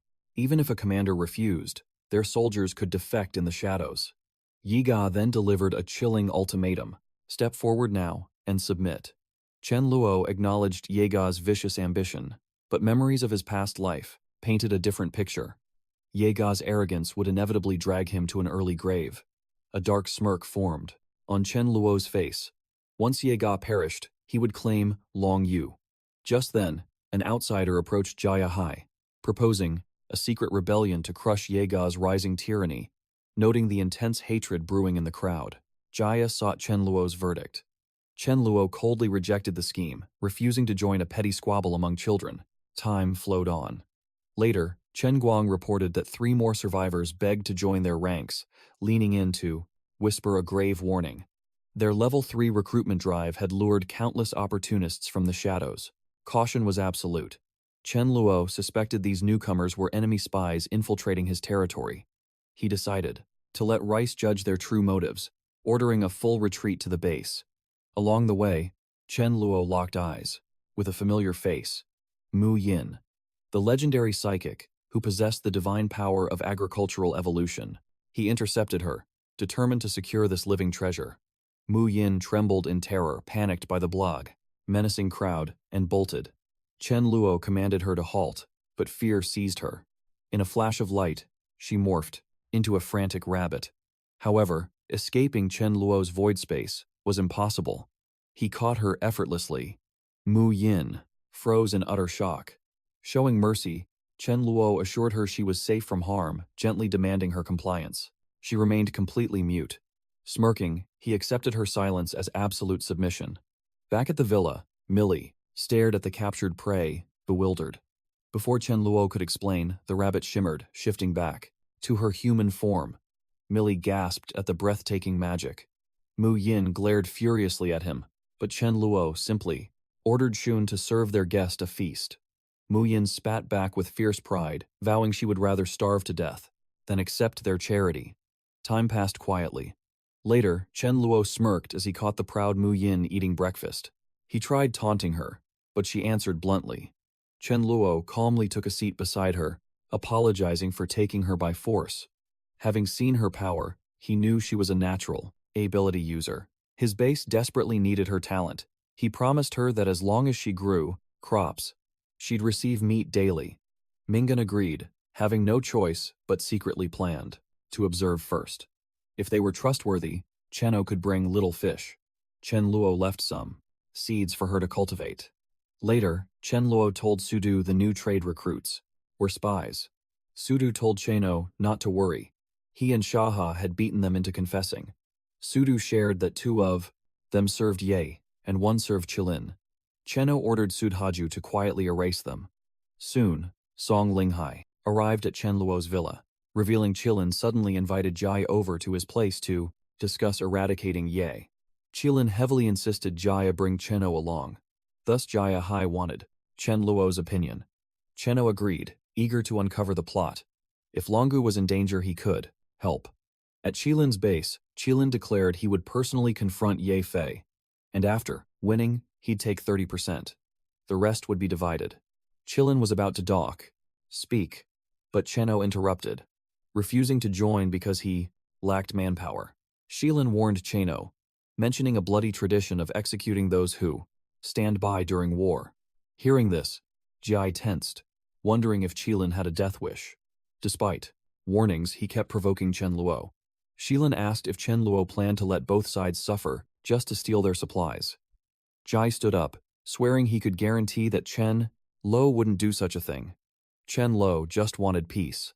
Chilin sneered, declaring he never trusted anyone's words. If not for Xiaowai, Chenel wouldn't even have a seat. Chenel should be kneeling before Chilin to speak. Xiaowai knew a clash was inevitable and stepped back.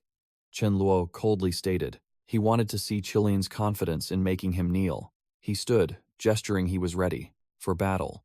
Chilin laughed. Cheno might be level 4 like Yaga, but couldn't beat 100 men alone. Chilin demanded Cheno surrender his crystals and act as vanguard again. Only then would they spare his life. Chenel finally understood the spies and Jayahai's invitation. It was an ambush.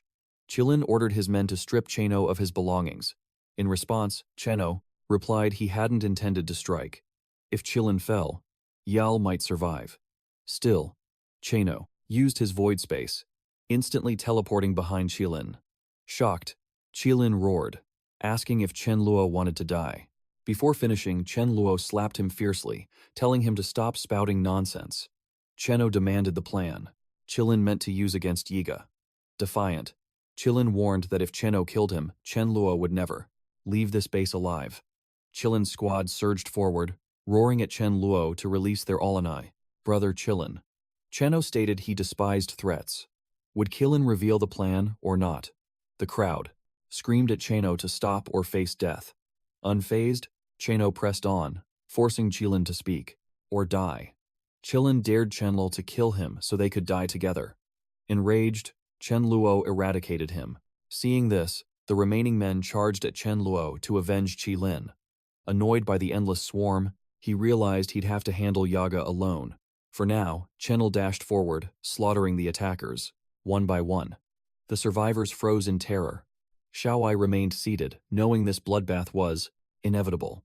After wiping out dozens, Chen El lost interest. He decided to spare the rest. Chen Luo told them to relax. He wouldn't harm innocent bystanders, as his blade only claimed the lives of those who sought trouble first. Chen Luo added he had no desire to be like Yaga, harboring dark motives for manpower. Having no choice, the terrified crowd begged Chen Luo for forgiveness. Cheno accepted, sparing them. After Cheno left, the survivors frantically discussed Chen Luo's terrifying abilities. They were shocked a level 4 held such monstrous power. They decided to seek out Ye. Since Ye had 4 level 4 elites, they could crush Chen Luo. Ya wouldn't tolerate an uncontrollable threat like Chen Luo. Thus, they rushed to find Ya. The scene shifted to Ye's base. A boy was sobbing, telling Longyu he would make the decision, and Longyu demanded answers. The young boy revealed that 3 days ago, he had gone out to hunt down zombies. Upon returning, his wife had vanished. A secret tip led him to her tragic fate inside a grim, bloody pit. The boy accused Yulingjie of this vile act.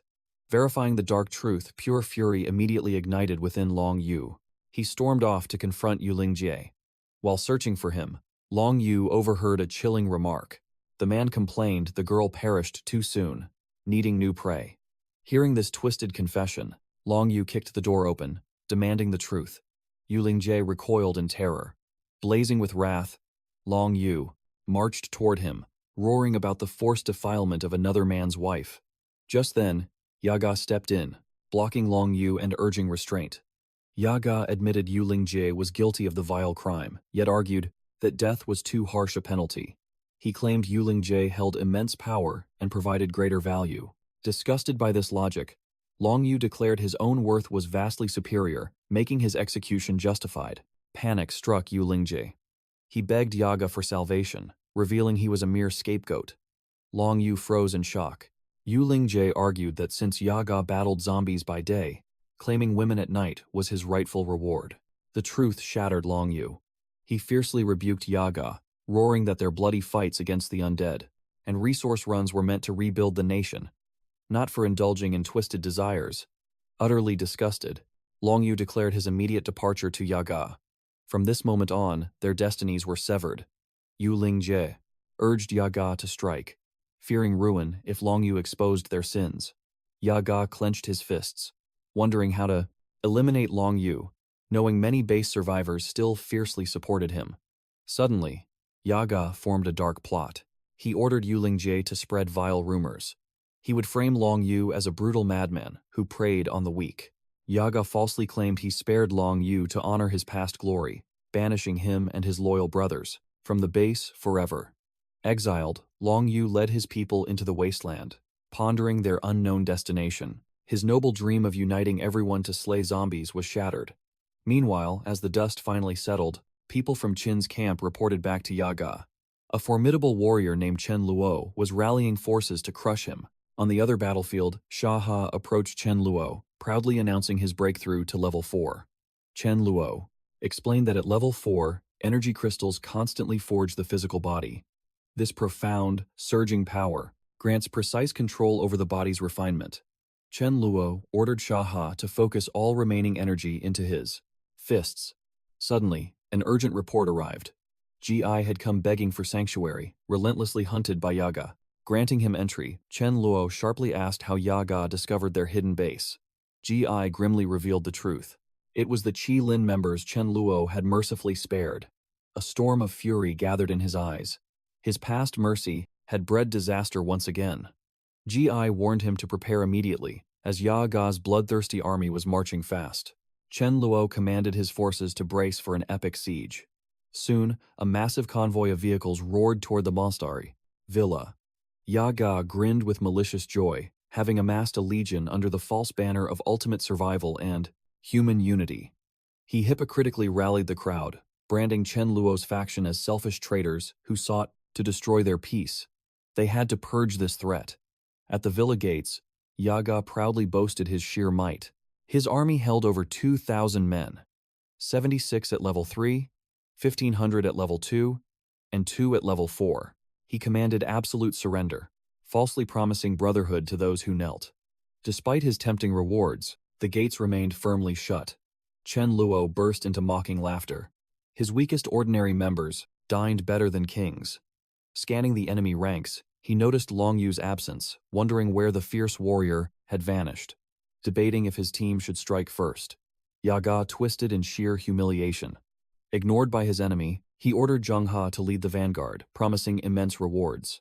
Sweating nervously, Zheng He questioned why his squad must face the slaughter. Ha! Na scoffed at his hesitation, but Zhonghua retorted that marching first meant dying first. His men refused to be cannon fodder.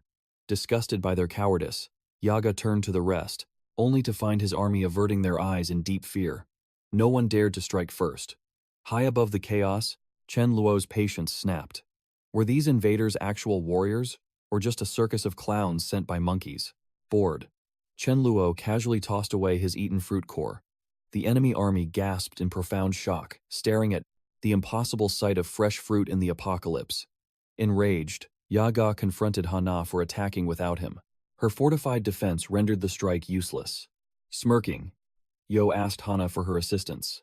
Hana agreed, ordering a ruthless assault. Luen warned the others that any defiance would mean instant electrocution upon entering. Chen Luo's forces launched a counterattack, but earth shields blocked the process, devastating blows. Breaching the gate, Hana stared at a massive, mountain-like ridge, blocking the villa. Before she could react, Xuan and Ming ambushed them. Dharma charged forward, slaughtering the invaders. Yo realized Chen Luo's forces were overwhelmingly superior. Attempting to flee, Dharma pursued him with crackling electric blasts. Dharma unleashed a flurry of brutal strikes, executing Yo without mercy. Terrified by his death, the survivors surrendered. Begging Chen Luo for mercy, Chen Luo demanded. Hana's partner. Luen wept, pleading for his life as a priest. Chen Luo agreed, demanding the truth about Long Yu guarding the base. Luen confessed Long Yu was exiled for being a tyrant. Stunned, Chen Luo knew Long Yu was honorable. Luen admitted Ye Ga framed him.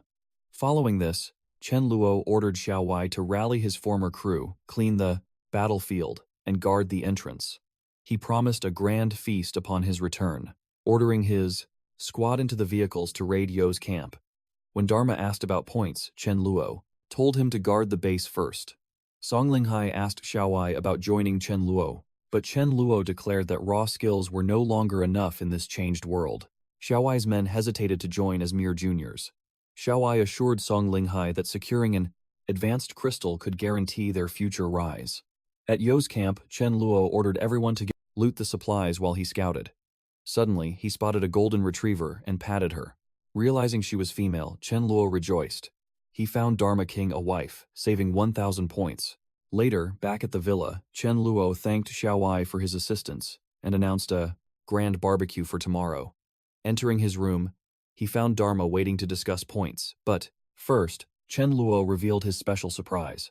Seeing the golden retriever, Dharma instantly burst into tears. Chen Luo was baffled, thinking Dharma was just overwhelmed with joy. In reality, Dharma believed Chen Luo was replacing him and Rice. Mistaking the retriever for his substitute, Dharma felt utterly betrayed after all his hard work. Seeing his tears, Chen Luo asked if he disliked his new wife. He even offered to find a smaller or larger dog instead. Instantly, Dharma's anger vanished, realizing she was merely a bride. However, Dharma King flatly rejected the golden retriever. Confused, Chen Luo summoned Rice to translate Dharma's demands regarding the point calculations. Rice prepared to translate. Chen Luo offered Dharma 300 points for executing Ye Ga. Rice translated Dharma's claim of additional kills, so Chen Luo granted him 500 points, bringing his total to 1,500. Rice revealed Dharma wanted the elder position. Surprised, Chen Luo agreed, though baffled by Dharma's absolute obsession with becoming an elder. Rice explained Dharma wanted a grand public announcement. Chen Luo then sent the beasts to sleep. The following morning, Xiao Wei and the crew were ecstatic about the promised barbecue feast. Chen Luo promised Xiao Wei 200 pounds of meat upon his departure from the villa. He secretly just wanted to clear out his expiring inventory. Later, Chen Luo gathered everyone, announcing that one outstanding member had finally accumulated 1,500 points, meeting the ultimate elder qualification. He officially granted them the title. The crowd gasped in absolute shock. Reaching that rank seemed impossible when they only earned 3 to 4 points a day. Whispers spread, was it Xiao Wei, Ming, or Xuan? Chen Luo then welcomed their new elder. A collective sigh of relief echoed when Dharma King stepped forward. Knowing his monstrous strength, they knew they couldn't beat him anyway. Chen Luo praised him, officially crowning him Elder Dog. Everyone cheered for Elder Dog, though Xiao Wei felt like they were playing house. Chen Luo announced Dharma was treating them to an open bar. The crowd roared with gratitude. Meanwhile, A boy reports Yo Fei and Hana are dead. Long Yu is stunned. The boy urges him to investigate. The nearby base holds the truth. Arriving, they spot a barbecue feast, leaving them completely bewildered. Hoping to join, a guard blocks their path. They must contribute resources or officially join the ranks to eat. The rule: be level 3 and hunt zombies. Kamblong smiles, realizing this brutal logic perfectly matches his own. Yet, his smile fades. The strict entry threshold poses a massive problem for his current squad's survival. 2 comrades are only level 2. Initially, they consider sending just the level 3 elites inside. Long Yu would stay to train the weak. However, they change tactics, deciding to test their luck directly. They reveal their lineup: 2 level 2s and 1 level 4. Will the powerful Villa group accept this roster? Longu approaches the guard with a bold demand. He declares himself a level 4 elementalist seeking a meeting. He demands a parley. Elsewhere, Chen Luo aggressively confronts Dharma over the base's massive consumption. They drank 1,568 beers. His points plummeted. Dharma is stunned. How could they drink like absolute pigs? Suddenly, the guard arrives with urgent news for Cheno. A new faction demands entry. Their leader, Long Yu, insists they accept his 2 level 2 comrades. Hearing that legendary name, Chen Luo's eyes light up. He sprints to the gates, confronting Long Yu. He questions their motives for joining. Long Yu declares that Chen Luo's ruthless philosophy mirrors his own. Chen Luo probes the man's strength. Long Yu reveals his ultimate power: total metallic body transformation. It grants unbreakable defense and raw power. Yet, Chen Luo merely sees a naive child blind to his true potential. To awaken his true might, a reality check is needed. Heiso, Long Yu braces, as Chenel launches a devastating strike. The punch connects. Long Yu's impenetrable metal flesh yields instantly. Shock shatters his absolute confidence. Even level 3 elementalists never scratched him. How is this possible? Chen Luo drops a crucial revelation. Metal-based elementalists can forge bodies into deadly shapes, unlocking terrifying new combat power. Long Yu claims he has mastered this too. But Chen Luo challenges him with an impossible task: transmute the metal, turn it into pure gold. Long Yu breaks a sweat, having never attempted this. Chen Luo tosses him a gold ring. He must analyze its atomic structure and forge it. Sweating profusely, Long Yu pushes his limits and succeeds. The metal shifts into solid gold. Cheno smirks, asking if the boy finally grasps his unfathomable true worth. His metal transformation is brief, due to Long Yu's weak level. But upon ascending, his power will become absolute. He will permanently solidify metals. Chen Luo outlines the godly benefits of his art. Long Yu finally awakens. True understanding dawns. Thrilled, Chen Luo welcomes the squad, inviting them to their grand victory feast. As the barbecue blazes, a girl named Leaf Fish infiltrates Chen Luo's villa, desperately hunting for Menon. Using invisibility, she slips in. Elsewhere, M Yin devours her meal fiercely. Suddenly, Mongan catches a sound. Faint sobbing breaks the silence. Looking up, she is stunned to find her dear friend. Leaf Fish is utterly shocked. Menon feasts on chicken fried rice while she worried sick. Outside the room, Dharma senses a sudden intrusion. An intruder has breached the perimeter. He races to alert Chen Luo. Instantly, Chen Luo sprints into action. He dashes toward Mangan's room, terrified of losing his precious future with Mangan. Bursting inside, Chenel furiously demands the trespasser's identity. Mangan swiftly defends Elefish, revealing her as a trusted friend. She bypassed security using invisibility. Cheno grins.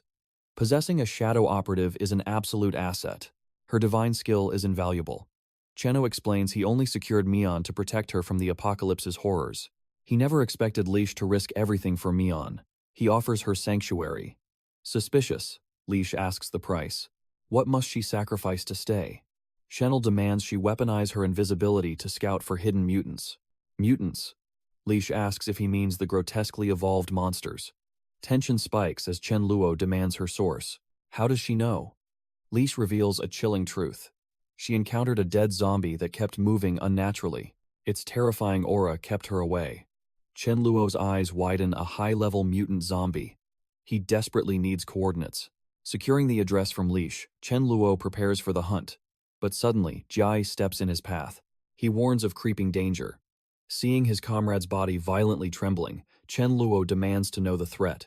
Xiao Ai stammers in pure terror. A zombie stood 100 meters away, but teleported instantly to slaughter them. Hearing of such a formidable zombie shocked Chen Luo. He wondered if this was the very mutant that killed Xiao Yu. Everyone in Jia Hai's group discussed its terrifying power and speed. Suddenly, to Chen Luo's absolute shock, Rice declared he was finished. He asked what she meant. How could he, the mighty Void King, be finished? Tense, Chen Luo pulled Rice into a black void, demanding she sense it properly. Seconds later, Rice revealed the presence felt nearly dead. Though extremely dangerous, she sensed it held some unimaginable benefits. Chen Luo tensed up. He realized this terrifying mutant was hunting him specifically. He then deduced from Xiao Ai's intel that this beast must be a level 7 wind-type mutant. Yet, he could not recall ever facing such a monster before.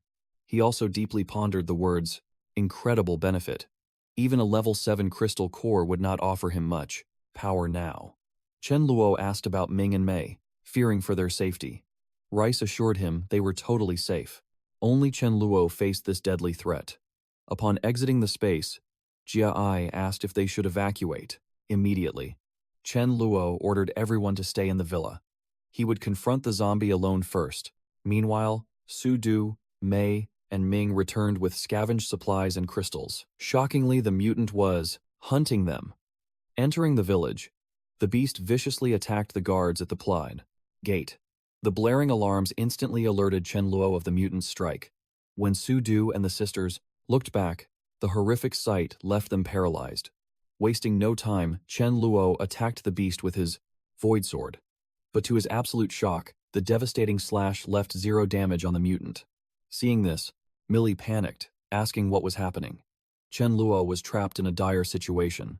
With Mei and the others present, retreating was impossible. Suddenly, the mutant zombie launched a ruthless attack on Chen Luo, causing pure terror. Chen Luo watched the monster lunge toward Millie and Ming. Realizing he could not defeat it, he decided to escape by pulling everyone into his void space. However, this would be his first time, transporting 4 people at once. Despite the extreme risk, he took the gamble, yelling for everyone to hold onto him tightly. He initiated the escape, but his worst fears came true. Only he teleported. The rest remained. Behind, the zombie charged straight at Millie. Gripped by panic, Chen Luo immediately warped back to fight, praying the mutant's lifespan would just run out. The beast closed in, mere inches away from Chen Luo, who desperately hoped for its instant death. Suddenly, a crystal flared in his mind, and the zombie dropped dead. Before Chen Luo could process this, he blacked out. Panic erupted among Millie and the group. Ming ordered the surviving guards to seal the main gate until Chen Luo awoke. She then instructed Su Du to carry him to his room. Once safely inside the room, Dharma was horrified by Chen Luo's state. He shouted, demanding why they failed to protect their master, and why he was the only one suffering. Rice calmly told them to stop worrying. She had already calculated that Chen Luo would face danger but survive, ultimately gaining a massive reward. Millie continued to sob uncontrollably, terrified about his critical condition. Frustrated by their doubt, Rice defensively asked why no one believed her. 2 agonizing days passed before Chen Luo finally opened his eyes. Seeing him awake, Mei and Dharma sighed in relief. Recalling his sudden collapse, Chen Luo wondered how he fainted. He then remembered triggering some mysterious, unknown skill that accelerated the mutant's death. Confusion washed over him as he analyzed this power. Could it truly be time? Acceleration? Chen Luo focused, trying to channel that energy again. Had he awakened a second divine power? Miraculously, he had. He had unlocked the special ability of time acceleration. Hearing this, Millie confusedly asked what he meant. Chen Luo tensely brushed it off. His mind raced back to his past life, where he had met only one person capable of accelerating time. Memories flooded back to that brutal past. He was stealing a precious item when Ming arrived to stop him. He proudly reminded her he was the Void King. Suddenly, he felt entirely paralyzed. A girl smirked, asking what happens if she stops time. Then, Ming kicked him down. In the present, Chen Luo remembered her name, Jiang Chuchu. She could only execute one move to freeze time for a single target. He recalled that in his past life, when Jiang Chuchu died, he snatched her body from the zombies, preserving it in his dimensional space. He never absorbed her crystal back then. Deciding not to dwell on it, since his crystal had shattered in the present, it would take at least 3 months to fully heal. Chen Luo then asked Mei. Mi handed over the mutant crystal. Chen Luo's mood instantly darkened, questioning why he had to fight so hard for an 8th-grade crystal. He offered it to the Dharma King, urging him to absorb it to reach level 5. The Dharma King refused, fearing Chen Luo would charge points as he was already deep in debt. Annoyed, Chen Luo snapped back, promising no point deductions. He declared the first to reach level 5 would earn 500 points. The Dharma King eagerly snatched the crystal, thrilled by the keymet chance for 500 points. Mi told Chen Luo she would ask Mayu to cook, but he immediately stopped her. He ordered the Dharma King to fetch Mayu for the meal. Chen Luo then commanded him to formally announce his awakening to everyone, declaring a 3-day feast of beef and mutton. Once the Dharma King departed, Chen Luo embraced Mi, grateful for her genuine care. The scene then shifted elsewhere, where Chen Luo's subordinates clashed with a boy named Anin Luo. Anin Luo sneered, claiming he had offered them a chance to flee. Since they stayed, their fate was sealed. Chen Luo's men merely laughed, openly mocking Anin Luo. They claimed his power relied solely on his beast, boasting their elder dog was stronger and vastly superior. They taunted Anin Luo, warning that facing it meant a sudden, unexplainable death. Hearing this, Anin Luo was stunned in disbelief. He found it utterly absurd, convinced nothing could outmatch his invincible beast. It was a mere dog, after all. After crushing Chen Luo's men, Anin Luo decided to march upon the villa and hunt the beast down. Unexpectedly, 2 wild wolves were stalking Anin Luo and his squad. Meanwhile, at Chen Luo's villa, the girls played with the golden retriever. Suddenly, they spotted a massive elephant advancing toward their home. The alarm was raised, rallying everyone for defense and battle. Hearing of the beast's arrival, Chen Luo instantly recognized the elephant handler, Anin Luo. At the gates, Meiling confronted him, questioning his intent.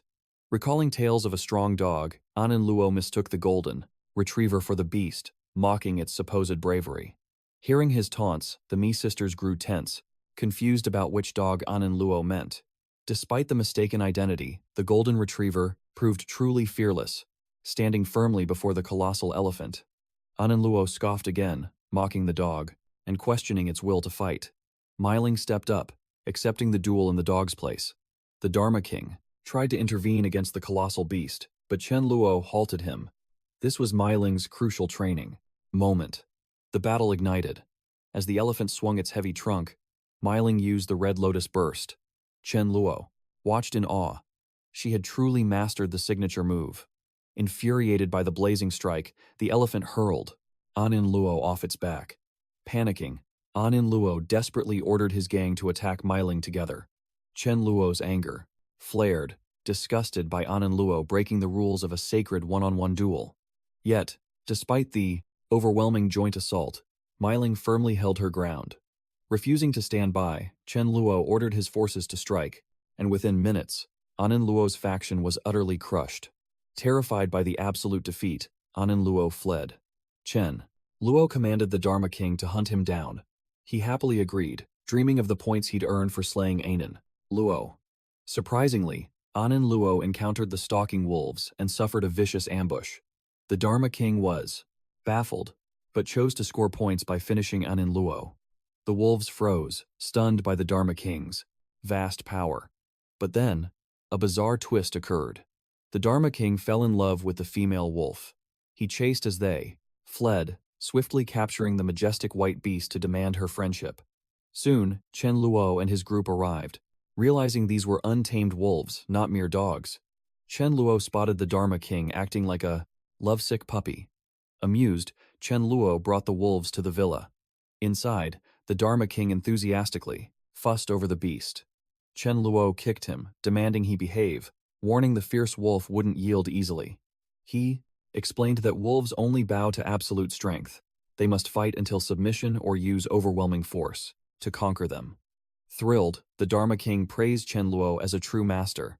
Unamused, Chen Luo angrily kicked him away, ordering him to stop being an embarrassment. Afterward, Chen Luo analyzed the crisis, theorizing that the zombie horde would evolve to level 4 in just over a month.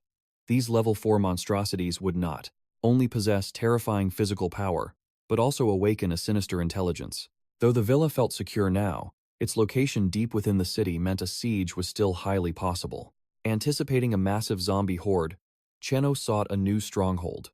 Knowing last-minute choices were fatal, he unrolled a map. 30 miles from the city, a quiet village caught Chenno's eye. The perfect sanctuary. He vowed to travel there tomorrow and purge the lurking undead. The very next morning, the squad approached the village. Chen Luo sternly ordered absolute vigilance against the mutated horrors. Leaving the group, Chen Luo ventured ahead to scout the perilous perimeter. The water supply remained pure, yet the mutated fish carried a foul, unnervingly bitter taste. Suddenly, a monstrous mutant ambushed them. The squad fell back, but the beast instantly captured a few survivors. Chen Luo confronted the abomination. Shockingly, the undead spoke, calling himself Ironhead. He boasted of his indestructible skull, demanding they surrender. In response, Chenno delivered a brutal kick to Ironhead's private parts. Howling in agony, the mutant screamed that only his skull was invincible. Ignoring his cries, Chen Luo mercilessly targeted his weak spot. Chenno finally unleashed a devastating barrage upon his head. Broken and weeping, the arrogant Ironhead begged for forgiveness, swearing never to harm a soul. Staring at the creature, Chen Luo thought, Ironhead held value as a training subject for Shaha, Sudhaju, and Ming. Sparing him, Chenno ordered the mutant into the truck. Meanwhile, a swarm of colossal mutated crabs marched toward a fluff, distant survivor base. Panic erupted as a massive, unnatural tide consumed the surrounding territory. Desperate voices begged to retreat toward the inner city. Their commander, named Fun Jiang Qing, a level 5 powerhouse, issued an absolute order. They would abandon the flooded base, moving to the city by dawn. 1 month later, fiery tension choked the air. Chen Luo confronted Leo, accusing him of hoarding their shared survival resources. Trembling with fear, Leo frantically denied the betrayal. He claimed a terrifying force, led by Fing Jingqing, came out of nowhere and forced him into submission. Hearing this, Chenl remembered that in his past life, Fun Jiangqing ruled as a supreme regional overlord. His elite subordinates possessed terrifying potential, all ascending beyond level 10. Suddenly, a panicked guard interrupted the tense chat with Leha. A mystery faction had breached the villa gates, led by Fun Jiangqing. Chen Luo let Fun Jiangqing enter the stronghold. Upon arrival, Fun Jiangqing offered a hollow apology for the stolen goods. Revealing a stockpile of 600 tons of rations, he offered half to Chen Luo as compensation. If refused, he would surrender everything. Chen Luo accepted 300 tons, demanding to know Fun Jingqing's true motive. Retreating to the shadows, the two warlords spoke in private. Fun Jiangqing declared his absolute dominion over Cloud City. With chilling arrogance, he warned that no survivor base could defy his will. The marine sea and coastal strongholds had fallen to ruin. Survival required massive, immediate migration. F. Jiangqing revealed his ultimate destination, Divine City. As the last standing metropolis, it would inevitably become a bloody battleground. Fun Jingqing asked Chenno to ally and conquer the impending storms together. Sensing the trap, Chen Luo doubted Fun Jiangqing's true intentions. Seeing him unswayed, Fun Jinqing finally revealed his envy toward Chen Luo's immaculate base. The warlord demanded a sickening compromise. Fun Jiangqing wanted half the territory. In return, his subordinate Yu Yanglu would cultivate the stolen earth. They would split the meager vegetable harvest. Hearing this arrogant demand, Chenno's fury ignited. Calling him brother was tolerable, but stealing the base meant war. Chen Luo delivered an icy threat. He would only accept terms of absolute submission. If Fun Jiangqing harbored malicious intentions, his people would suffer. Any alliance must bow to his will, or the negotiations were utterly dead. Jingqing sneered at Chen Luo's arrogance, preaching that alliances naturally bow to the highest power. Blazing with aura, Chenno furiously challenged whether Fang Jiangqing thought he was superior. Fang Jingqing flaunted his level 5 rank. He admitted a direct assault on Chen Luo's mighty fortress would fail alone, but endless guerrilla strikes would slaughter dozens daily until it crumbled. Soon, all would belong to him. Chen Luo questioned the threat, secretly wondering if the Dharma King reached level 5 a month and a half ago. Ming Sudu and the rest hit level 5 last month. Why was Feng boasting? Feng Jiangqing then proposed a 3-round duel. The ultimate victor would claim total control over the alliance. Chen Luo accepted, demanding the battle happen today. Inwardly, Chen Luo realized it would pretty be difficult to defeat Feng Jiangqing. He resolved to fake a fatal mistake during the clash to kill him. Surprisingly, Feng Jianqing harbored the exact same dark intent. Secretly kill Chen Luo mid-battle so everything would be perfectly resolved. On the battlefield, Feng Jianqing declared that anyone breaking their sacred pact would face severe punishment. Chen Luo agreed, dispatching Sudhaju for the first round. Seeing this, Feng Jianqing deployed a level 4 elemental user. He commanded Sunu to strike. As the brutal clash began, Sunu summoned massive earth pillars for defense. Sudhaju grew tense. If he were just a bit slimmer, he could slip right through those pillars. Sunu then used a swamp art attack. Watching this, Chen Luo was impressed. Sunu could be a top warrior someday. But Sudu easily shattered Sunu's tough defense with brutal punches, forcing Sunu to surrender the match. Feng Jianqing erupted in fury over this early defeat. He immediately ordered his men to bring the truck. Shockingly, it held a level 3 mutant zombie. The terrifying sight stunned all. Even Chen Luo realized he had underestimated Feng Jianqing. He never expected him to tame such a beast. Chen Luo quickly decided to pit zombie against zombie. He ordered Sudhaju to unleash Iron Head. When the creature finally arrived, he roared with blinding hunger. Chen Luo promised him food tomorrow, yet gave nothing. Surprisingly, Chen Luo kicked his vital spot hard. He praised the zombie's obedient behavior over the past month, but harshly added he hated his current attitude. Chen Luo commanded him to destroy Feng Jianqing's beast. Seeing this scene, Feng Jianqing stood frozen in shock. Chen Luo also controlled a zombie. Ignorant of Ironhead's true power, the brutal undead brawl began. But after taking a single fire attack, Ironhead lunged toward a girl to devour her, instead of fighting his foe. Seeing this crisis, Chen Luo dashed to save her. Chen Luo furiously ordered Iron Head to retreat. The beast roared back, screaming his hunger for flesh. Chen Luo reminded him of the food promised, for tomorrow. But Ironhead knew tomorrow would never truly come for him. Seeing this rebellion, Chen Luo was, quote, planning to execute Ironhead on the spot. Suddenly, Ironhead violently mutated. Tense, Chen Luo decided to first sever his massive legs. But Chen Luo's fierce strike left 0 damage. Ironhead roared that he had finally evolved and gained massive power. Ironhead tried to crush him beneath his claws, but Chen Luo dodged, moving to attack, his known weak point. Shockingly, the strike failed. Ironhead boasted of his invincible strength. Even then, Chen Luo realized Ironhead's former weakness was now his toughest armor. He knew that even the fierce level 8 zombie he killed before with time acceleration wasn't this tough. Therefore, Chen Luo decided to use his time acceleration on Ironhead, dashing forward to slash with his void sword. At the same time, he vividly thought about attacking Ironhead, imagining the beast retreating. Suddenly, Ironhead stood stunned as his own body began tearing itself apart. Chen Luo was also confused, wondering if these fatal slashes manifested from the dream he had seconds ago.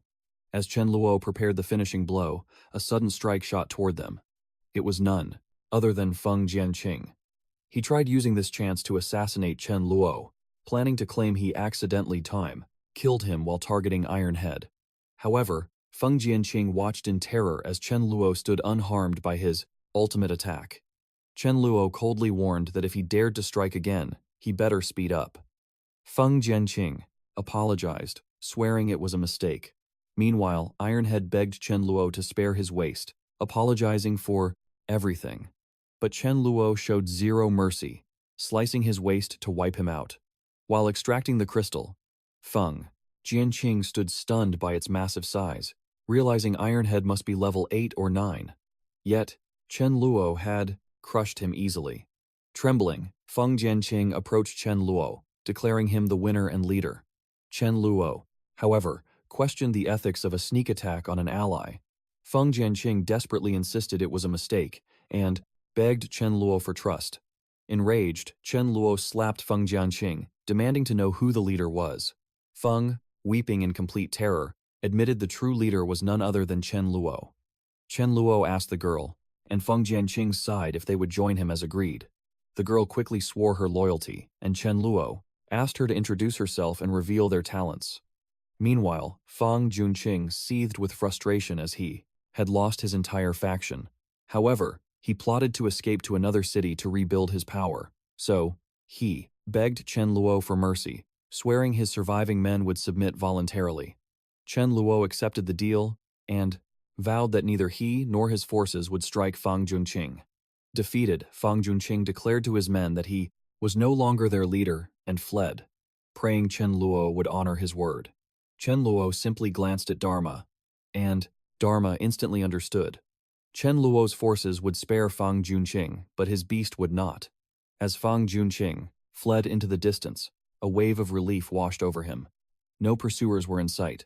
However, his hope vanished as he was shocked by a vicious beast charging straight at him.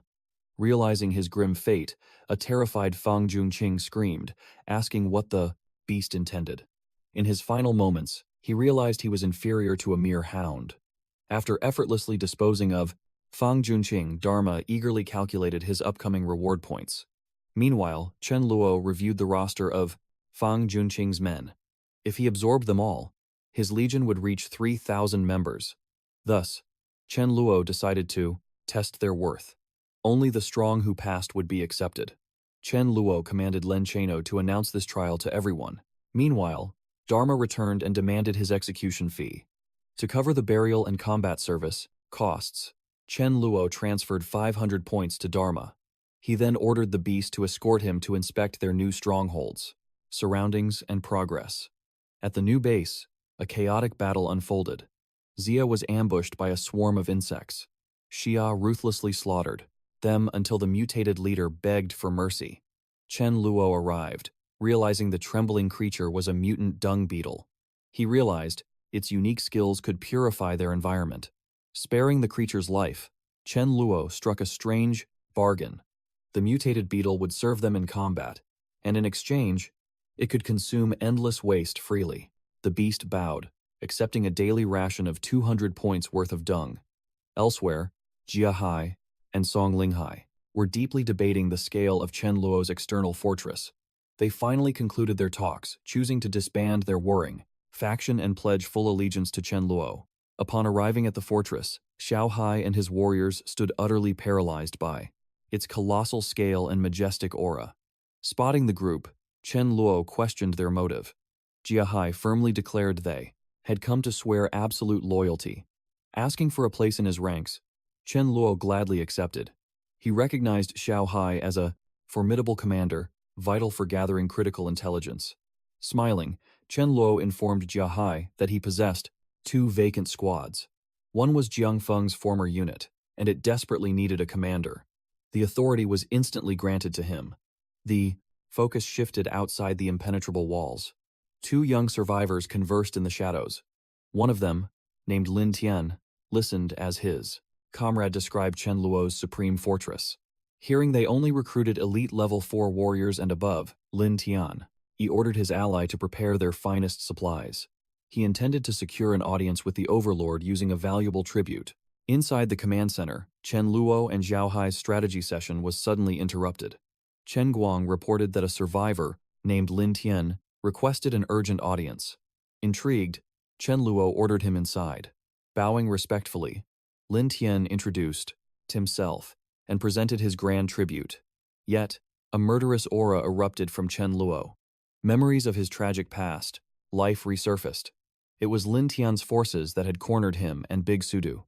A horrific flashback revealed the nightmare of his previous life. Chen Luo and Sudu were hopelessly surrounded by Lin Tian's merciless army. Pursued to the brink, Sudu desperately pushed Chen Luo to safety. Sacrificing his own life, Sudu fell to their blades. Now reborn, Chen Luo boiled with uncontrollable fury. Staring at Lin Tian, he vowed vengeance. Even if this timeline's Lin Tian had not yet sinned, he was destined to be slaughtered for his past life's crimes. Only blood could quench Chen Luo's wrath. However, he needed to wait until Lin Tian gathered every single traitor from the past. Masking his killing intent, Chen Luo falsely praised the magnificent gifts. Thrilled by the approval, Lin Tian proudly admitted he was a newcomer. He shamelessly begged the powerful Chen Luo to protect his faction. Smiling darkly, Chen Luo agreed. He ordered Chen Guang to declare that any enemy of Lin Tian was their enemy. Lin Tian bowed in deep gratitude, revealing he possessed one final, ultimate treasure. He commanded his men to haul forth the massive tribute, explaining that several thousand giant sea turtles had invaded the coast. Seizing this miraculous opportunity, his squad had hunted them down. Presenting the impenetrable shells, Lin Tian boasted that even level 4 revolvers could never shatter such supreme defenses. Intrigued, Chen Luo decided to conquer the shoreline himself. En route, a terrifying mutant zombie blocked his path. The undead monstrosity shockingly proposed an alliance. Impressed by its intellect, Chen Luo listened as the mutant demanded he lure fresh human prey to its lair. Smirking, Chen Luo demanded his cut of the spoils, refusing to help without a worthy reward. The mutant zombie exploded in fury, asking if Chen Luo had a death wish by demanding rewards. Hearing this, Chen Luo's anger flared. He ruthlessly battered the undead creature. Beaten and dazed, the monster questioned how a mere human possessed such terrifying ferocity. Finally, the mutant surrendered. Still, Chen Luo forged a pact, commanding it to lure elite undead. In exchange, he offered it flesh to consume. The scene shifted to the desolate shore, where Chen Luo cautiously approached. A swarm of sea turtles. Startled by his presence, the creatures launched a vicious strike at his lower body. Defending himself, Chen Luo's wrath ignited. Drawing his void sword, he decimated the beasts with a few devastating slashes. Afterward, he began harvesting their shells, storing them within his void space. Suddenly, his blood ran cold. The massive Turtle King appeared, radiating immense pressure. The gargantuan beast possessed the sheer aura of a level 7 or 8 entity. To his absolute shock, Chen Luo noticed the monster was guarding a fresh clutch of eggs. Realizing the supreme value of its royal bloodline, he plotted to steal the brood. Raising such legendary familiars would grant unimaginable power. However, his momentary distraction proved fatal. As the very distraction pressed, Turtle King locked eyes with him. Cornered, he braced himself for a life-or-death battle to claim his prize. Before he could strike, the beast lunged, stretching its massive neck up to 5 meters. Narrowly evading death, Chen Luo was utterly astounded by this bizarre technique. Still, he maintained his composure, knowing these creatures relied heavily on absolute defense. Yet, to his horror, a devastating water cannon blasted toward him, shattering his confidence. The chilling truth hit him. This creature was a rare blast-type beast. He considered unleashing his full might, but immediately suppressed the urge. A prolonged clash would drain his energy completely. Furthermore, navigating the void in this chaotic terrain posed a severe risk. In that split second, he realized a direct confrontation was suicide. Changing tactics, he resolved to lure the royal beast away from its precious nest. Chen Luo bolted into the distance, drawing the enraged monster's absolute attention. His calculated gamble paid off beautifully as the Leviathan gave chase, leaving its treasure entirely unguarded for him to plunder. Discovering the deception, the beast erupted into a blind, bewildered rage, unable to fathom how the humans slipped past. But vengeance was futile. As the monster unleashed a furious strike, Chen Luo vanished into the void space. The sovereign beast stood paralyzed, frantically scanning the barren landscape, completely clueless about its enemy's impossible escape. Miles away, Chen Luo chuckled darkly. He reaffirmed his belief. Absolutely nothing could escape the grasp of the Void King. Fast forward 2 days. Chen Luo suddenly remembered the grim appointment awaiting him, his deadly reunion with the mutant undead. Seeking assurance, he consulted Rice's sensory perception. She guaranteed a safe journey, claiming destiny was firmly on his side. Empowered by her words, Chen Luo marched toward the rendezvous. Yet, unease gripped Rice as he departed. His presence mysteriously vanished from her radar, even though she could still sense Millie and Meing. The narrative jumped straight to the desolate meeting ground. But the undead traitor hadn't come alone.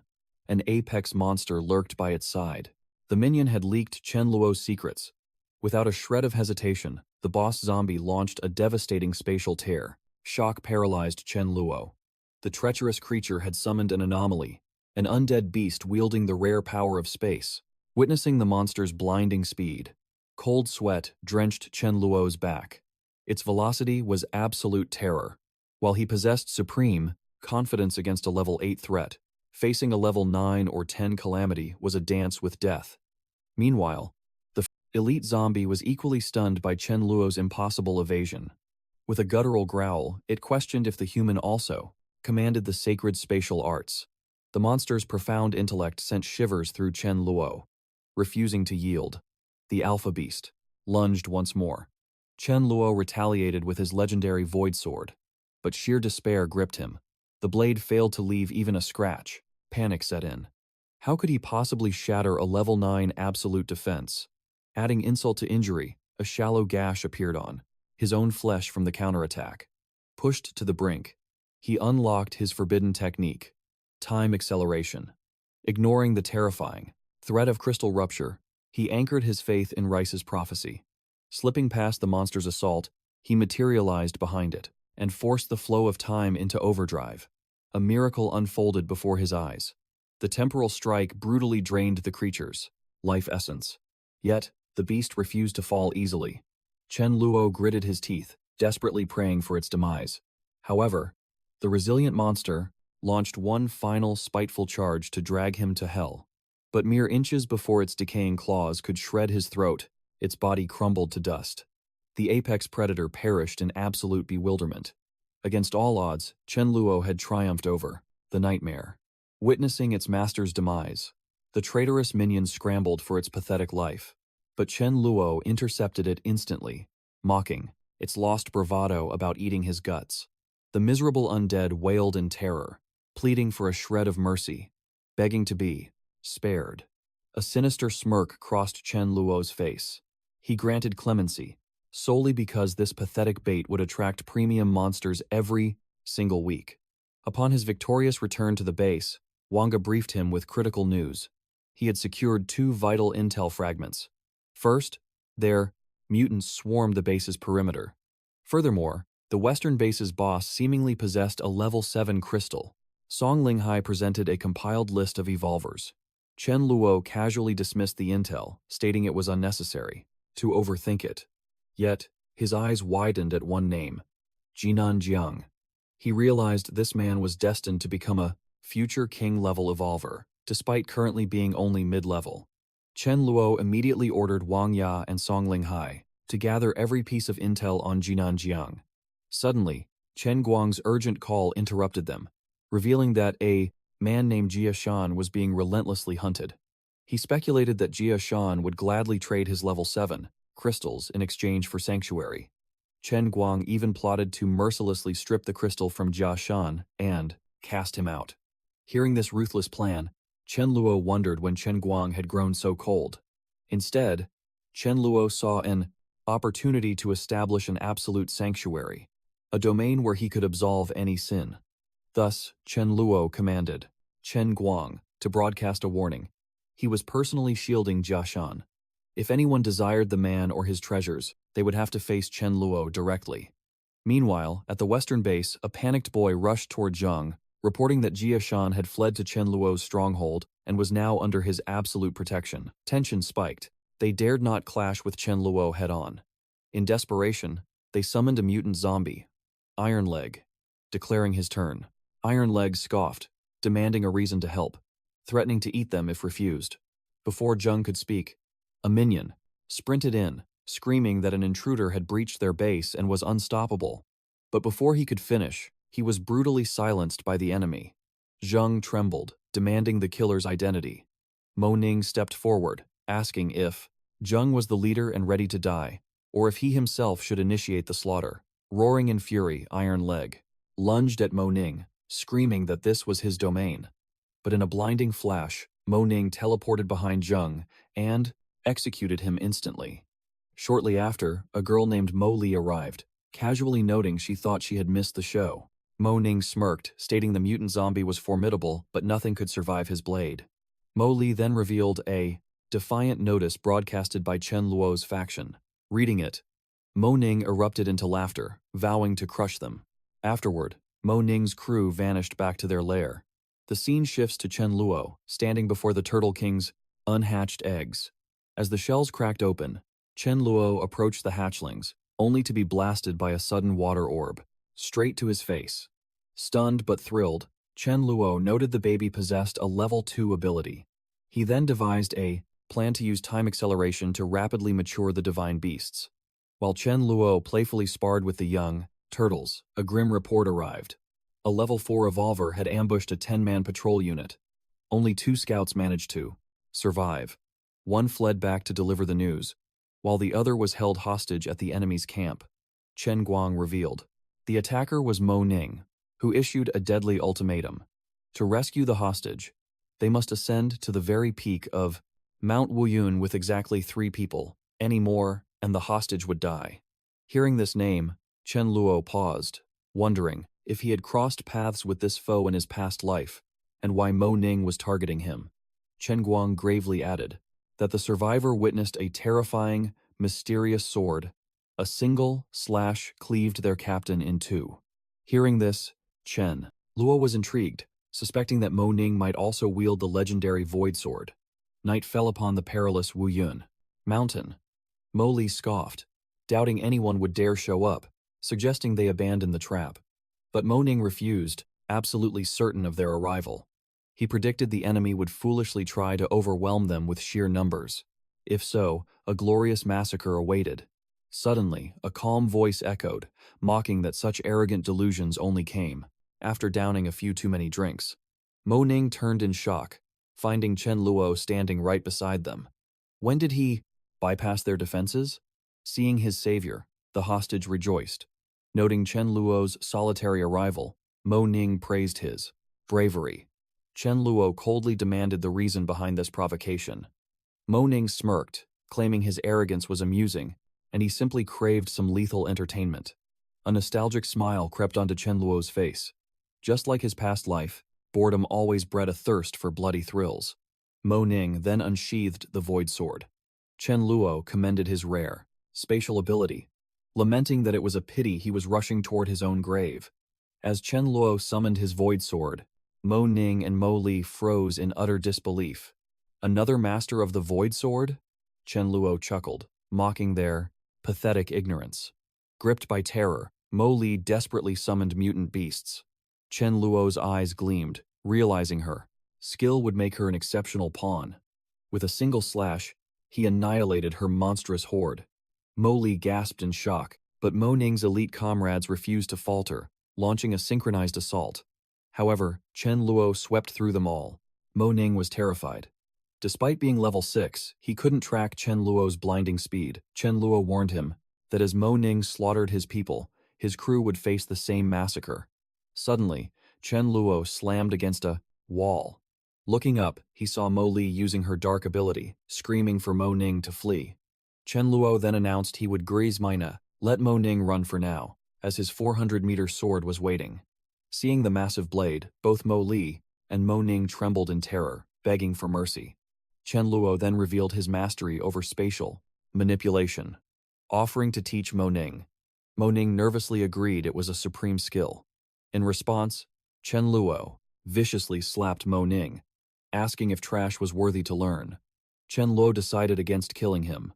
Instead, he chose to shatter his limbs, dragging him back as a bloody warning. Back at the base, Mo Li dropped to her knees, begging Chen Luo to spare Mo Ning. She offered her life for any brutal punishment. Chen Luo approached, patted her head, and ordered absolute obedience. He coldly assured her that if she behaved well, he would let her reunite with her brother in 2 months. Mo Li agreed. Chen Luo commanded the girls to watch Mo Li and ensure she didn't die. Chen Luo orchestrated this solely to harvest level 7 crystals. Later, Chen Luo noticed Jia Zai waiting. He warned Jia Zai to stay on high alert. Jia Zai then reported that last night they absorbed a Staba, small squad newly arrived in the capital. His brother's name was Xiaoxin Luo, and his sister's, the name was Jia Zi. He proudly revealed his brother was a wind user, while his sister possessed mental interference. Hearing this, Chen Luo smiled. Jia Zai noted Song Linghai brought crucial intel on Jin Yuanjiang, who was ready to surrender, demanding 30 cans of powdered milk and regular vegetable rations. Chen Luo agreed to the concessions terms. He ordered Xiao Zai to send Su Du and Xia Hua with 3 luxury cars. Chen Luo personally wanted to secure the territory. The scene shifts. Chen Luo informed Jin Yuanjiang about the supply drops, then questioned him about swearing loyalty. Jin Yuanjiang agreed to join on one condition. He knew elite bases never kept idle survivors, but his wife was pregnant. He begged for her to live peacefully, doing simple logistics work. Chen Luo accepted, but warned Jin Yuanjiang that earning points meant killing zombies. The scene cuts to the ocean, where the Turtle King wept, begging for vengeance because his precious children were stolen. Suddenly, a giant clamshell opened, and a Praso, divine lady named Haiji emerged. Seeing her, the Turtle King was completely stunned. She smiled and revealed she had leveled up, easily shifting between human and clam forms. The Turtle King then roared that he could sense his stolen children, begging her to help retrieve them. She agreed, but ordered the Turtle King to strongly ensure her. Empty Shell was fiercely guarded by his turtles. The scene shifts back to Chen Luo, speeding home. While on the road, a girl's voice suddenly echoed in his mind. She introduced herself as his new subordinate, Jia Zi. She warned that Mi Li begged him to return instantly, or she and Mi Ling would die. Hearing this, his blood ran cold, wondering what absolute terror could threaten them. The base's Dharma King was level 7, and the trio of Mi Li, Mi Ling, and Su Du were all level 6. In this tense crisis, he ordered Su Du to follow as he blasted back to the base. They had to hurry. Crashing into the base, fury ignited in Chen Luo's eyes, seeing Mi Li and the others so calm. He demanded why they were relaxing after reporting a deadly disaster. Reese calmly replied that since Chen Luo was back, there was zero danger. Suddenly, Jazi revealed an 8-meter beast, like a sea turtle, stood right outside. Hearing this, Chen Luo realized it was the same turtle whose eggs he stole. He sprinted outside to crush the turtle. He felt supreme confidence with his level 7 power. Backed by his base members, he knew victory was certain. Stepping outside, he roared, calling the turtle a beast and demanding how it dared trespass. But Haiji's cold voice echoed, asking who he dared call a beast. Seeing her, Chen Luo froze. She was the future king, and killing God. Seeing Haiji soaring in the sky, Chen Luo was completely stunned, realizing she was level 10. He was slightly relieved, recalling he had somehow slain her in his past life. He knew her fatal weakness was darkness. Suddenly, Haiji summoned a massive barrier. Chen Luo smirked, asking if she truly believed her broken boundaries could stop him. While calculating an escape, Chen Luo was blasted by Haiji's annihilation light. He somehow dodged. Chen Luo launched a fierce surprise attack, but to his shock, she evaded it, making her impossible to catch. The Turtle King lunged to devour Chen Luo from behind, but Chen Luo instantly triggered his Void Walk to escape. Haiji mocked him, asking if his pathetic skills could actually harm her. At the exact same time, she tried to. She tried to crush Chen Luo with her giant hands, but he dodged every strike using Void Walk. In that crucial moment, he desperately calculated his next move. Mid-air attacks were impossible, and his ordinary skills were completely useless against her overwhelming power. Furthermore, Void Walk could only be used 100 times. Watching Chen Luo teleport repeatedly, Haiji narrowed her eyes and surprisingly asked if his power was truly limitless. On the other side, Chen Luo desperately tried to activate his time ability, but to his horror, absolutely nothing happened. His situation was turning dire. Meanwhile, the Turtle King made a brutal decision to annihilate Chen Luo's entire faction. Millie stepped up to command everyone, silently cursing how Chen Luo attracted such twisted lunatics. Suddenly, the battlefield froze. The Turtle King stared in absolute shock as a dog casually carried his precious child in its jaws. Emotion surged through the beast, but he quickly realized this hound possessed terrifying strength. The Dharma King coldly threatened the Turtle King, stating that one slap of his paw could instantly crush the baby turtle. Did the mighty king truly wish for his child to face such a gruesome fate? Impressed by this ruthless tactic, Chen Luo instantly dashed toward the Dharma King and snatched up the Platus, Tiny beast. Holding the hostage high, he roared at both the Turtle King and Haiji. If they dared to launch an attack, they wouldn't know who would die first. Hilariously, the baby turtle screeched that to kill its new mother, they would have to kill it first. Hearing this absurdity, the Turtle King felt absolutely heartbroken that his child recognized Chen Luo as its mother. Haiji scoffed and told the king that his offspring was now completely useless, launching a lethal strike at the Dharma King. Chen Luo's blood ran cold. He saw no escape, and death seemed certain for the loyal hound. But just as Haiji closed in to deliver the fatal blow to the Dharma King, Chen Luo threw himself directly into her path. He roared at her to get lost to the ends of the earth. Haiji glared at him, with blazing fury. Suddenly, a terrifying spatial exile tore open reality itself, instantly swallowing Haiji. Chen Luo had successfully unleashed another, unknown, legendary ability. The Dharma King exhaled in sheer relief, knowing his master had just pulled him back from the brink of death. Chen Luo stood utterly stunned. Had he truly managed to use spatial banishment to banish a monster like Haiji? However, the cost was devastating. His energy was completely drained, and his core crystal was fracturing. Knowing Haiji would inevitably return, his immediate priority was discovering her fatal weakness, the legendary clamshell. He fiercely confronted the Turtle King, demanding answers about the shell. Hearing this, Giant Beast was paralyzed with shock, questioning how Chen Luo knew such a deeply guarded secret. Chen Luo coldly ordered him to just answer, reminding him of Haiji's ruthless attempt to murder the baby turtles. The Turtle King's eyes widened. Chen Luo was absolutely right. She had shown no mercy to his bloodline. Seething with betrayal, the king agreed to reveal the secret, but desperately demanded his precious babies in exchange. Chen Luo flatly refused. He warned that once the clamshell's location was exposed, an enraged Haiji would undoubtedly massacre the turtles. Did the mighty king truly wish for his children's tragic demise? Changing his tone, Chen Luo softly confessed that he had grown quite fond of the little ones. He proposed that the Turtle King relocate near his base, where the mighty beast could receive ultimate protection. Convinced, the Turtle King agreed. He offered a mystical shell from his own back, declaring that with this token, his aquatic army would never harm him. Chen Luo smirked, thrilled to have secured such a legendary asset through pure manipulation.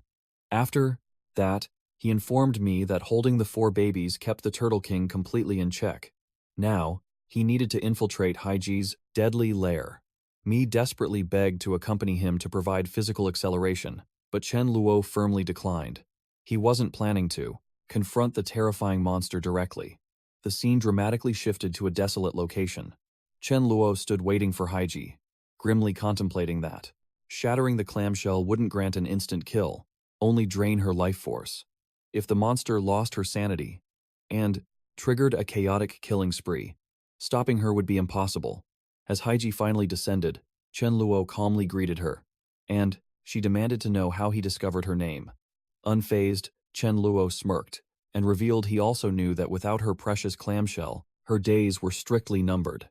Haiji staggered in pure shock, instantly realizing that the traitorous Turtle King had leaked her darkest secrets. Trembling with rage, she demanded what he wanted.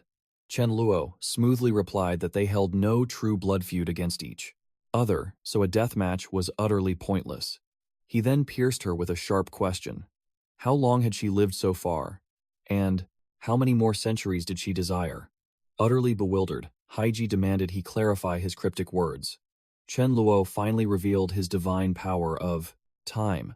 He could accelerate its flow, and inevitably, he would soon master the ability to reverse time itself. Hearing this impossible claim, Haiji was spellbound. Could he truly manipulate destiny? Chen Luo confidently confirmed it, but dropped a heavy condition. He could only achieve this miracle once he reached her immense power level, which would take at least 1 year. He stared deeply into her eyes. Could she wait 1 year? Haiji agreed, but issued a chilling threat. If he failed after 1 year and her waiting proved useless, he would suffer the full extent of her monstrous wrath. Chen Luo agreed fearlessly, secretly smirking because who would crush whom in 1 year was entirely uncertain. He then commanded that he would return her legendary clamshell. But to prove her loyalty, she had to hand over the mystical pearl resting on her. Surprisingly, Haiji accepted these terms. She hoped that in 1 year, Chen Luo would truly master the power to reverse time. Otherwise, he could not blame her survival instincts in this harsh apocalypse. Chen Luo chuckled. His sheer brilliance had effortlessly secured the Turtle King and Heiji. Elsewhere, a rare mutant zombie unleashed a radiant strike, incinerating humans and draining their life force. In mere seconds. Suddenly, a terrified boy arrived, delivering a message. Their leader offered living sacrifices for an endless feast. The monstrous zombie laughed wickedly, doubting such a perfect deal existed. The beast warned that if the flesh ran out, he would devour the boy alive. Back at Chen Luo's base, Zhao reported a luminous mutant zombie lurking within the Chongyuan stronghold hidden deep in North City. Chen Luo smirked. No matter how terrifying this beast seemed, his supreme power made it worthless. Chen Luo asked Rice about the imminent strike. Rice calmly predicted that Millie would seize a grand opportunity, telling him to stop worrying. Chen Luo smiled, thrilled that Millie was finally evolving. Meanwhile, at the Chongyuan base, their ambitious leader rejoiced, dreaming of glory. By slaughtering the luminous zombie, he would claim a level 6 crystal to ascend in power. To Chongyuan's shock, an underling rushed in, reporting a violent breach. An intruder was charging straight toward the mutant zombie's lair. Furious, Chongyuan demanded to know if the guards were dead and how. Chen Luo bypassed them. The boy stammered that Chen Luo shattered their walls, now surrounded by men. Chongyuan needed to intervene. Inside the containment room, the beast feasted. Suddenly, Chen Luo smashed. The gates open. Glaring at him, the luminous zombie mocked Chen Luo as fresh meat, demanding he slice off his own ears. Eyes blazing, Chen Luo roared at the beast for daring to insult its father. Hearing this, the enraged monster lunged. Chen Luo scoffed at the pathetic speed, instantly warping through space. Shocked, the luminous zombie scanned the empty room in absolute disbelief. Before it could react, Chen Luo struck from the shadows. Sensing this beast was level 8 or 9, Chen Luo knew he had to unleash his ultimate technique. The zombie roared, charging blindly to obliterate him. Wasting no time, Chen Luo activated his time acceleration art. In an instant, the horrifying creature was struck by an agonizing pain, crumbling into dust. Chen Luo extracted the crystal, shocked to find it was level 10. Chongyuan stormed in, screaming at Chen Luo to drop his prize. Smirking, Chen Luo questioned this bold claim. Recognizing the intruder, Chang Yuan froze. Chen Luo calmly claimed the gem as a greeting gift. Chang Yuan admitted Chen Luo's faction was strong, but mocked him for fighting solo. He issued a deadly ultimatum: surrender the crystal or perish. Frustrated by this arrogance, Chen Luo declared that if Chang Yuan craved death, he would oblige. Chang Yuan commanded his men to strike, promising massive rewards for his head. The guards readied their weapons, but before they could breathe, Chen Luo unleashed his new divine skill, Spatial Slash. Chang Yuan was annihilated in a single devastating strike. As terror swept the room, Chen Luo vowed to obliterate anyone in his path. A boy named Jiang Chang stepped up, declaring Chang Yuan's death justified, and hailed Chen Luo as their new master. Pleased by this absolute loyalty, Chen Luo praised him. Jiang Chang rejoiced, knowing his rank was secured. Without hesitation, Chen Luo crowned him the leader of this base. The dust settled. Later, Chen Luo offered the level 10 crystal to Millie. She refused, insisting the supreme core belonged to their mighty anchor. Chen Luo smiled gently, explaining his imminent breakthrough to level 8. The crystal would not push him to level 9, making it perfect for her. He softly demanded she grow stronger, to stand proudly by his side. Hearing this romantic tease, Millie's cheeks burned with a deep, flustered blush. 1 week later, the heavens trembled as Chen Luo finally shattered the barrier to level 8. He felt the massive surge. Boosted by his dual space-time arts, his divine energy had multiplied by 2.4 times. With his physical stats scraping level 10, his grand machinations could begin. The very next day, Chen Luo rallied his forces. He revealed their elite members had forged a miraculous batch of mutated seeds, boosting crop yields by 50%. He declared a massive trade summit at South Stadium in the Divine City. In 5 days, he ordered his men to scatter and spread the word. In the shadows, Chen Luo smiled wickedly. Ready. Knowing his persuasion had succeeded, he could amass great wealth selling seeds. Hearing of the improvement, The crowd rejoiced and praised Chen Luo. Glad they chose to stay by his side, Chen Luo silenced the crowd with another grand announcement. From that day onward, whoever provided him with sufficient ships would earn his direct attention and aid. 5 days later, at the exchange conference, Chen Luo Guang took charge as the anchor to lead the meeting. He called Yu Yanglu to the stage and announced she would detail the planting methods and vital precautions. Yu Yanglu explained that planting was strictly for natural ability users who had reached level 4. After planting, continuous use of their powers was required to cleanse the soil's pollution. Watching from afar, Chen Luo noticed that incredibly few people attended. He hoped natural ability users would soon be deeply valued. Suddenly, Chen Luo spotted a man named Wang Li. In a past life, Wang Li had obsessively hunted down Mi, desperately wanting to seize control of her base. Chen Luo remembered Wang Li intentionally sparking a deadly crisis, hoping to play the hero at the darkest hour. But his scheme backfired, killing Mi instead. Millie then used resurrection for the very first time to bring Millie back to life. Chen Luo debated if he should execute Wang Li now or wait for him to grow stronger, yielding a much higher tier crystal. As the seating topic concluded, Chen Luo Guang introduced the next agenda, the peace plan. He declared their base would resolve any worldly matters, provided someone offered items of immense value in return. They would handle it all. Suddenly, a man named Dang Xianhong revealed his level 7 crystal, begging Chen Luo to assassinate a specific target. Chen Luo Guang quickly asked for the target's name. Dang Xianhong replied that he needed help obliterating a food monster known as Crazy Dragon, since the beast devoured his brother. The crowd gasped in shock. This Crazy Dragon was actually a man named Fang Long. His older brother demanded answers. Crazy Dragon sneered that Dang Xianhong escaped last time, but today he would die. Dang Xianhong roared back, exposing Crazy Dragon's identity and pointing a finger straight at him. Unsure of how to proceed, Chen Luo Guang glanced at Chen Luo. With a calm nod of his head, Chen Luo agreed. Chen Luo Guang announced their acceptance, declaring that every single ogre must die. Wang Li stood up, claiming Fang Long was under his command. He questioned how Dang Xianhong could accuse Fang Long of eating a human without any proof. Dang Xianhong furiously asked if his own 2 eyes were not proof enough. Wang Li argued it was a lie. The crowd started murmuring about the possibility of foul deceit. Finally, Chen Luo stepped in, telling Dang Xianhong not to worry, since he had handed them a level 7 crystal to seal the contract. The truth of Fang Long's monstrous acts was totally irrelevant.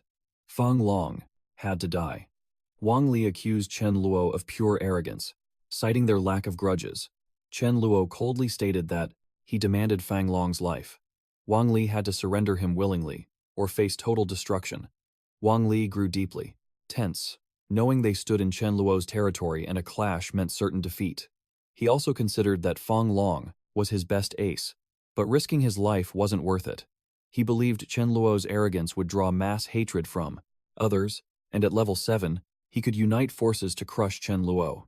As Wang Li cowardly retreated, Fang Long desperately fled. Chen Luo ordered Shaha to handle the trash. Shaha blocked his path, and Fang Long furiously demanded if Shaha knew who he was. Silently, Shaha crushed him with 1 hit.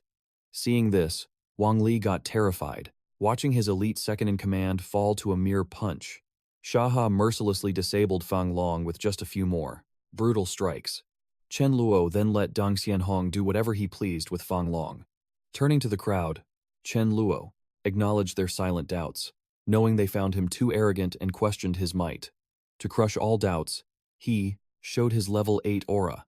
The crowd gasped in shock, knowing a level 8 master was a regional overlord. They wondered if Chen Luo stood like a mighty marquis before an emperor. The desperate crowd begged Chen Luo to showcase the power of a level 8 master. Chen Luo agreed, asking Dang Xianhong how much he despised Wang Li. Dang Xianhong declared he wanted Wang Li dead too, but knew a level 7 crystal wouldn't be nearly enough. Chen Luo had awaited this exact moment. He announced that since Dang Xianhong was their first customer, he would offer a buy one get one free deal. Chen Luo told everyone to look at Wang Li as he decided to gift Wang Li to Dang Xianhong. Wang Li trembled in dread, tensely wondering if Chen Luo was coming to hunt him down. Wang Li decided. He ran, knowing Chen Luo was invincible. But the instant he turned, Chen Luo unleashed his void exile, strike, instantly severing his head. Grasping Wang Li's head, Chen Luo coldly asked if everyone saw that. The crowd stood, utterly paralyzed by the bloody spectacle. To ease the panic, Chen Guang explained that Wang Li harbored zombies, which was why he was executed. But Chen Luo roared in denial, declaring he always destroys every threat and never lets his enemies survive. He issued a grim warning. Unless they possessed 9 lives, they must never cross him. Seeing Chen Luo's murderous gaze and hearing his ultimate threat, the terrified survivors swore they would never provoke him. Suddenly, Chen Luo's aura calmed. He told the crowd to relax, promising he only kills those who strike against. He then ordered them to register and collect their seeds, claiming he trusted their honor, and expected full payment once the harvest bloomed. Terrified by his overwhelming power, everyone quickly accepted Chen Luo's demands. Later, the scene shifts. Su Du urgently approached Chen Luo, delivering critical intelligence from Da Wang about a monster named Iceland who built the Iceland Club base. Hearing this name, Chen Luo recalled that Iceland was a terrifying mutant, and his club was a deadly syndicate forged by highly intelligent, advanced zombies. Su Du revealed that Iceland exploited Chen Luo's absence to amass a massive undead horde, and was likely plotting a night raid. Chen Luo commanded Su Du to order everyone back to the stronghold and prepare for war. As Chen Luo left, the crowd swarmed him, begging to join his sanctuary. He warned there might be a massive horde attack that very night, with enemy numbers potentially reaching 10,000. He firmly stated that his territory would not fall. Since they arrived now, they must all fight in the defensive vanguard. If they survived, they would earn official membership. He offered a chance to retreat now, but warned that if anyone fled mid-battle, they would face his absolute wrath. After the survivors made their choices, Chen Luo declared that the hesitant ones were already banished, and the cowards chose wisely by leaving. He solemnly promised the remaining warriors, his loyal followers, would never suffer in vain. Empowered by this vow, those who stayed rejoiced in their righteous choice. Night falls. The undead spy Da Wang reported they had gathered 6,000 zombies so far. Iceland praised Da Wang's efforts, boasting that their forces would easily rip the enemies to shreds while they could casually observe from the shadows. Iceland then ordered Da Wang to march the horde to the target and return quickly. Da Wang obeyed, trembling at the thought of facing an overlord like Chen Luo. Playing a double agent was proving obeyed work dangerously hard. Meanwhile, Chen Luo stood ready, watching the approaching swarm. As the battle commenced, he ordered the vanguard to unleash Skill 1. Blazing fireballs rained down, but to their utter shock, due to the zombies' defensive skills, their shots missed the mark. Regardless, the fire users fought fiercely. Minutes later, Ming warned that the area of effect fire magic could only be cast twice more. The elemental squad was severely drained of mana, signaling the start of their next phase. Chen Luo immediately commanded the physical combatants to prepare for brutal close-quarters combat. Su Du and the warriors charged out to slaughter the undead. Watching from afar, Iceland smirked at the defenders' stubborn resistance. A subordinate advised him to remain calm, claiming the enemy front line was crumbling, and one final wave would crush them. But Iceland erupted in blazing fury, declaring that their flawless defense proved a traitor was among them. Iceland glared sharply at Da Wang, heavily suspecting his betrayal. Meanwhile, Chen Guang urgently reported to Chen Luo that Da Wang had sent a critical message. His deep cover identity was on the verge of exposure. Da Wang revealed that Iceland intended to execute him, and then summon a fresh mutant horde. Chen Luo realized he needed Da Wang alive to rule that zombie faction, and if Iceland killed him, that plan fails. He decided to hunt Iceland himself. Before leaving, he ordered Chen Guang to let Ming and Mi Ling secure the front. Elsewhere, Iceland was beating Da Wang, demanding his reasons for betrayal. Suddenly, a shadow descended. Chen Luo appeared right behind Iceland, coldly asking if this base leader truly dared to stand against him. Iceland fired his lethal ice crystal strike, but Chen Luo merely smirked and effortlessly slashed away his head. Chen Luo then waited for Da Wang to strike him to erase his traitor status. Da Wang instantly grasped Chen Luo's intent. Rising up, He loudly roared in fake grief, screaming at Chen Luo for killing his big brother, vowing he was about to exact absolute revenge. Da Wang hurled a heavy punch, and Chen Luo masterfully faked, taking a devastating blow. Retreating in mock defeat, Chen Luo yelled that he would return to slaughter Da Wang and the horde. But deep down, Chen Luo smirked. Da Wang's cover was flawless. The undead horde stood in total awe of Da Wang for striking Chen Luo without hesitation. One zombie asked if he feared execution by his mighty blade. Soon, a zombie, named Black Thunder, warned against provoking Chen Luo. Claiming they needed a leader, he proposed naming their faction the Thunder Black Group. Da Wang punched him hard, furious that he craved power just after their boss died. Da Wang unleashed a brutal barrage of fists. Black Thunder desperately begged for mercy and yielded. However, Da Wang executed him mercilessly to set a bloody example. The horde hailed Da Wang as their new master, but he refused, declaring true equality among the ranks. He proclaimed their new title, the Brotherhood Alliance. With that, Da Wang returned to Chen Luo to report his success. Chen Luo praised his flawless acting, promising vast future growth and urging him to gather elite intelligent zombies. Finally, Chen Luo tossed Da Wang a pure crystal as a Chen. Chen Luo pondered the horde's rapid retreat, anticipating a massively abundant crystal harvest for the days ahead. Suddenly, Xiaozi's voice echoed in his mind. She relayed an urgent telepathic message from Haiji. A level 10 beast had been spotted. She urged Chen Luo to join the hunt, harvest the crystal, and ascend in power. Thrilled, Chen Luo asked Xiaozi to announce his arrival. The view shifted to the crashing ocean, where Haiji met Chen Luo. He greeted her as Sister Haiji. She casually noted some annoying pests had been bothering her, so she eliminated them for him. She then offered glowing crystals as a tribute. Chen Luo beamed, securing 2 level 7, 2 level 8, and 1 level 9 crystal, just by being polite. He vowed to advance his power and aid her soon. He eagerly asked about the level 10 beast. She revealed the massive monster lurked deep in the sea, telling him to wait ashore before their joint assault. 10 minutes later, the ocean erupted as Haiji dragged the Leviathan to the surface. The brutal clash began. Chen Luo unleashed his spatial cut, but the agile fish evaded the strike, countering with a deadly ice beam.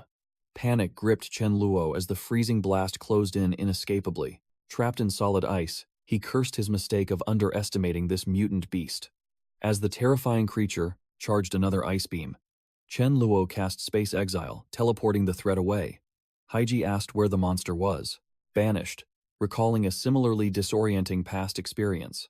Smirking, Chen Luo told Haiji not to doubt his vast power, revealing he warped it 30 miles east. They rushed to harvest its crystal. Holding the level 10 prize, Chen Luo felt absolute triumph. He only needed 4 or 5 more to break into level 9. Interrupting his joy, Haiji suggested he devour the giant mackerel's flesh. Utterly stunned, Chen Luo questioned if a grotesque mutant's meat was genuinely edible. Haiji revealed the dark secret behind her mysterious evolution, explaining why her true power vastly surpassed humanity's. 1 year ago, while resting quietly at the ocean's dark bottom, a bizarre lump of flesh plummeted into her body. Searing agony took over as the strange meat slowly digested within her. She felt absolutely certain of her own death. Luckily, her ancient friend, the turtle king, sensed her peril and ate the remaining flesh. Haiji revealed that this horrific ordeal blessed them both immensely. Despite the agonizing torment, it sparked a miraculous awakening. Still baffled by this unearthly meat, Chen Luo listened. Haiji explained that ever since eating it, fierce oceanic predators hunted her. The giant mackerel had also consumed that divine flesh. Chen Luo weighed the risks, but his thirst for power won out. Haiji confirmed the mysterious energy still pulsed deep inside the mackerel's corpse. With unwavering resolve, Chen Luo agreed to consume it, ignoring its vile flavor. Secretly, he planned to have Mayu cook the beast to improve it. Meanwhile, across the sea, a frantic seal desperately approached a fierce girl, crying out for Sister Frost. Weeping, the seal wailed that its beloved brother was brutally murdered. Frost coldly asked if the true culprit was the bloodthirsty white shark playing sea god. The seal shook its head, revealing a giant clam did the deed. It claimed to track her distinct scent. Hearing this, Frost narrowed her eyes, suspecting an accomplice of the pseudo-god. The grieving seal begged for bloody vengeance. Frost commanded it to lead the way. Arriving at the grieving seal's bloody scene, the seal pointed a flipper straight at Haiji. The tension spiked. Will Haiji face devastating wrath? Will Chen Luo defend his ally? Or ruthlessly ally with Frost to strike her down? In this brutal world of survival, Chen Luo will do anything to ascend.